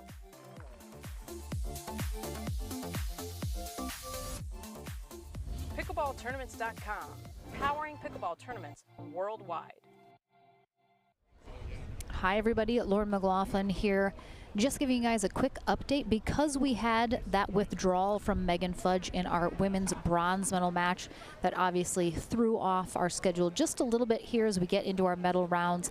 Paris Todd wanted a little bit of a break, obviously, since her last match before coming into this gold medal match with Georgia Johnson. So it'll still be just a few more minutes as I do see Paris Todd on court. Looks like she's getting ready to go. Georgia Johnson, I'm sure, is in the vicinity as well. So that is coming up next, Georgia Johnson versus Paris Todd here in our women's pro singles gold medal match. They'll need a few minutes of warm-up time, so we're just gonna keep you guys on screen. We are gonna mute me and we'll get into the action here shortly. Don't go too far. Shouldn't be too long before we get into this. Our final match after this will be our men's pro singles gold medal match. That's Zane Navratil taking on J.W. Johnson. So again, coming up next, thank you so much for joining us. And we'll be into our women's gold medal match here shortly. Thanks so much, guys.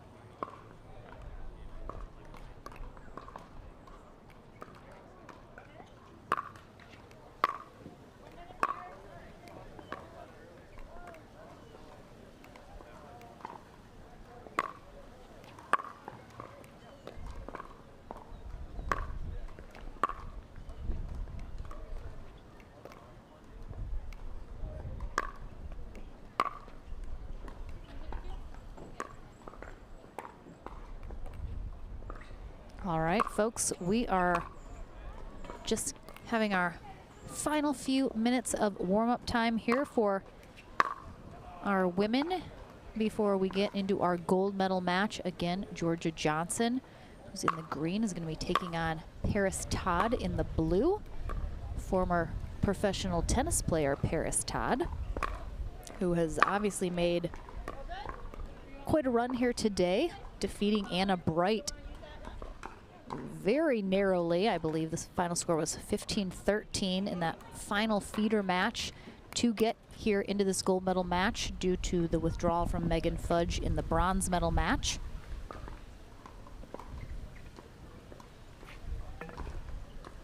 And again, we've seen Georgia Johnson already here today.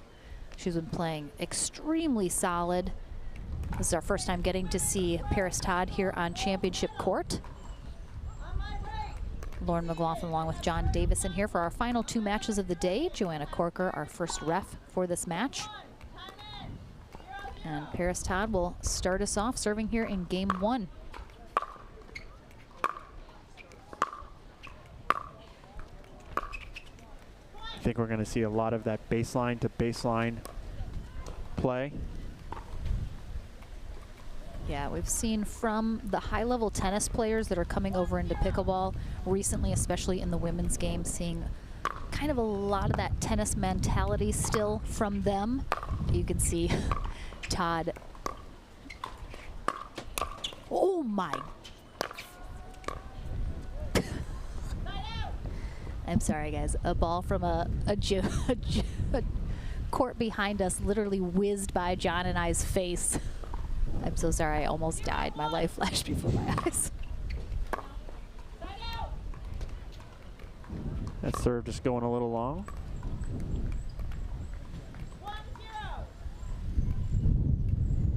You wouldn't believe this at home, but it's a little windy here. I know we've been making it up the whole weekend. And again, as I was talking before that ball almost killed me, was of course Paris Todd, very, very high level tennis background. You're gonna see that tennis style here. She is gonna stay mostly at that baseline. She does come forward there, but I think Georgia Johnson probably will see it a little more out of her, try and come up to that kitchen line and control it. And we'll see if she is able to do just that.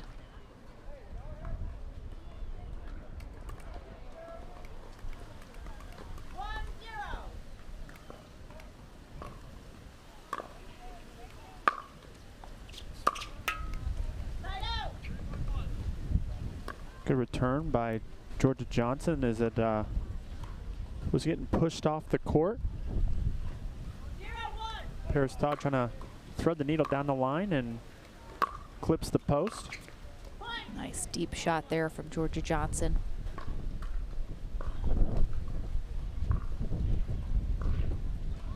We do have a dark little cloud that looks like it is threatening our happiness right now.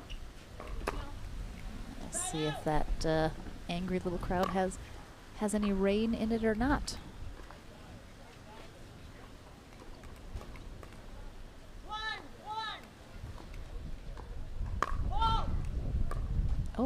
Oh, she served from the wrong box. Wrong side. And again, that shows right there, one, the newness of Paris Todd to the pickleball circuit, still learning kind of all of the nuances. But again, we saw Georgia Johnson do just that last weekend after she kind of got a little fired up, kind of took herself mentally out of a point and then served from the wrong side, which, you know, some people say in singles, definitely a little harder to do usually, but it does happen. It is very easy to do, to forget the score. And looks like we might have some sprinkles as these players are looking at the court a little bit. Yeah, it is spitting a little here.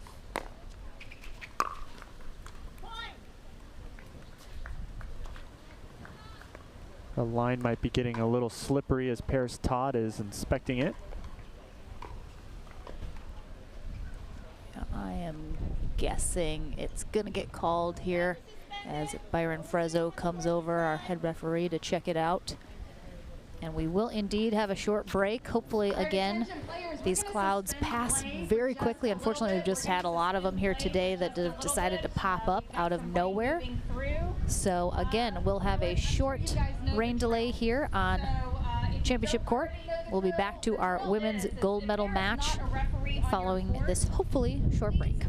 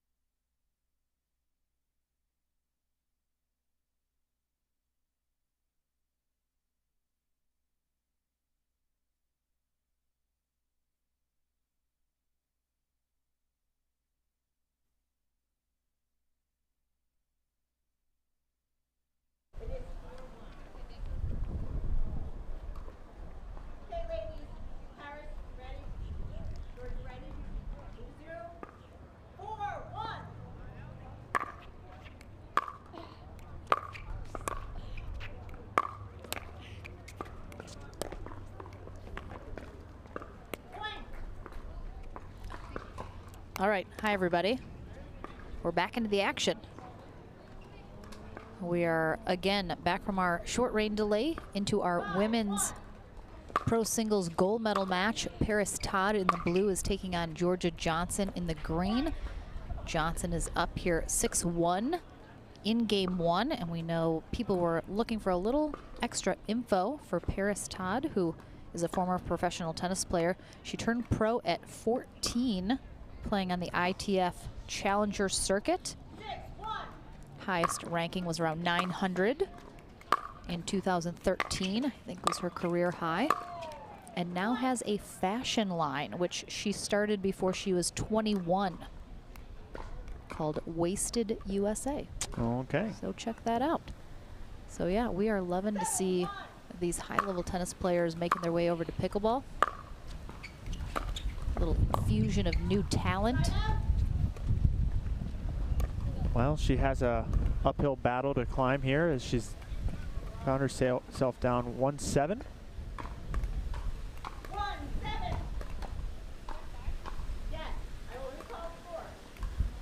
Joanna Corker, our USA Pickleball certified ref here. I don't think Paris Todd was expecting the wind to stop that ball so much. Yeah, it is definitely, as these kind of little rain clouds move through, definitely makes the wind get a little nastier.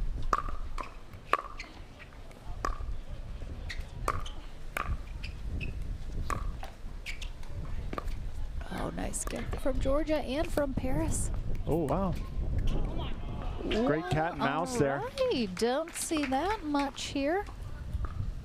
Certainly didn't expect. And Paris finds the open court. Yeah.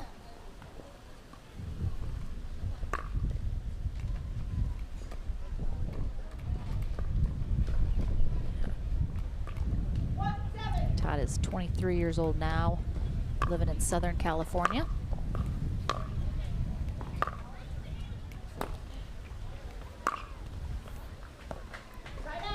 Johnson tags the line.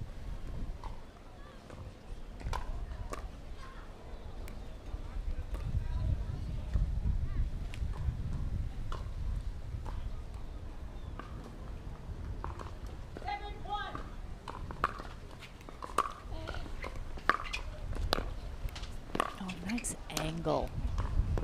Working those sidelines. Again, Todd has quite an uphill battle here in this gold medal match. Coming from the back draw, she will have to beat Georgia Johnson in 2 out of the 3 games here in this early portion of our gold medal match, and then would have to win a tiebreaker match to 15 as well.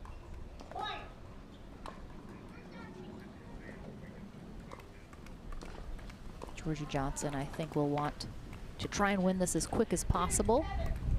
Well, she's well on her way to getting that done, but Paris Todd is starting to find her groove here.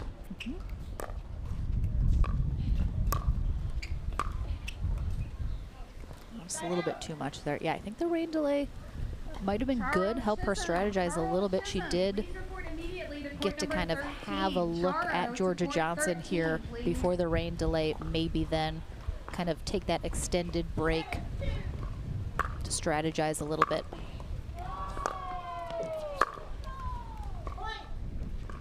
That return just not getting deep enough, and Todd can't follow in on her return.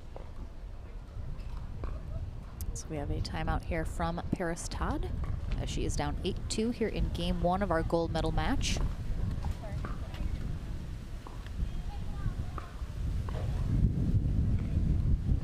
I think Georgia Johnson, we've seen her all day, you know, hitting those really heavy balls, really deep returns and serves, getting up to the net when she can, trying to control the point. It's been working very well for her so far here today. I'm sure she's hoping to just continue implementing that strategy here in the gold medal match. Yeah, and I was talking to Anna Bright on our rain break, and she was just talking about how much more power Georgia's getting than pretty much everyone else here today. For the silver medal, and your gold medalists, Olga Strapoli and Alan Lehman. Great play, and thank you for your patience with all of the rain delays. All right. Please head to the Franklin medal stand with your paddles and some smiles. And we're back your award. after that timeout. Franklin medal stand is next to court number 17. Paris Todd's not really getting around that backhand, and Georgia's starting to exploit it. So we'd like to see if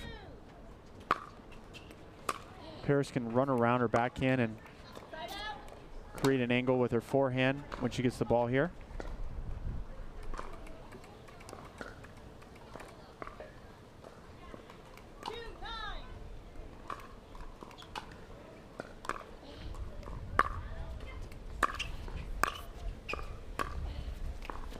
Well, that is what she's going to need to do, is drop those balls over the net and not give Johnson the opportunity to take those out of the air and control the point. Especially if Todd is going to stay at the baseline and kind of work on those ground strokes. She's got to keep them low. Try and pull out a top spin to drop them in. Yeah, you know, and she adjusted. She wasn't having very much success with that backhand, and she got low and got underneath the ball enough.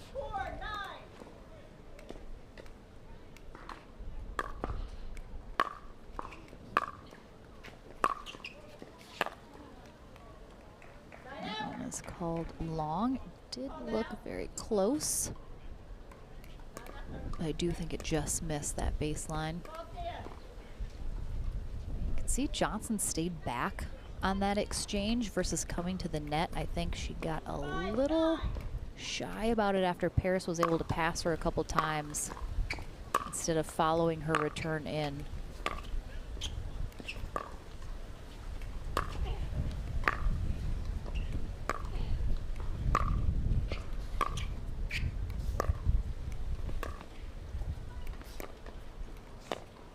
Again, Todd just didn't quite come in enough. She needed to come in at some point, especially after Georgia dropped it a little shorter. Instead, she retreated a little bit, kind of took herself out of position.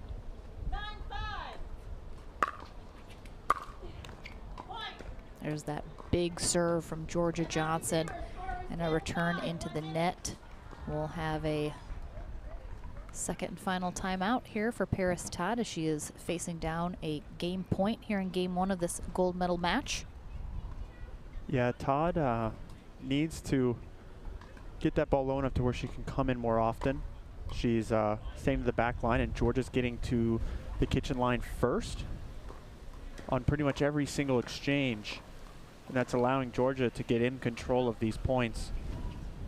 Yeah, we're definitely, you know, it's becoming part of the conversation, seeing these high-level tennis players coming over into pickleball. You have Megan Fudge, Anna Bright, Paris Todd, and a lot of people are commenting, you know, they're semi-joking that they're playing tennis out here.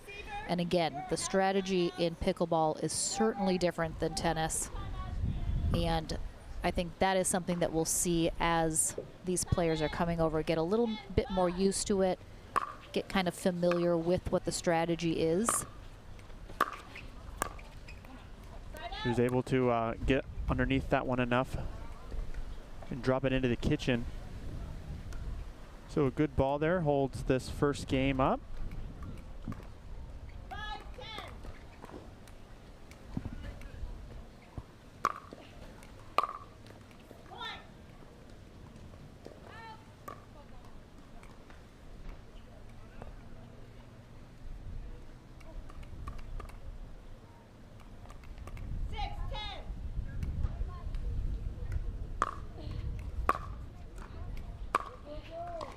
Todd continuing to stay back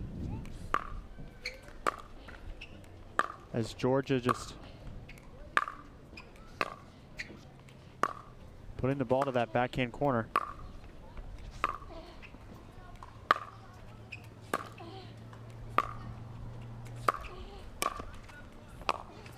Oh my.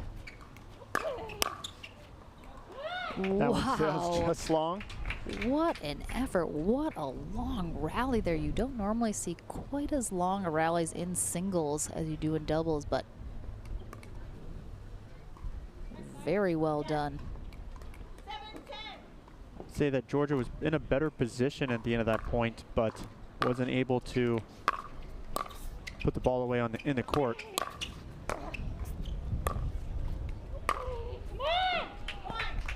There's Todd with a little excitement here. Able to create a pretty good angle. Yeah, really nice done.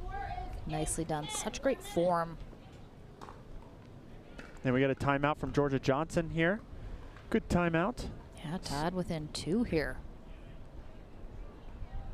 Georgia is putting herself in a better position for most of these points as she's being the first one to get to that kitchen line. Todd has had some success with that rolling passing shot.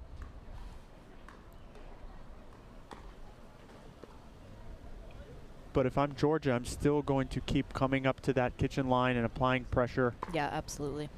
She doesn't want to get in those ground stroke wars with Paris Todd here.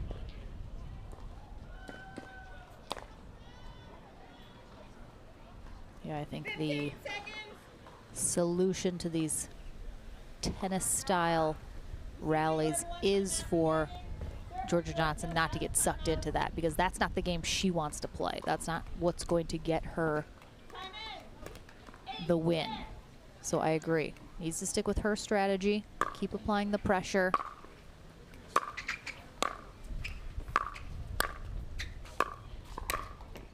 And she does just that. Came in a little slower, making sure her return was staying in, going deep. Worked her way up, big side out coming on the timeout, and another game point here.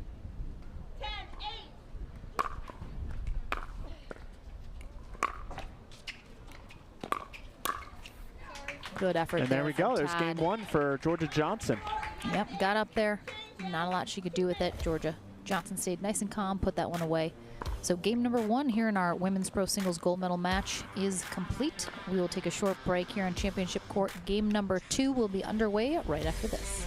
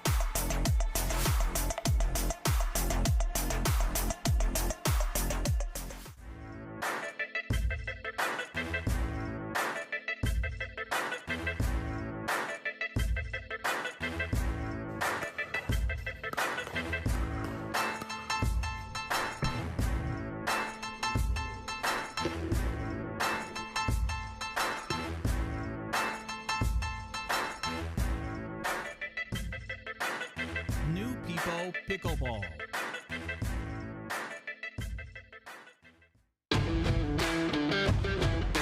Hey, I'm Ben Johns, and I'm here to tell you why the pros prefer the Franklin X40 pickleball. I really like the durability. Pretty rare that I crack one of these. I really like the balance in the ball. I really love this ball because of the color. The visibility at any time during the day is always extremely easy to see, so I think it's not just for the players, it's also a great spectator ball. The talk of the weekend has been the wind here in Plantation, Florida at the Plantation Central Park. You can see it's still here. It's sticking around, it's not going anywhere. And our players are just having to make adjustments as needed. Georgia Johnson in the green on the near end, Paris Todd in the blue on the far end here for game number 2 of our women's pro singles gold medal match. Johnson was up big in game 1, but Todd found a little magic, managed to get within 2, but Johnson was able to close it out. Todd will need to win this game in order to have a shot at the gold medal.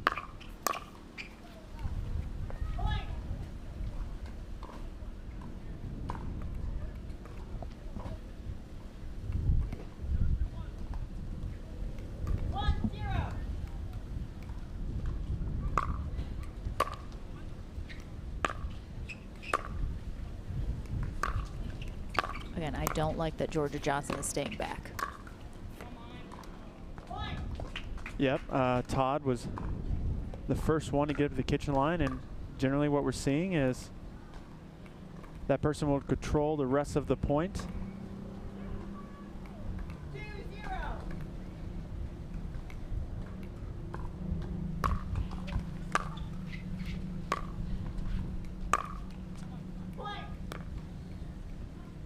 That ball dropped just a little bit too much before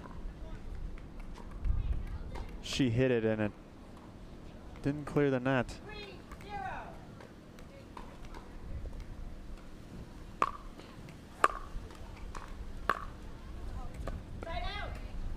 Yeah, I think every once in a while, Georgia Johnson, as she's trying to decide when to come to the net, sometimes forgets that she needs to hit a good ball first and then come to the net. So I think every once in a while it looks like she just gets ahead of herself just a little bit.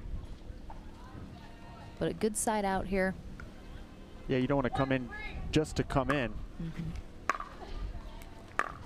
But you want to pick the right ball to come in on. That was just too good by Paris Todd, getting around the outside of the ball to be able to bring it back onto the court.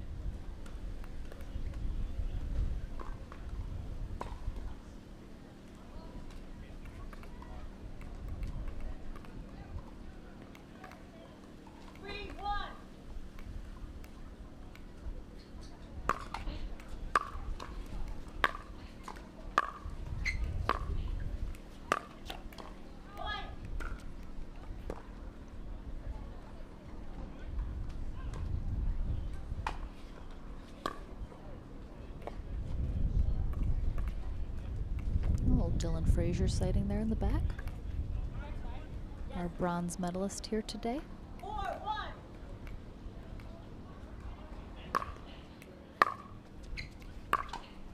Georgia goes halfway to the kitchen line but hangs back. I want to see her commit to that. And this has been something, you know, we've talked about in the past in Georgia Johnson's singles game.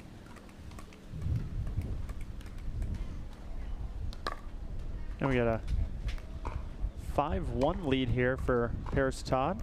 We've switched sides and the tides have changed as well.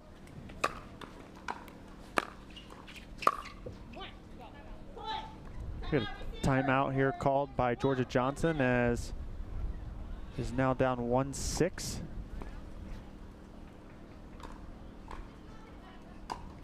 She's to settle back in, get the returns deep into the court. Yeah, she's letting Todd control these rallies just a little bit too much, taking her out of the game she wants to play. I would like to see her just kind of confidently stick to her game plan, what she wants to do. And also maybe start to return some to the middle, directly ahead, and take the angle away from Paris Todd. Yeah, I definitely think Todd is taking advantage of Johnson staying back, not getting up to the kitchen line, opening up a lot more options for her.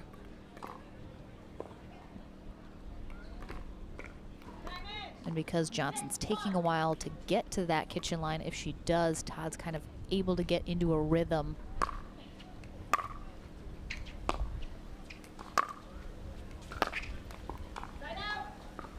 Big return and follow up there from Georgia Johnson. Hit a pretty heavy ball into the back corner.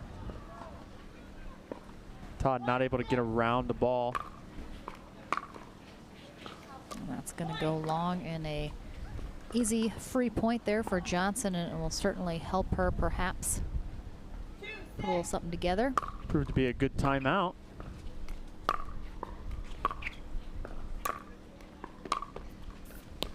Ooh, a miss hit. Yeah, a little lapse of concentration perhaps. Concentration there, as the ball was surely an easy winner to put away. Sometimes they're almost too easy, and then you get in your head about it a little bit. See, I would like for her to come in on the first one. Yeah, there was no reason for her not to have come in there. And there we go. That's what Georgia needs to get back to. Follow that return in. make her presence known on that kitchen line. And again, when you stay back, Todd has all the options. She has the whole court to work with.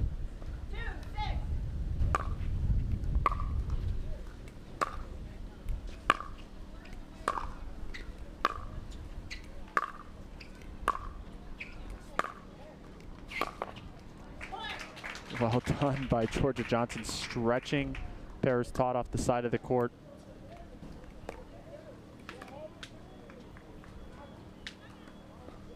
Again, I think that ground stroke rally is the game that Todd wants to play. I don't think it's the game that Johnson wants to play, but she did so anyway. She did come out on top in that one. But I think she does so well being aggressive and getting up to that kitchen line. Not that she can't, you know, do these ground stroke rallies, but I think it kind of takes away what makes her so good at singles and what are her weapons.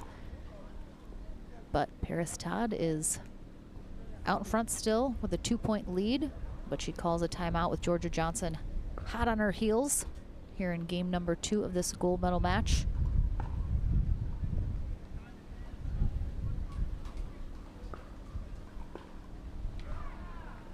Lauren McLaughlin and John Davison here with you. Thank you so much for joining all weekend long. We had some fabulous pickleball action here at the Plantation Open presented by Head Pickleball.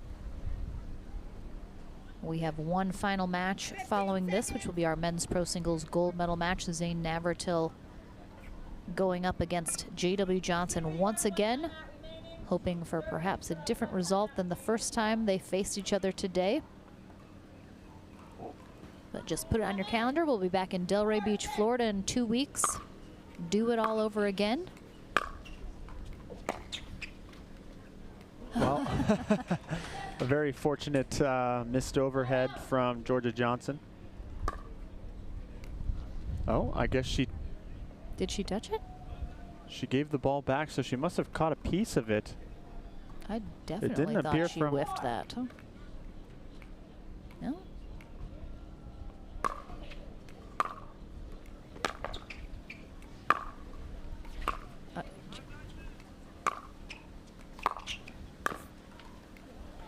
Wow. I like that, Georgia. She's mixing up her targets more often. You know, she was targeting that backhand for the majority of the game until Paris Todd started getting into a good rhythm. Now she's mixing it up and still putting the ball nice and deep into the court, not allowing Paris Todd to get up and take a step into the court.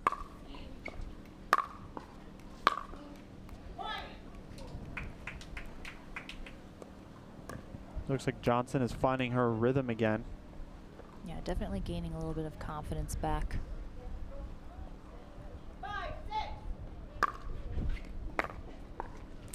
That serve took a really gnarly bounce.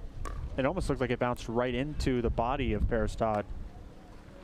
Yeah, Todd she not does. able I mean, you can see Georgia Johnson has that kind of one-handed pinch spin serve that she does, so she can get some junk on that.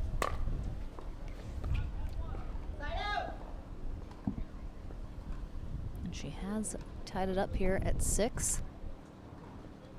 The side out gives Todd another opportunity here.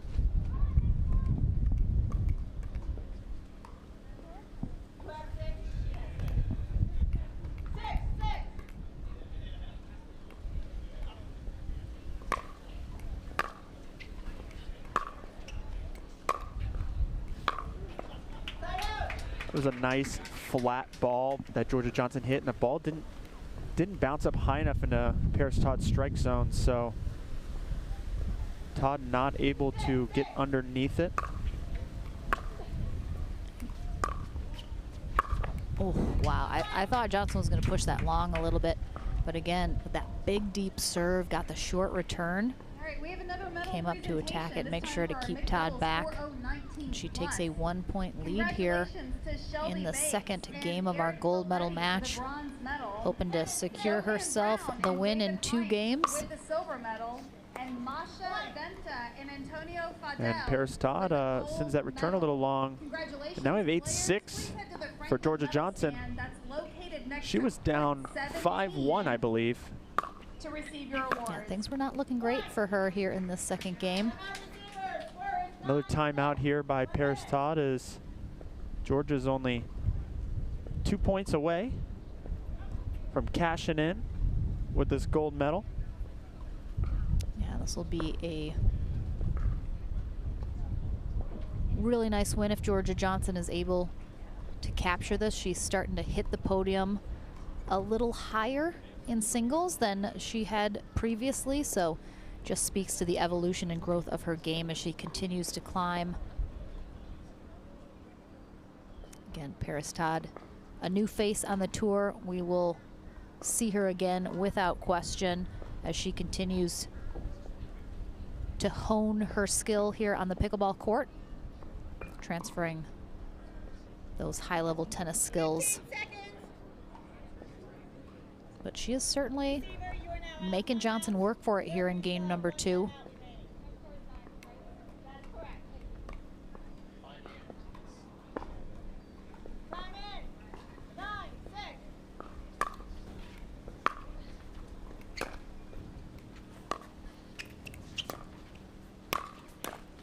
That one was maybe going out. I would still like to see Todd follow her return in. You know, she hit a good deep return right down the middle, and Georgia Johnson kind of left one sitting up high for her if she would have followed that in. Oh, almost.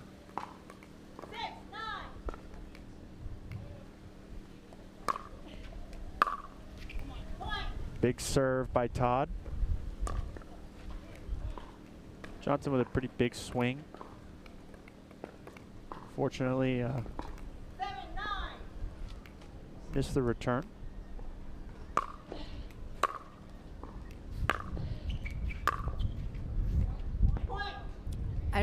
There's so many errors from Johnson because she's staying back. Again, I don't think that's where she's most comfortable, and I think it's showing. But again, Todd's not complaining. She doesn't want to see anything different from Johnson. She wants to have that whole court to work with. And there we go. Great job by Georgia. She probably could have gone in on the one beforehand, but she was able to hit another penetrating shot to the forehand side of Todd and followed that one in for an easy put away. Now just again 2 points away.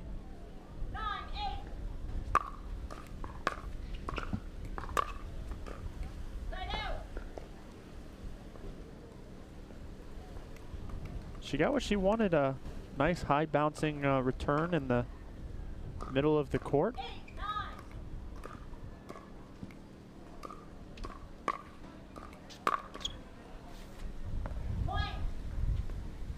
And again, sails another return long. Calls a timeout over here, Georgia Johnson. We're tied at 9s here. Again, Paris Todd not going away so quickly. Will we see our first game 3 here on Championship Court? Will we, will we?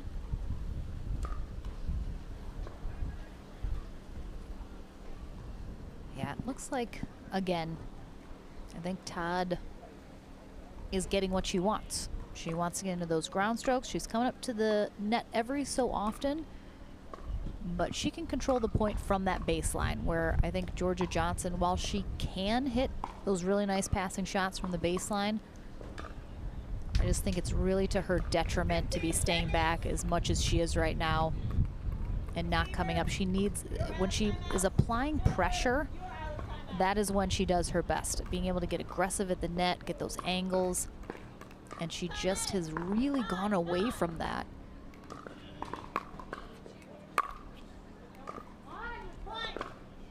And a game point here for Paris Todd. Yeah, first things first. Georgia Johnson needs to stop missing serve returns. Yeah, there have been some unforced errors here by Georgia Johnson late in game 2.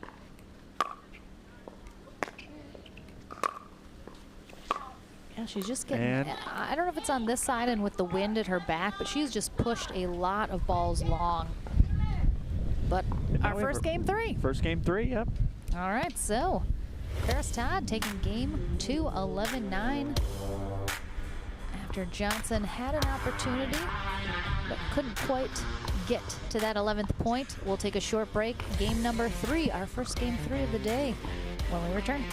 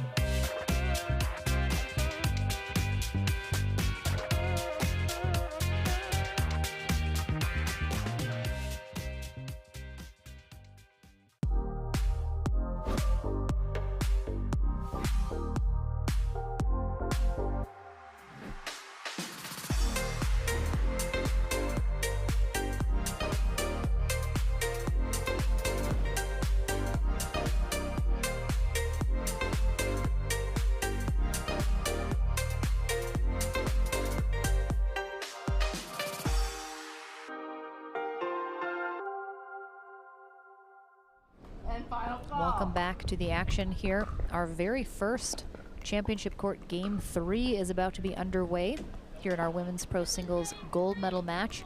Paris Todd in the blue taking on Georgia Johnson in the green on the far end to kick off game 3. Our players will switch ends at 6.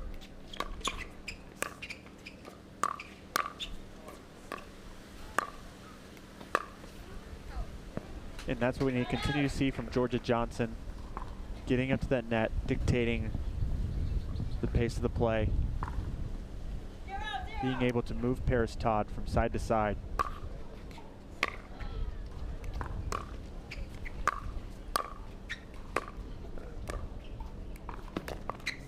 Yeah, Todd was really able to suck Johnson into her game that she wanted to play in game 2. Let's see if Johnson, who did seem to fare better on that far end.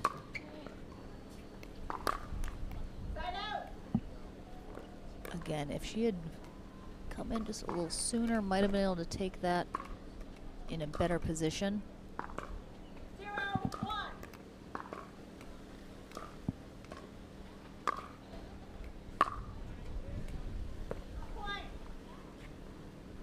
And another unforced error here from Georgia Johnson. She had the opportunity to close out game 2.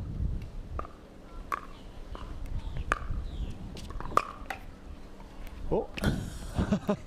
Georgia thought that was going by her. Wow. That was, I don't think everyone was like, oh, wait, nope, still playing. Well, I wasn't sure if that ball hit the, the cord or not. Yeah, on the side. Yeah, Johnson, get in. It's got to be more. Yeah, she's just not being as aggressive as I think we saw her earlier today, which just worked for her so well.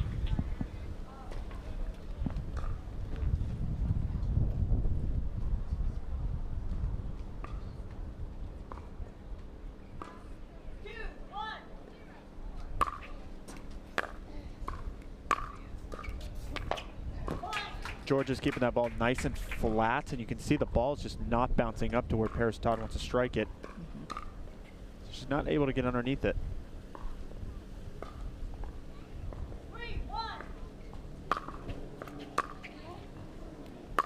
That was a heck of a slice there from Todd on that backhand return.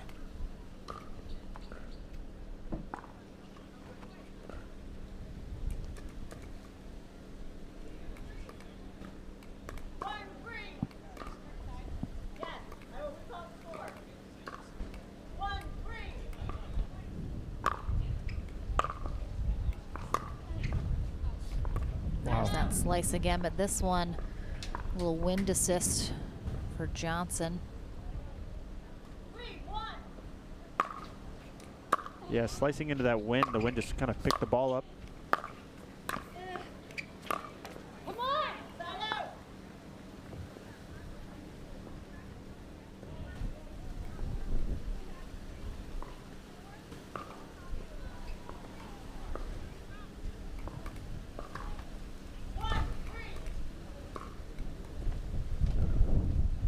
Paris Todd here needs to win this game 3 to push it to 15 if she wants to win gold.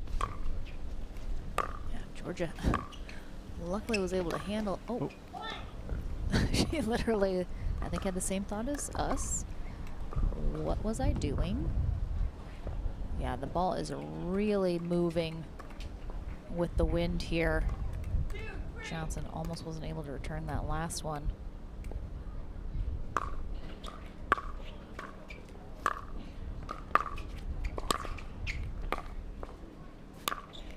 Paris Todd starting to come in, apply some pressure. I'd like to see more of that from her.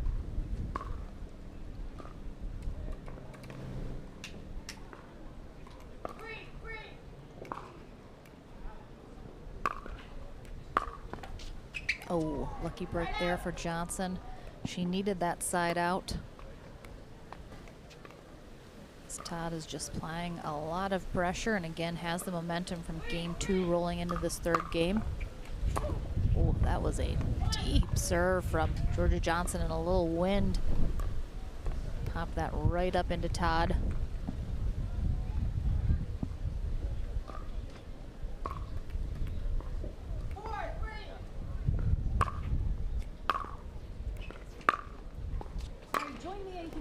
Oh, that was a beautiful two-handed cross court there from Todd. May Brown and Kevin And Walker. again, Johnson's just, she's being stretched out to get these balls. It's not letting her get a good paddle, do what she wants to do.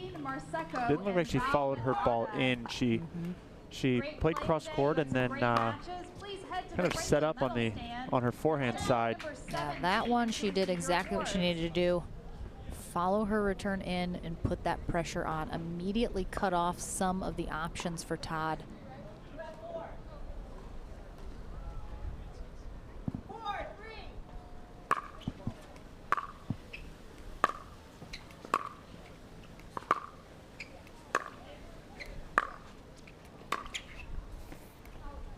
Just long. That one just she wide. does miss. She did try for it. Yeah, when she can come up and hit that flat ball, it's giving Paris Todd a lot of issues.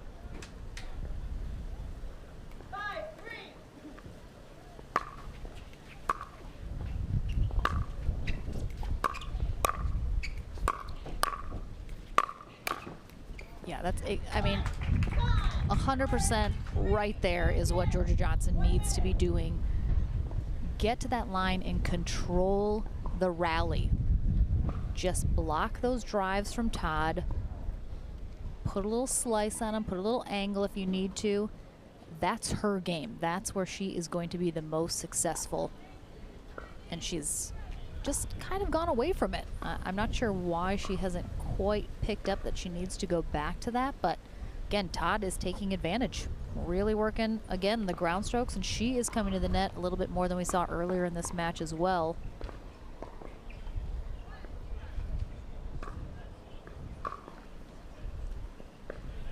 Johnson is at 6, so we have the end change here with a built-in timeout for our players.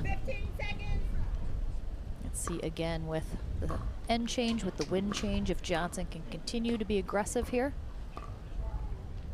Perhaps with the wind at her back, she can be a little more comfortable following her balls to the net, but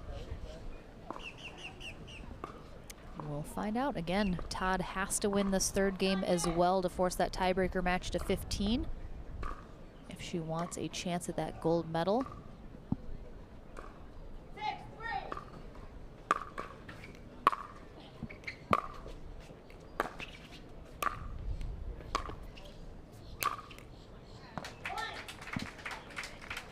Well done again by Johnson there.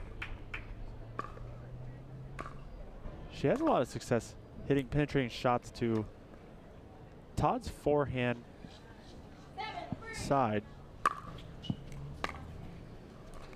Misses that serve wide.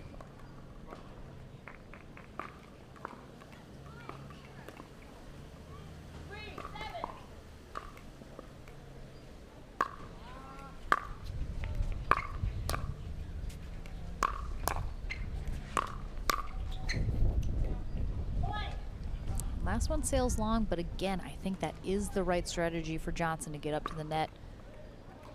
Yep, she was in control, making Paris Todd hit a better shot, which she found one.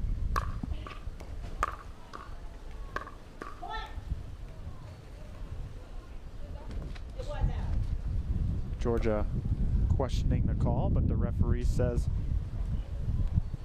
it was in fact out.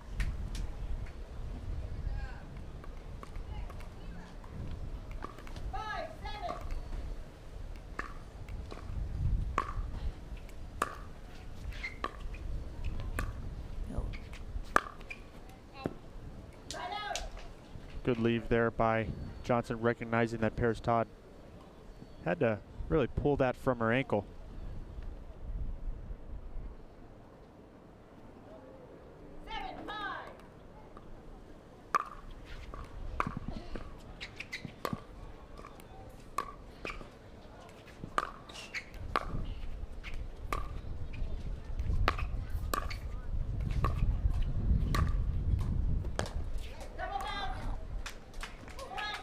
Nice effort there from Todd, getting a lot of those balls back, even though Johnson was trying to move her around as much as she could.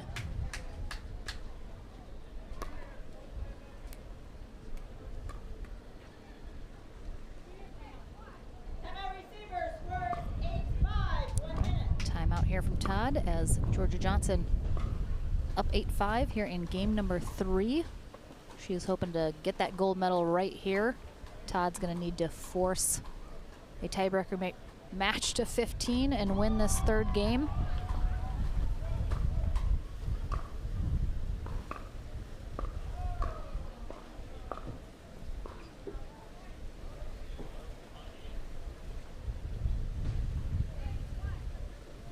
Do you think the tennis players coming into the game are going to just kind of learn as they go the different strategy of pickleball, or do you think they'll kind of stick to what they know until it isn't working for them anymore?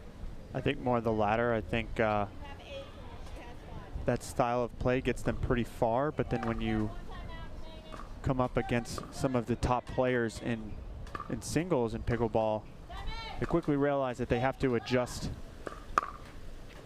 their patterns and the way that they need to play.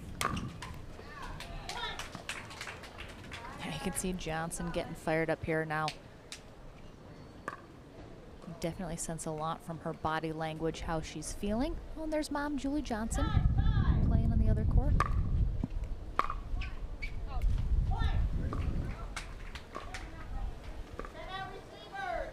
We have a timeout on match point.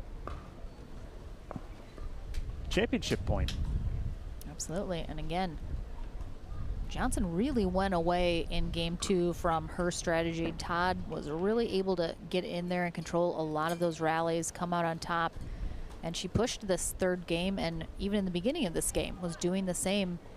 And then it just seems like the light bulb went back on for Johnson as she realized maybe I should play my game and get back up to the net. And it seems that she has done just that, and it's gotten her a few points here and gold medal match point.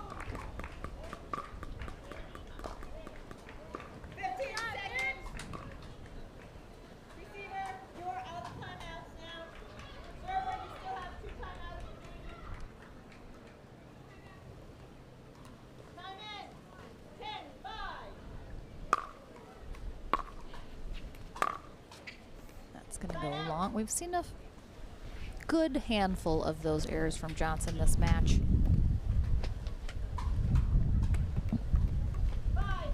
Yeah, she might start possibly feeling some pressure to close this game out.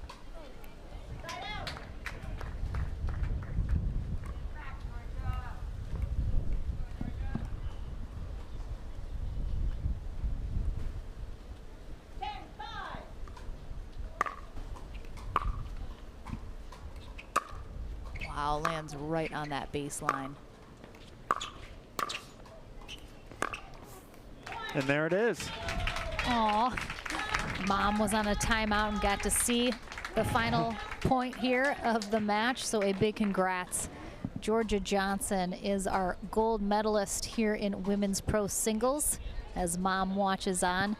But a fabulous congratulations. Very excited to see more of Paris Todd. She is our silver medalist here today in women's pro singles. Megan Fudge took the bronze. Don't go anywhere. One match still remains here before we bid you all adieu. It's going to be our men's gold medal match coming up right after this. Don't go anywhere.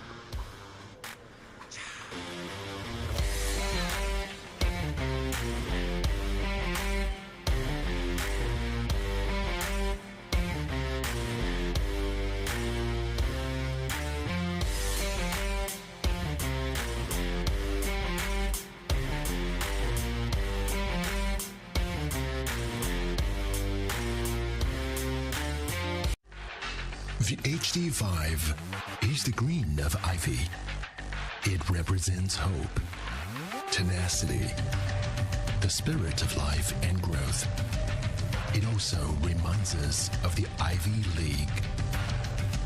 The HD5 features a good rotation, an excellent sweet spot, thicker core, and super power. Hey, I'm Ben Johns, and I'm here to tell you why the pros prefer the Franklin X40 pickleball.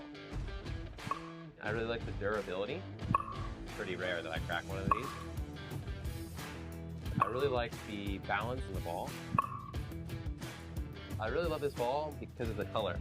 The visibility at any time during the day is always extremely easy to see, so I think it's not just for the players, it's also a great spectator ball.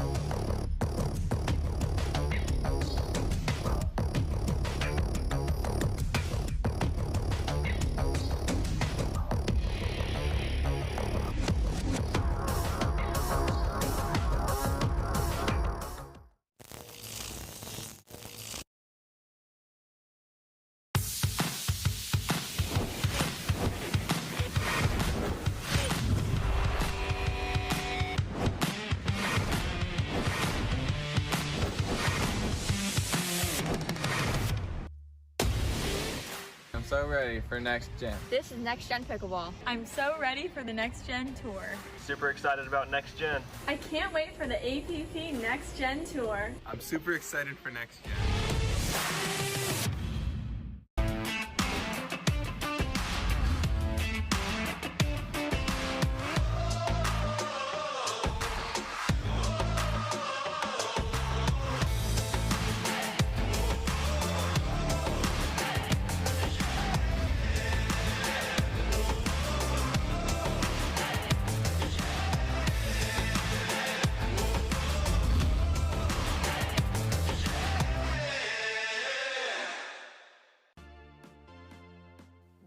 pro team at pickleballtournaments.com have unparalleled experience running tournaments, including all professional tours and premier events.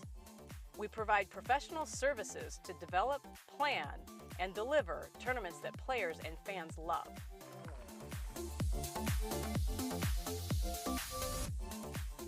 Pickleballtournaments.com, powering pickleball tournaments worldwide. Welcome back to the Franklin studio, everyone. Lauren McLaughlin here with gold medalist Georgia Johnson. Gets the job done in 3 close games. This is your second ever gold medal in women's pro singles, so congratulations. As you come up against these amazing new tennis stars like Paris Todd, do you feel like you have to kind of adjust a little bit to a little bit more of a tennis style of play that they bring, or are you able to still focus more on what you want to do out there? You know, I think I still just went out and played my game. I try not to adjust too much, and you find yourself losing because it's not what you're used to. And I think we still played the wind more than we played each other, but it was still a great match. And congrats to Paris Todd and Megan Fudge for bronze and silver. Absolutely, they played phenomenally. We'll see more of them, absolutely. I'm sure you'll face them many times in the podium challengers. But again, you mentioned your mom just took gold medal in senior pro women's singles, and brother J.W. Johnson is out here fighting for a chance of a family triple crown. This might be the second one. Yes. Very excited. Do you guys enjoy kind of your first family of pickleball name that everyone's given you? Yeah, for sure. It really is a family affair, and so grateful to be able to do it with those two. They're my biggest supporters, and yeah, it's great. And Dad, he's okay sometimes. Yeah, sometimes. Well, a big congrats again, our gold medalist, Georgia Johnson. We'll be right back with our men's gold medal match after this. We'll see if Zane Navratil can put up a fight, or will J.W. Johnson get that family triple crown? We'll find out right after this. You ready, La? I'm ready, Ben. Let's do this.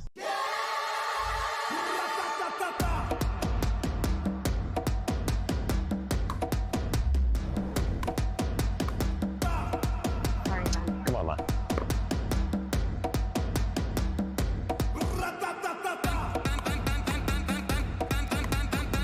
What's going on, Lala? I don't know what's happening today, Ben. What is this? It's my paddle. This paddle is the answer. A Ben Johns custom paddle by Franklin? For me? Yeah, let's crush it.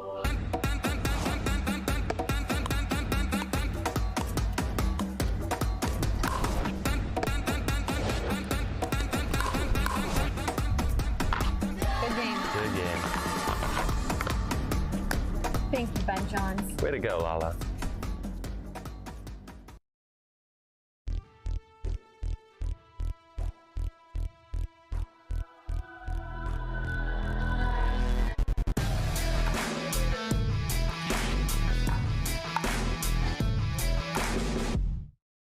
At Coulter Homes, the rules are simple. Grab your paddle and always dink in the kitchen. Remember where you are. Coulter Homes is the home of pickling. Smash and poach on dedicated courts in resort-style and active adult new home communities across the Southeast, including PGA Village Verano and Port St. Lucie, home of the World Pickleball Open. Learn more at coulterpickleball.com.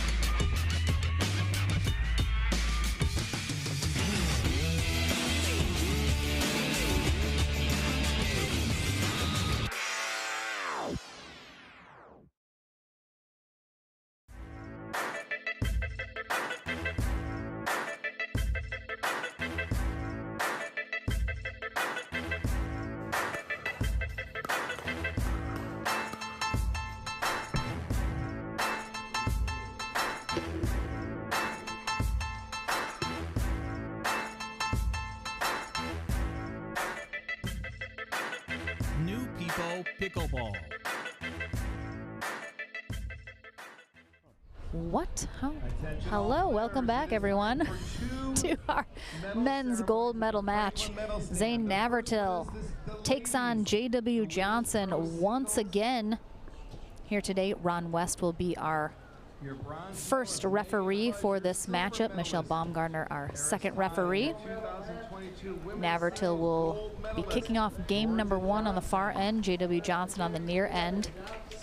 And as we saw earlier, and as we saw last week, Navratil has not found an answer recently to J.W. Johnson. He is a riddle that cannot be solved right now. He's on the board first, though. Let's see if...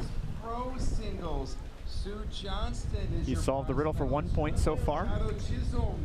Is your silver medalist, and Julie Johnson wins the gold. She's your gold medalist this year.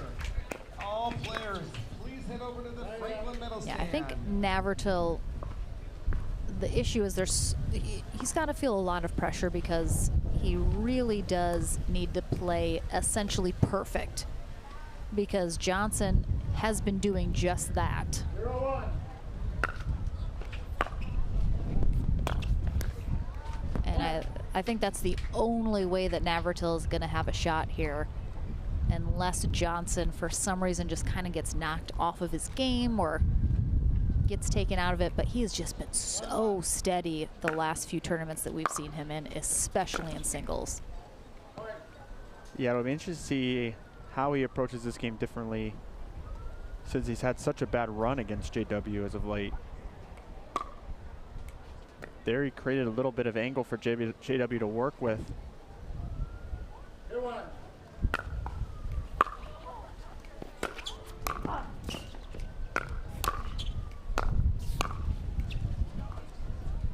Again, the road to gold is going to be long and filled with treachery for Zane Navratil. He not only needs to win the 2 out of 3 portion of this gold medal match, but then a tiebreaker match to 15 as well.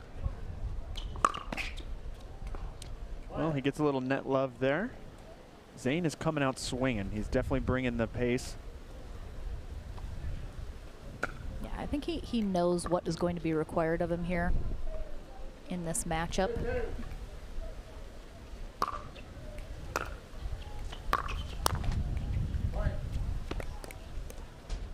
Big swing by J-Dubs is might have caught it a little early.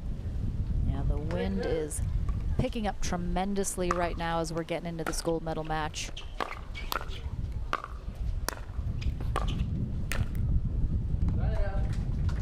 And we talked about before, Johnson just has such fantastic lateral movement, especially once he gets up to that kitchen line. It's really able to just kind of shift back and forth wherever Navratil's trying to put that ball.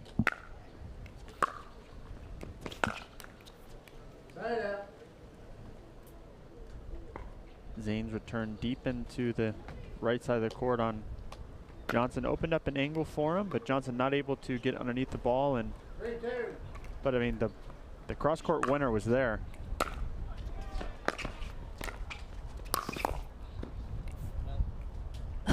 Just wide. Calls it wide from the other side of the court as he has to jump that kitchen line. I like how he just threw it at Johnson. Oh yeah, I mean, very aggressive. I'd like to see that more. I'd like to see Zane start to put it at the body of JW, as JW does such a good job reaching side to side. He's great on the run. He can neutralize some of that by attacking JW right at his body.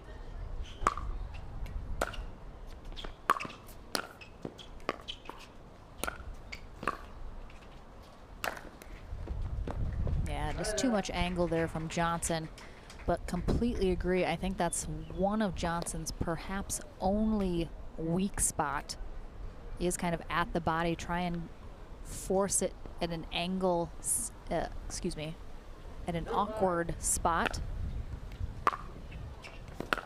Try and handcuff him a little, perhaps. Oh. It's surprised he didn't flatten that out a little bit and go a little more straight down the line. Has to really get an angle on that. Navratil up 5-2 here now in game 1. Ooh.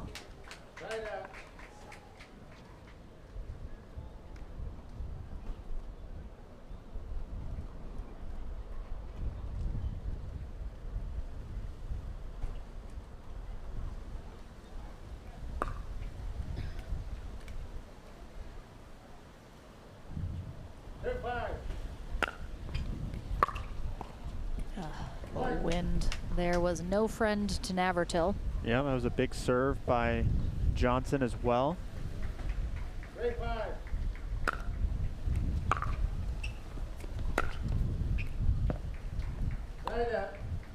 And again, yeah, that wind coming cross court from right to left. It's going to make that left sideline on your screen a little dangerous for both players.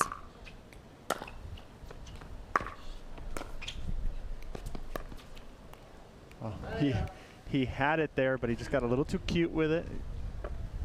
He really didn't even need to put it that tight to the net. I don't think JW was even ready to move to the left. This is all of his weight was shifting to the right.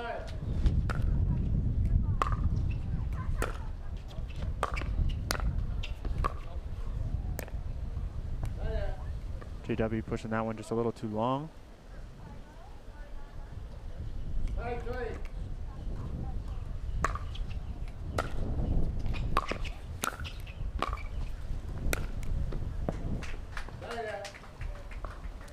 think a little pent-up frustration went into those two overheads from Johnson. Definitely got a sigh of relief after that last one. Mm-hmm.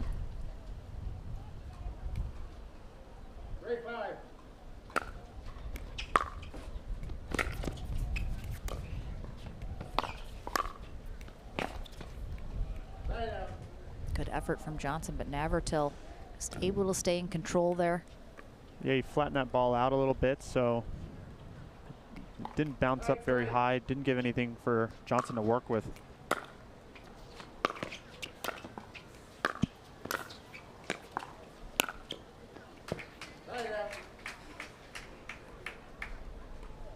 Yeah, so tough, leaving anything up just a little bit too high, and definitely in the danger zone for JW Johnson. JW starting to read the ball off Navratil's paddle pretty well. Zane's starting to attack down the right side of Johnson, and Johnson's pushing him back into that corner and open up the court for himself to find an easy winner.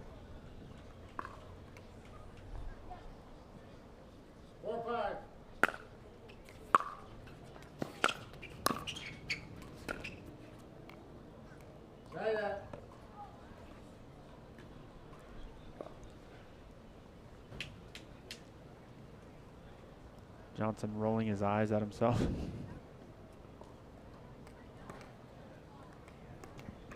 I mean, that's a teenager for you right there, I have to say. Oh yeah, too much on that from Navratil. As he goes with the version of his serve that is a high lofting one.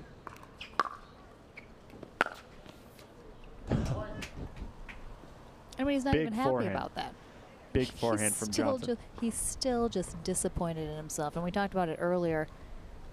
I think he just holds himself to such a high standard. He really is not happy with himself when he's performing anything less than the way he thinks he should be.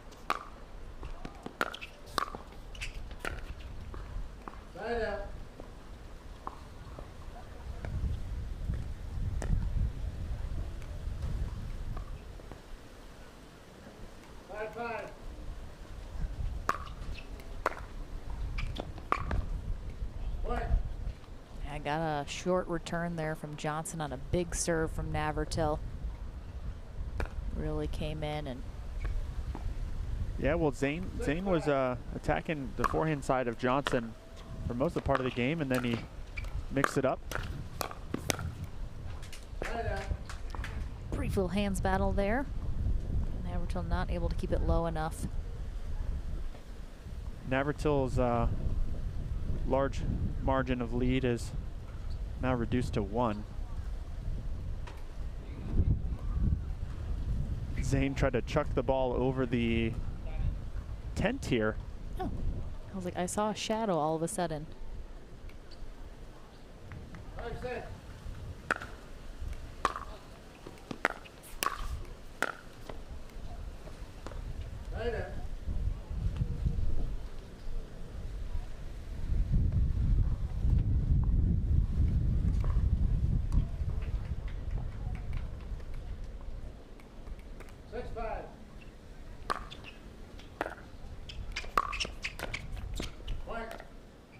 Johnson tries to mix it up a little there. Just kind of drop volley that over the net. 7-5.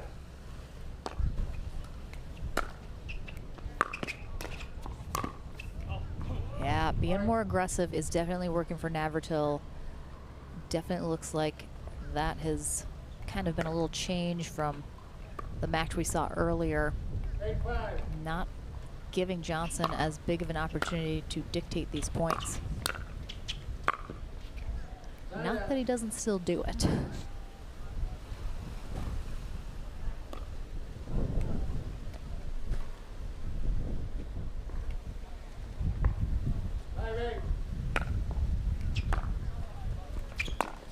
Oh my goodness. Did you hear the reaction from Navratil? That was a he did not think that was coming nearly as fast and as hard as it did. And I'm about to blow away. Good pickup by Johnson.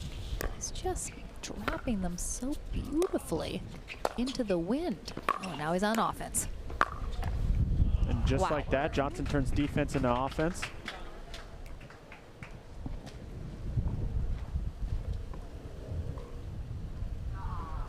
Once he gets the opportunity to attack while he's on the run, he's able to come in, follow the ball, and regain control of the point. Oh, just such quick hands. Tying it up at 8 here in game 1 of our men's pro singles gold medal match. 8-8.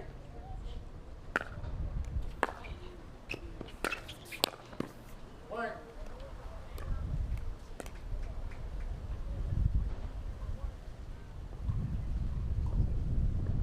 9-8. Point. Here's just a short, high bouncing return there for Navratil, and Johnson just easily steps in and does what he wants with it.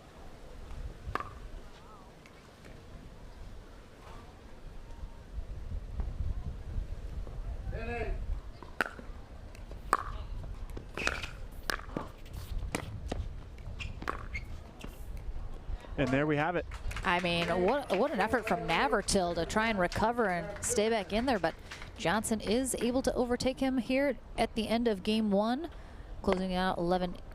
Navratil certainly putting up more of a fight this time around. Game number 2 will be back right after this short break.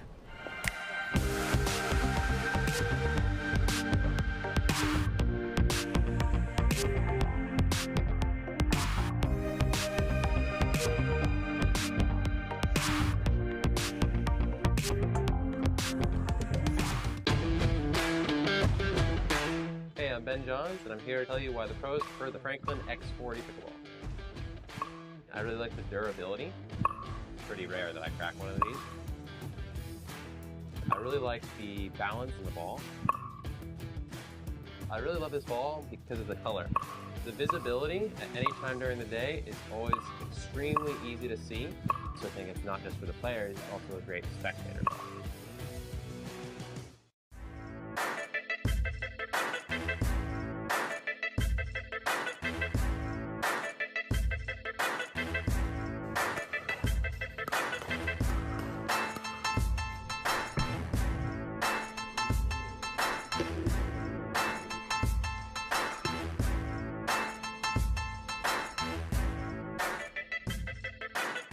New People Pickleball.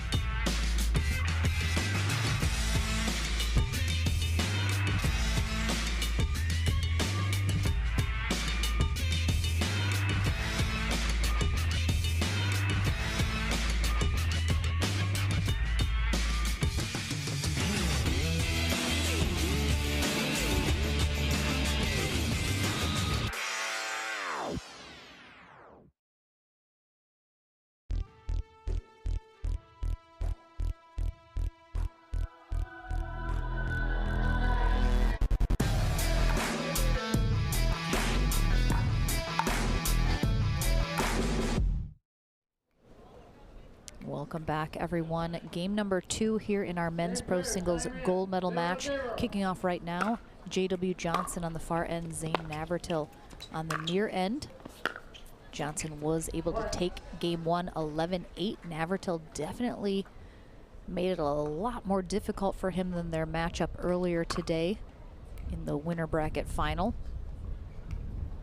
We'll see if Johnson is able to turn it up here a little. Ooh, I mean, I think he just answered my question right there. Yeah, I'd like to see Navratil maybe start to return more to the middle because he's creating a big angle for Johnson to work with.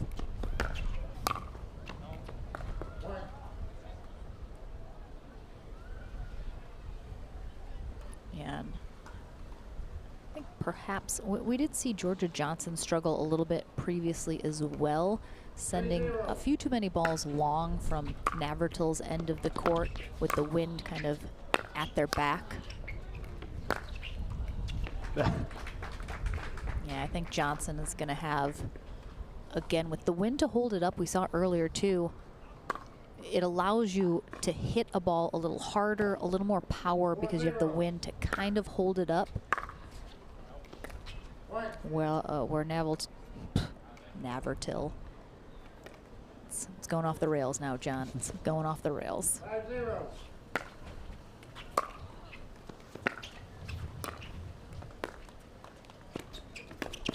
Oh. A little cheeky there. Absolutely. He absolutely showed ATP that whole time, and at the last minute flicked it up. Well done by Zane. I like that. It's like a trick play. Nice creativity there.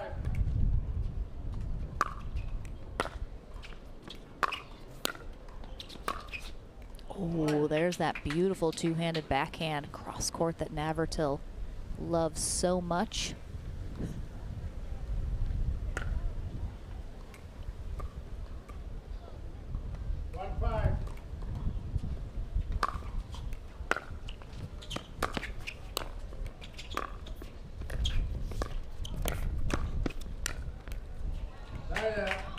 J.W. Johnson's just so good on the stretch and on the run. He can really, he's got such anticipation, know which way the ball's going to go, and can still just fully extended, put the ball wherever he wants to on the court.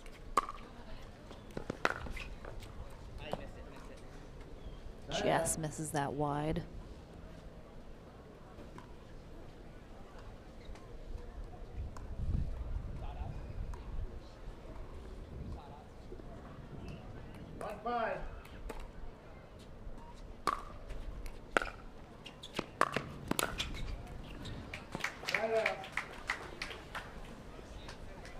See, I think if Zane just starts to possibly throw it at the body of Johnson.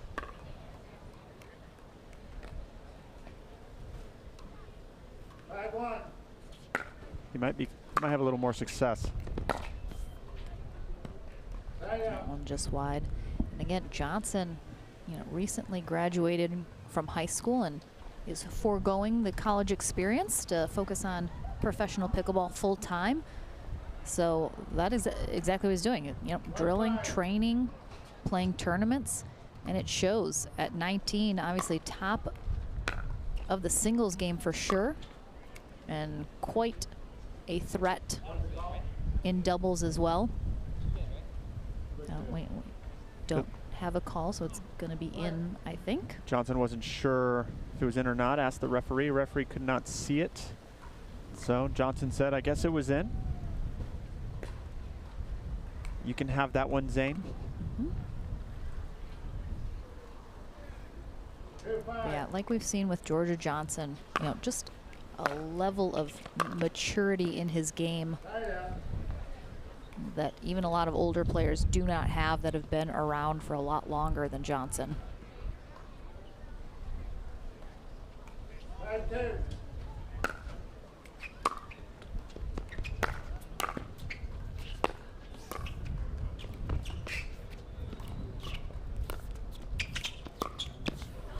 Yeah, I mean, I think you flick it right at him in that situation. Just go right at the body and that upper body.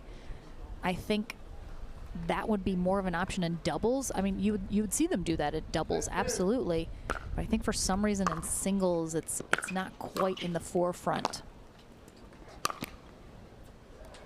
Navratil wanted to make extra sure that wasn't coming back.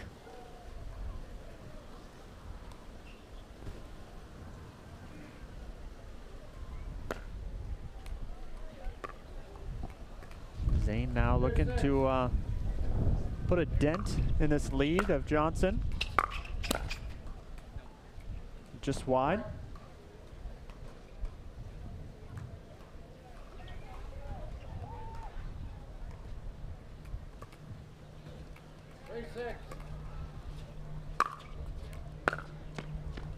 Oh, and a free point there from Johnson on the return wide. And Navratil back within 2. 4-6.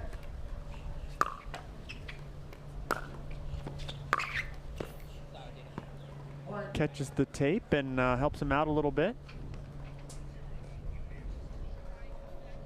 Yeah, right on that sideline. 5-6.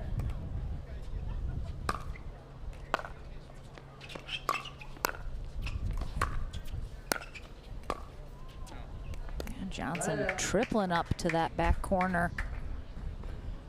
Finally gets a ball. Navratil cannot return.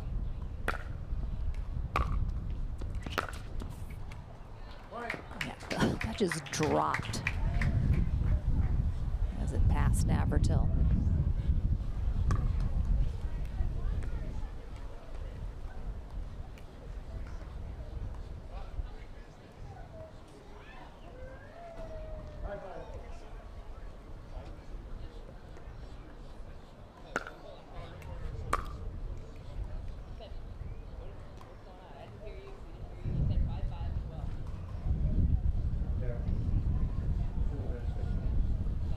Some confusion. Yeah, I think both players didn't really hear the ref call the score, or perhaps call it incorrectly. It sounded like he said 5-5. I thought he did as well. So we are starting over. Cleared it up, 7-5.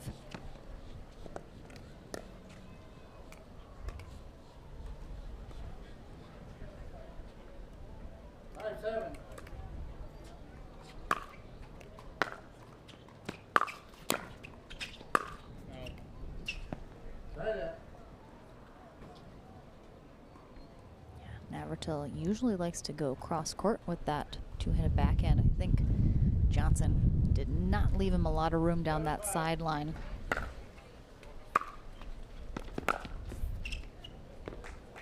I mean, that one looked like it was going way long. Navratil lets that slide, I mean, right on the corner. Yeah, as you see Zane's reaction. Yeah.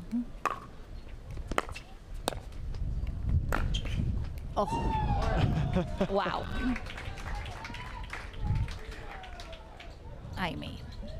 We see Zane went to cover the down the line shot and. Well, yeah, because he thought he had no other option. Well, a good heads up play by JW to get around the ball and play the sharp angle.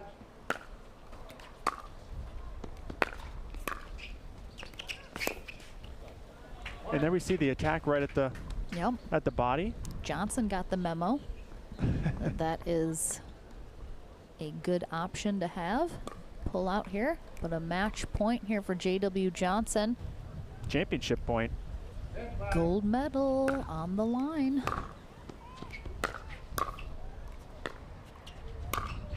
Oh my, that was a funky shot from Navratil. Well, when they were warming up, Zane tried that same shot and almost hit it over the fence as they laughed about it, but he was able to execute on that one. Yep, that was nice. Sick tricks. Zane is not done yet.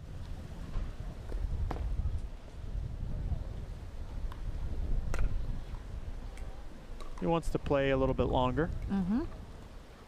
I think he's got a little something to prove here after the last couple matches with Johnson. That's a beaut. Again, he likes that inside-out forehand, running around the backhand side. 7-10.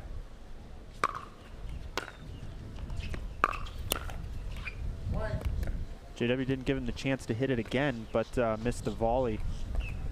Now we have 8-10. And this is how close Navratil got in game 1. Uh-oh. Now he's all right. So you're gonna take a 10 timeout again? seconds is more than enough. now it's a timeout. It's not fun. It's not funny. Navratil is not happy about it.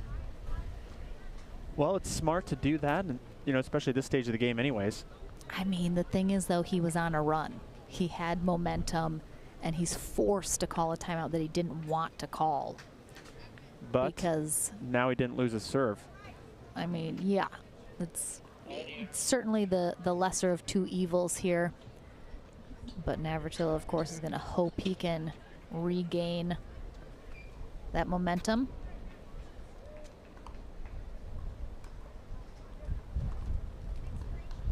I would definitely say, he had a timeout in the bank with Johnson already at 10.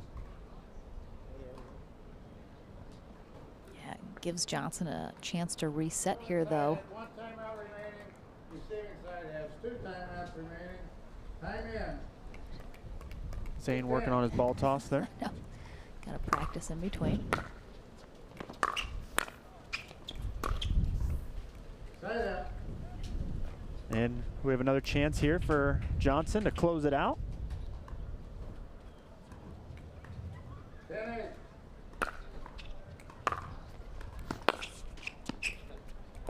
And that one go wide. Navratil still alive here. Saw him come back big against Dylan Frazier in the bronze medal match. 8-10. Side out. And again, Navratil talks a lot about how he is willing to risk the 10 to 20% of his serves that he's going to miss in the hopes that he gets more. And a bit of a heartbreaker here. No one likes to see a match end on a net cord, but JW Johnson staying alive. 11-8, 11-8 is our final score here in our gold medal match. Big congrats, Zane Navratil, our silver medalist here, while Johnson completes the triple crown for the family. We will head to the Franklin studio right after this to talk to him one more time and then sign off here for the weekend. Thank you so much for joining us. We'll be back right after this.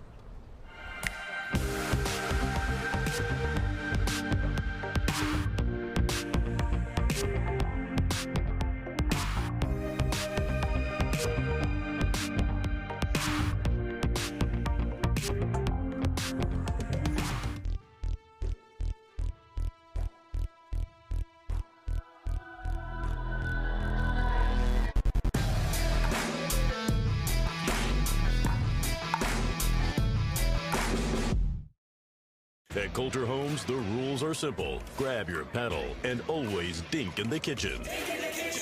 Remember where you are. Coulter Homes is the home of pickling. Smash and poach on dedicated courts in resort-style and active adult new home communities across the Southeast, including PGA Village Verano and Port St. Lucie, home of the World Pickleball Open. Learn more at coulterpickleball.com.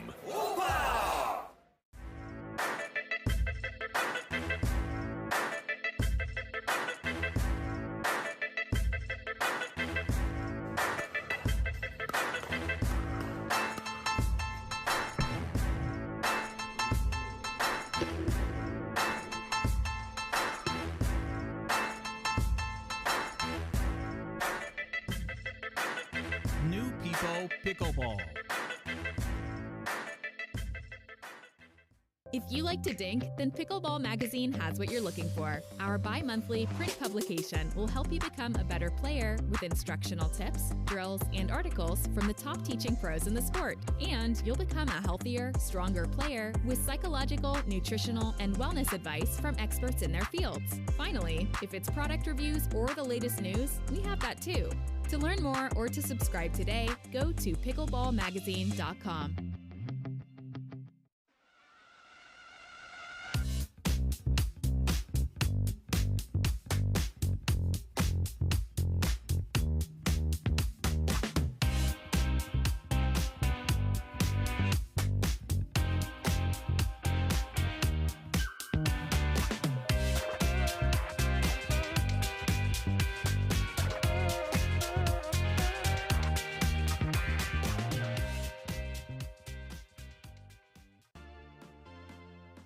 PT Pro Team at pickleballtournaments.com have unparalleled experience running tournaments, including all professional tours and premier events.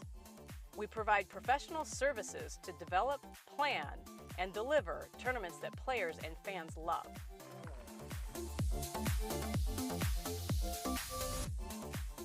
Pickleballtournaments.com, powering pickleball tournaments worldwide.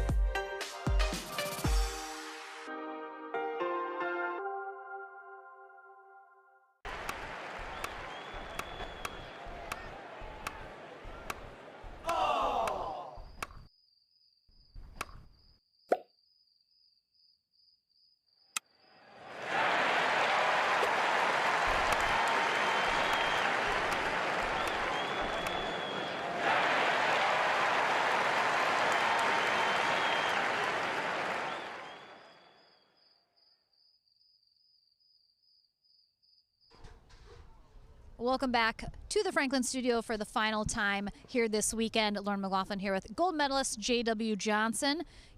Got it done in 2. Pretty convincing performance the entire day. You have a couple tournaments. We have Delray Beach in 2 weeks. Even though you played fantastic today, was there anything that you were like, that is what I need to work on before Delray? Yeah, I mean, a few like cat and mouse stuff because really do not like that too much. But other than that, yeah, just probably work on that, being a little more patient more than usual, and then we'll see how it goes. All right. So you have completed now the second Triple Crown for your family. All 3 of you got gold medals here today. How special is that to be able to share this with your family? Well, first off, I didn't know my mom won, so there is that. But it is it's very exciting. We're all really happy about that, and it's definitely special since not too many families can do that, so I like that. How are you guys going to go celebrate now this evening? Well, an hour drive back home, and then after that, probably eat at the house. I mean, you got to eat too, right? Yeah, definitely all that seafood. Trying to make my Asian eat that seafood too. We'll see how it goes. Well, good luck with that. And a big congrats again to J.W. Johnson and the entire Johnson family and all of our medalists here this weekend. For Boxcar Productions, a big thank you to Kyle Salenko, Randy Coleman, Ariel Butler, and a big shout out to Eddie Atkins with a guest appearance here today. And again, for John Davidson, Lauren McLaughlin, it's been a pleasure. Thank you so much for joining us. We'll be back in 2 weeks in Delray Beach on YouTube and Facebook. We'll see you there.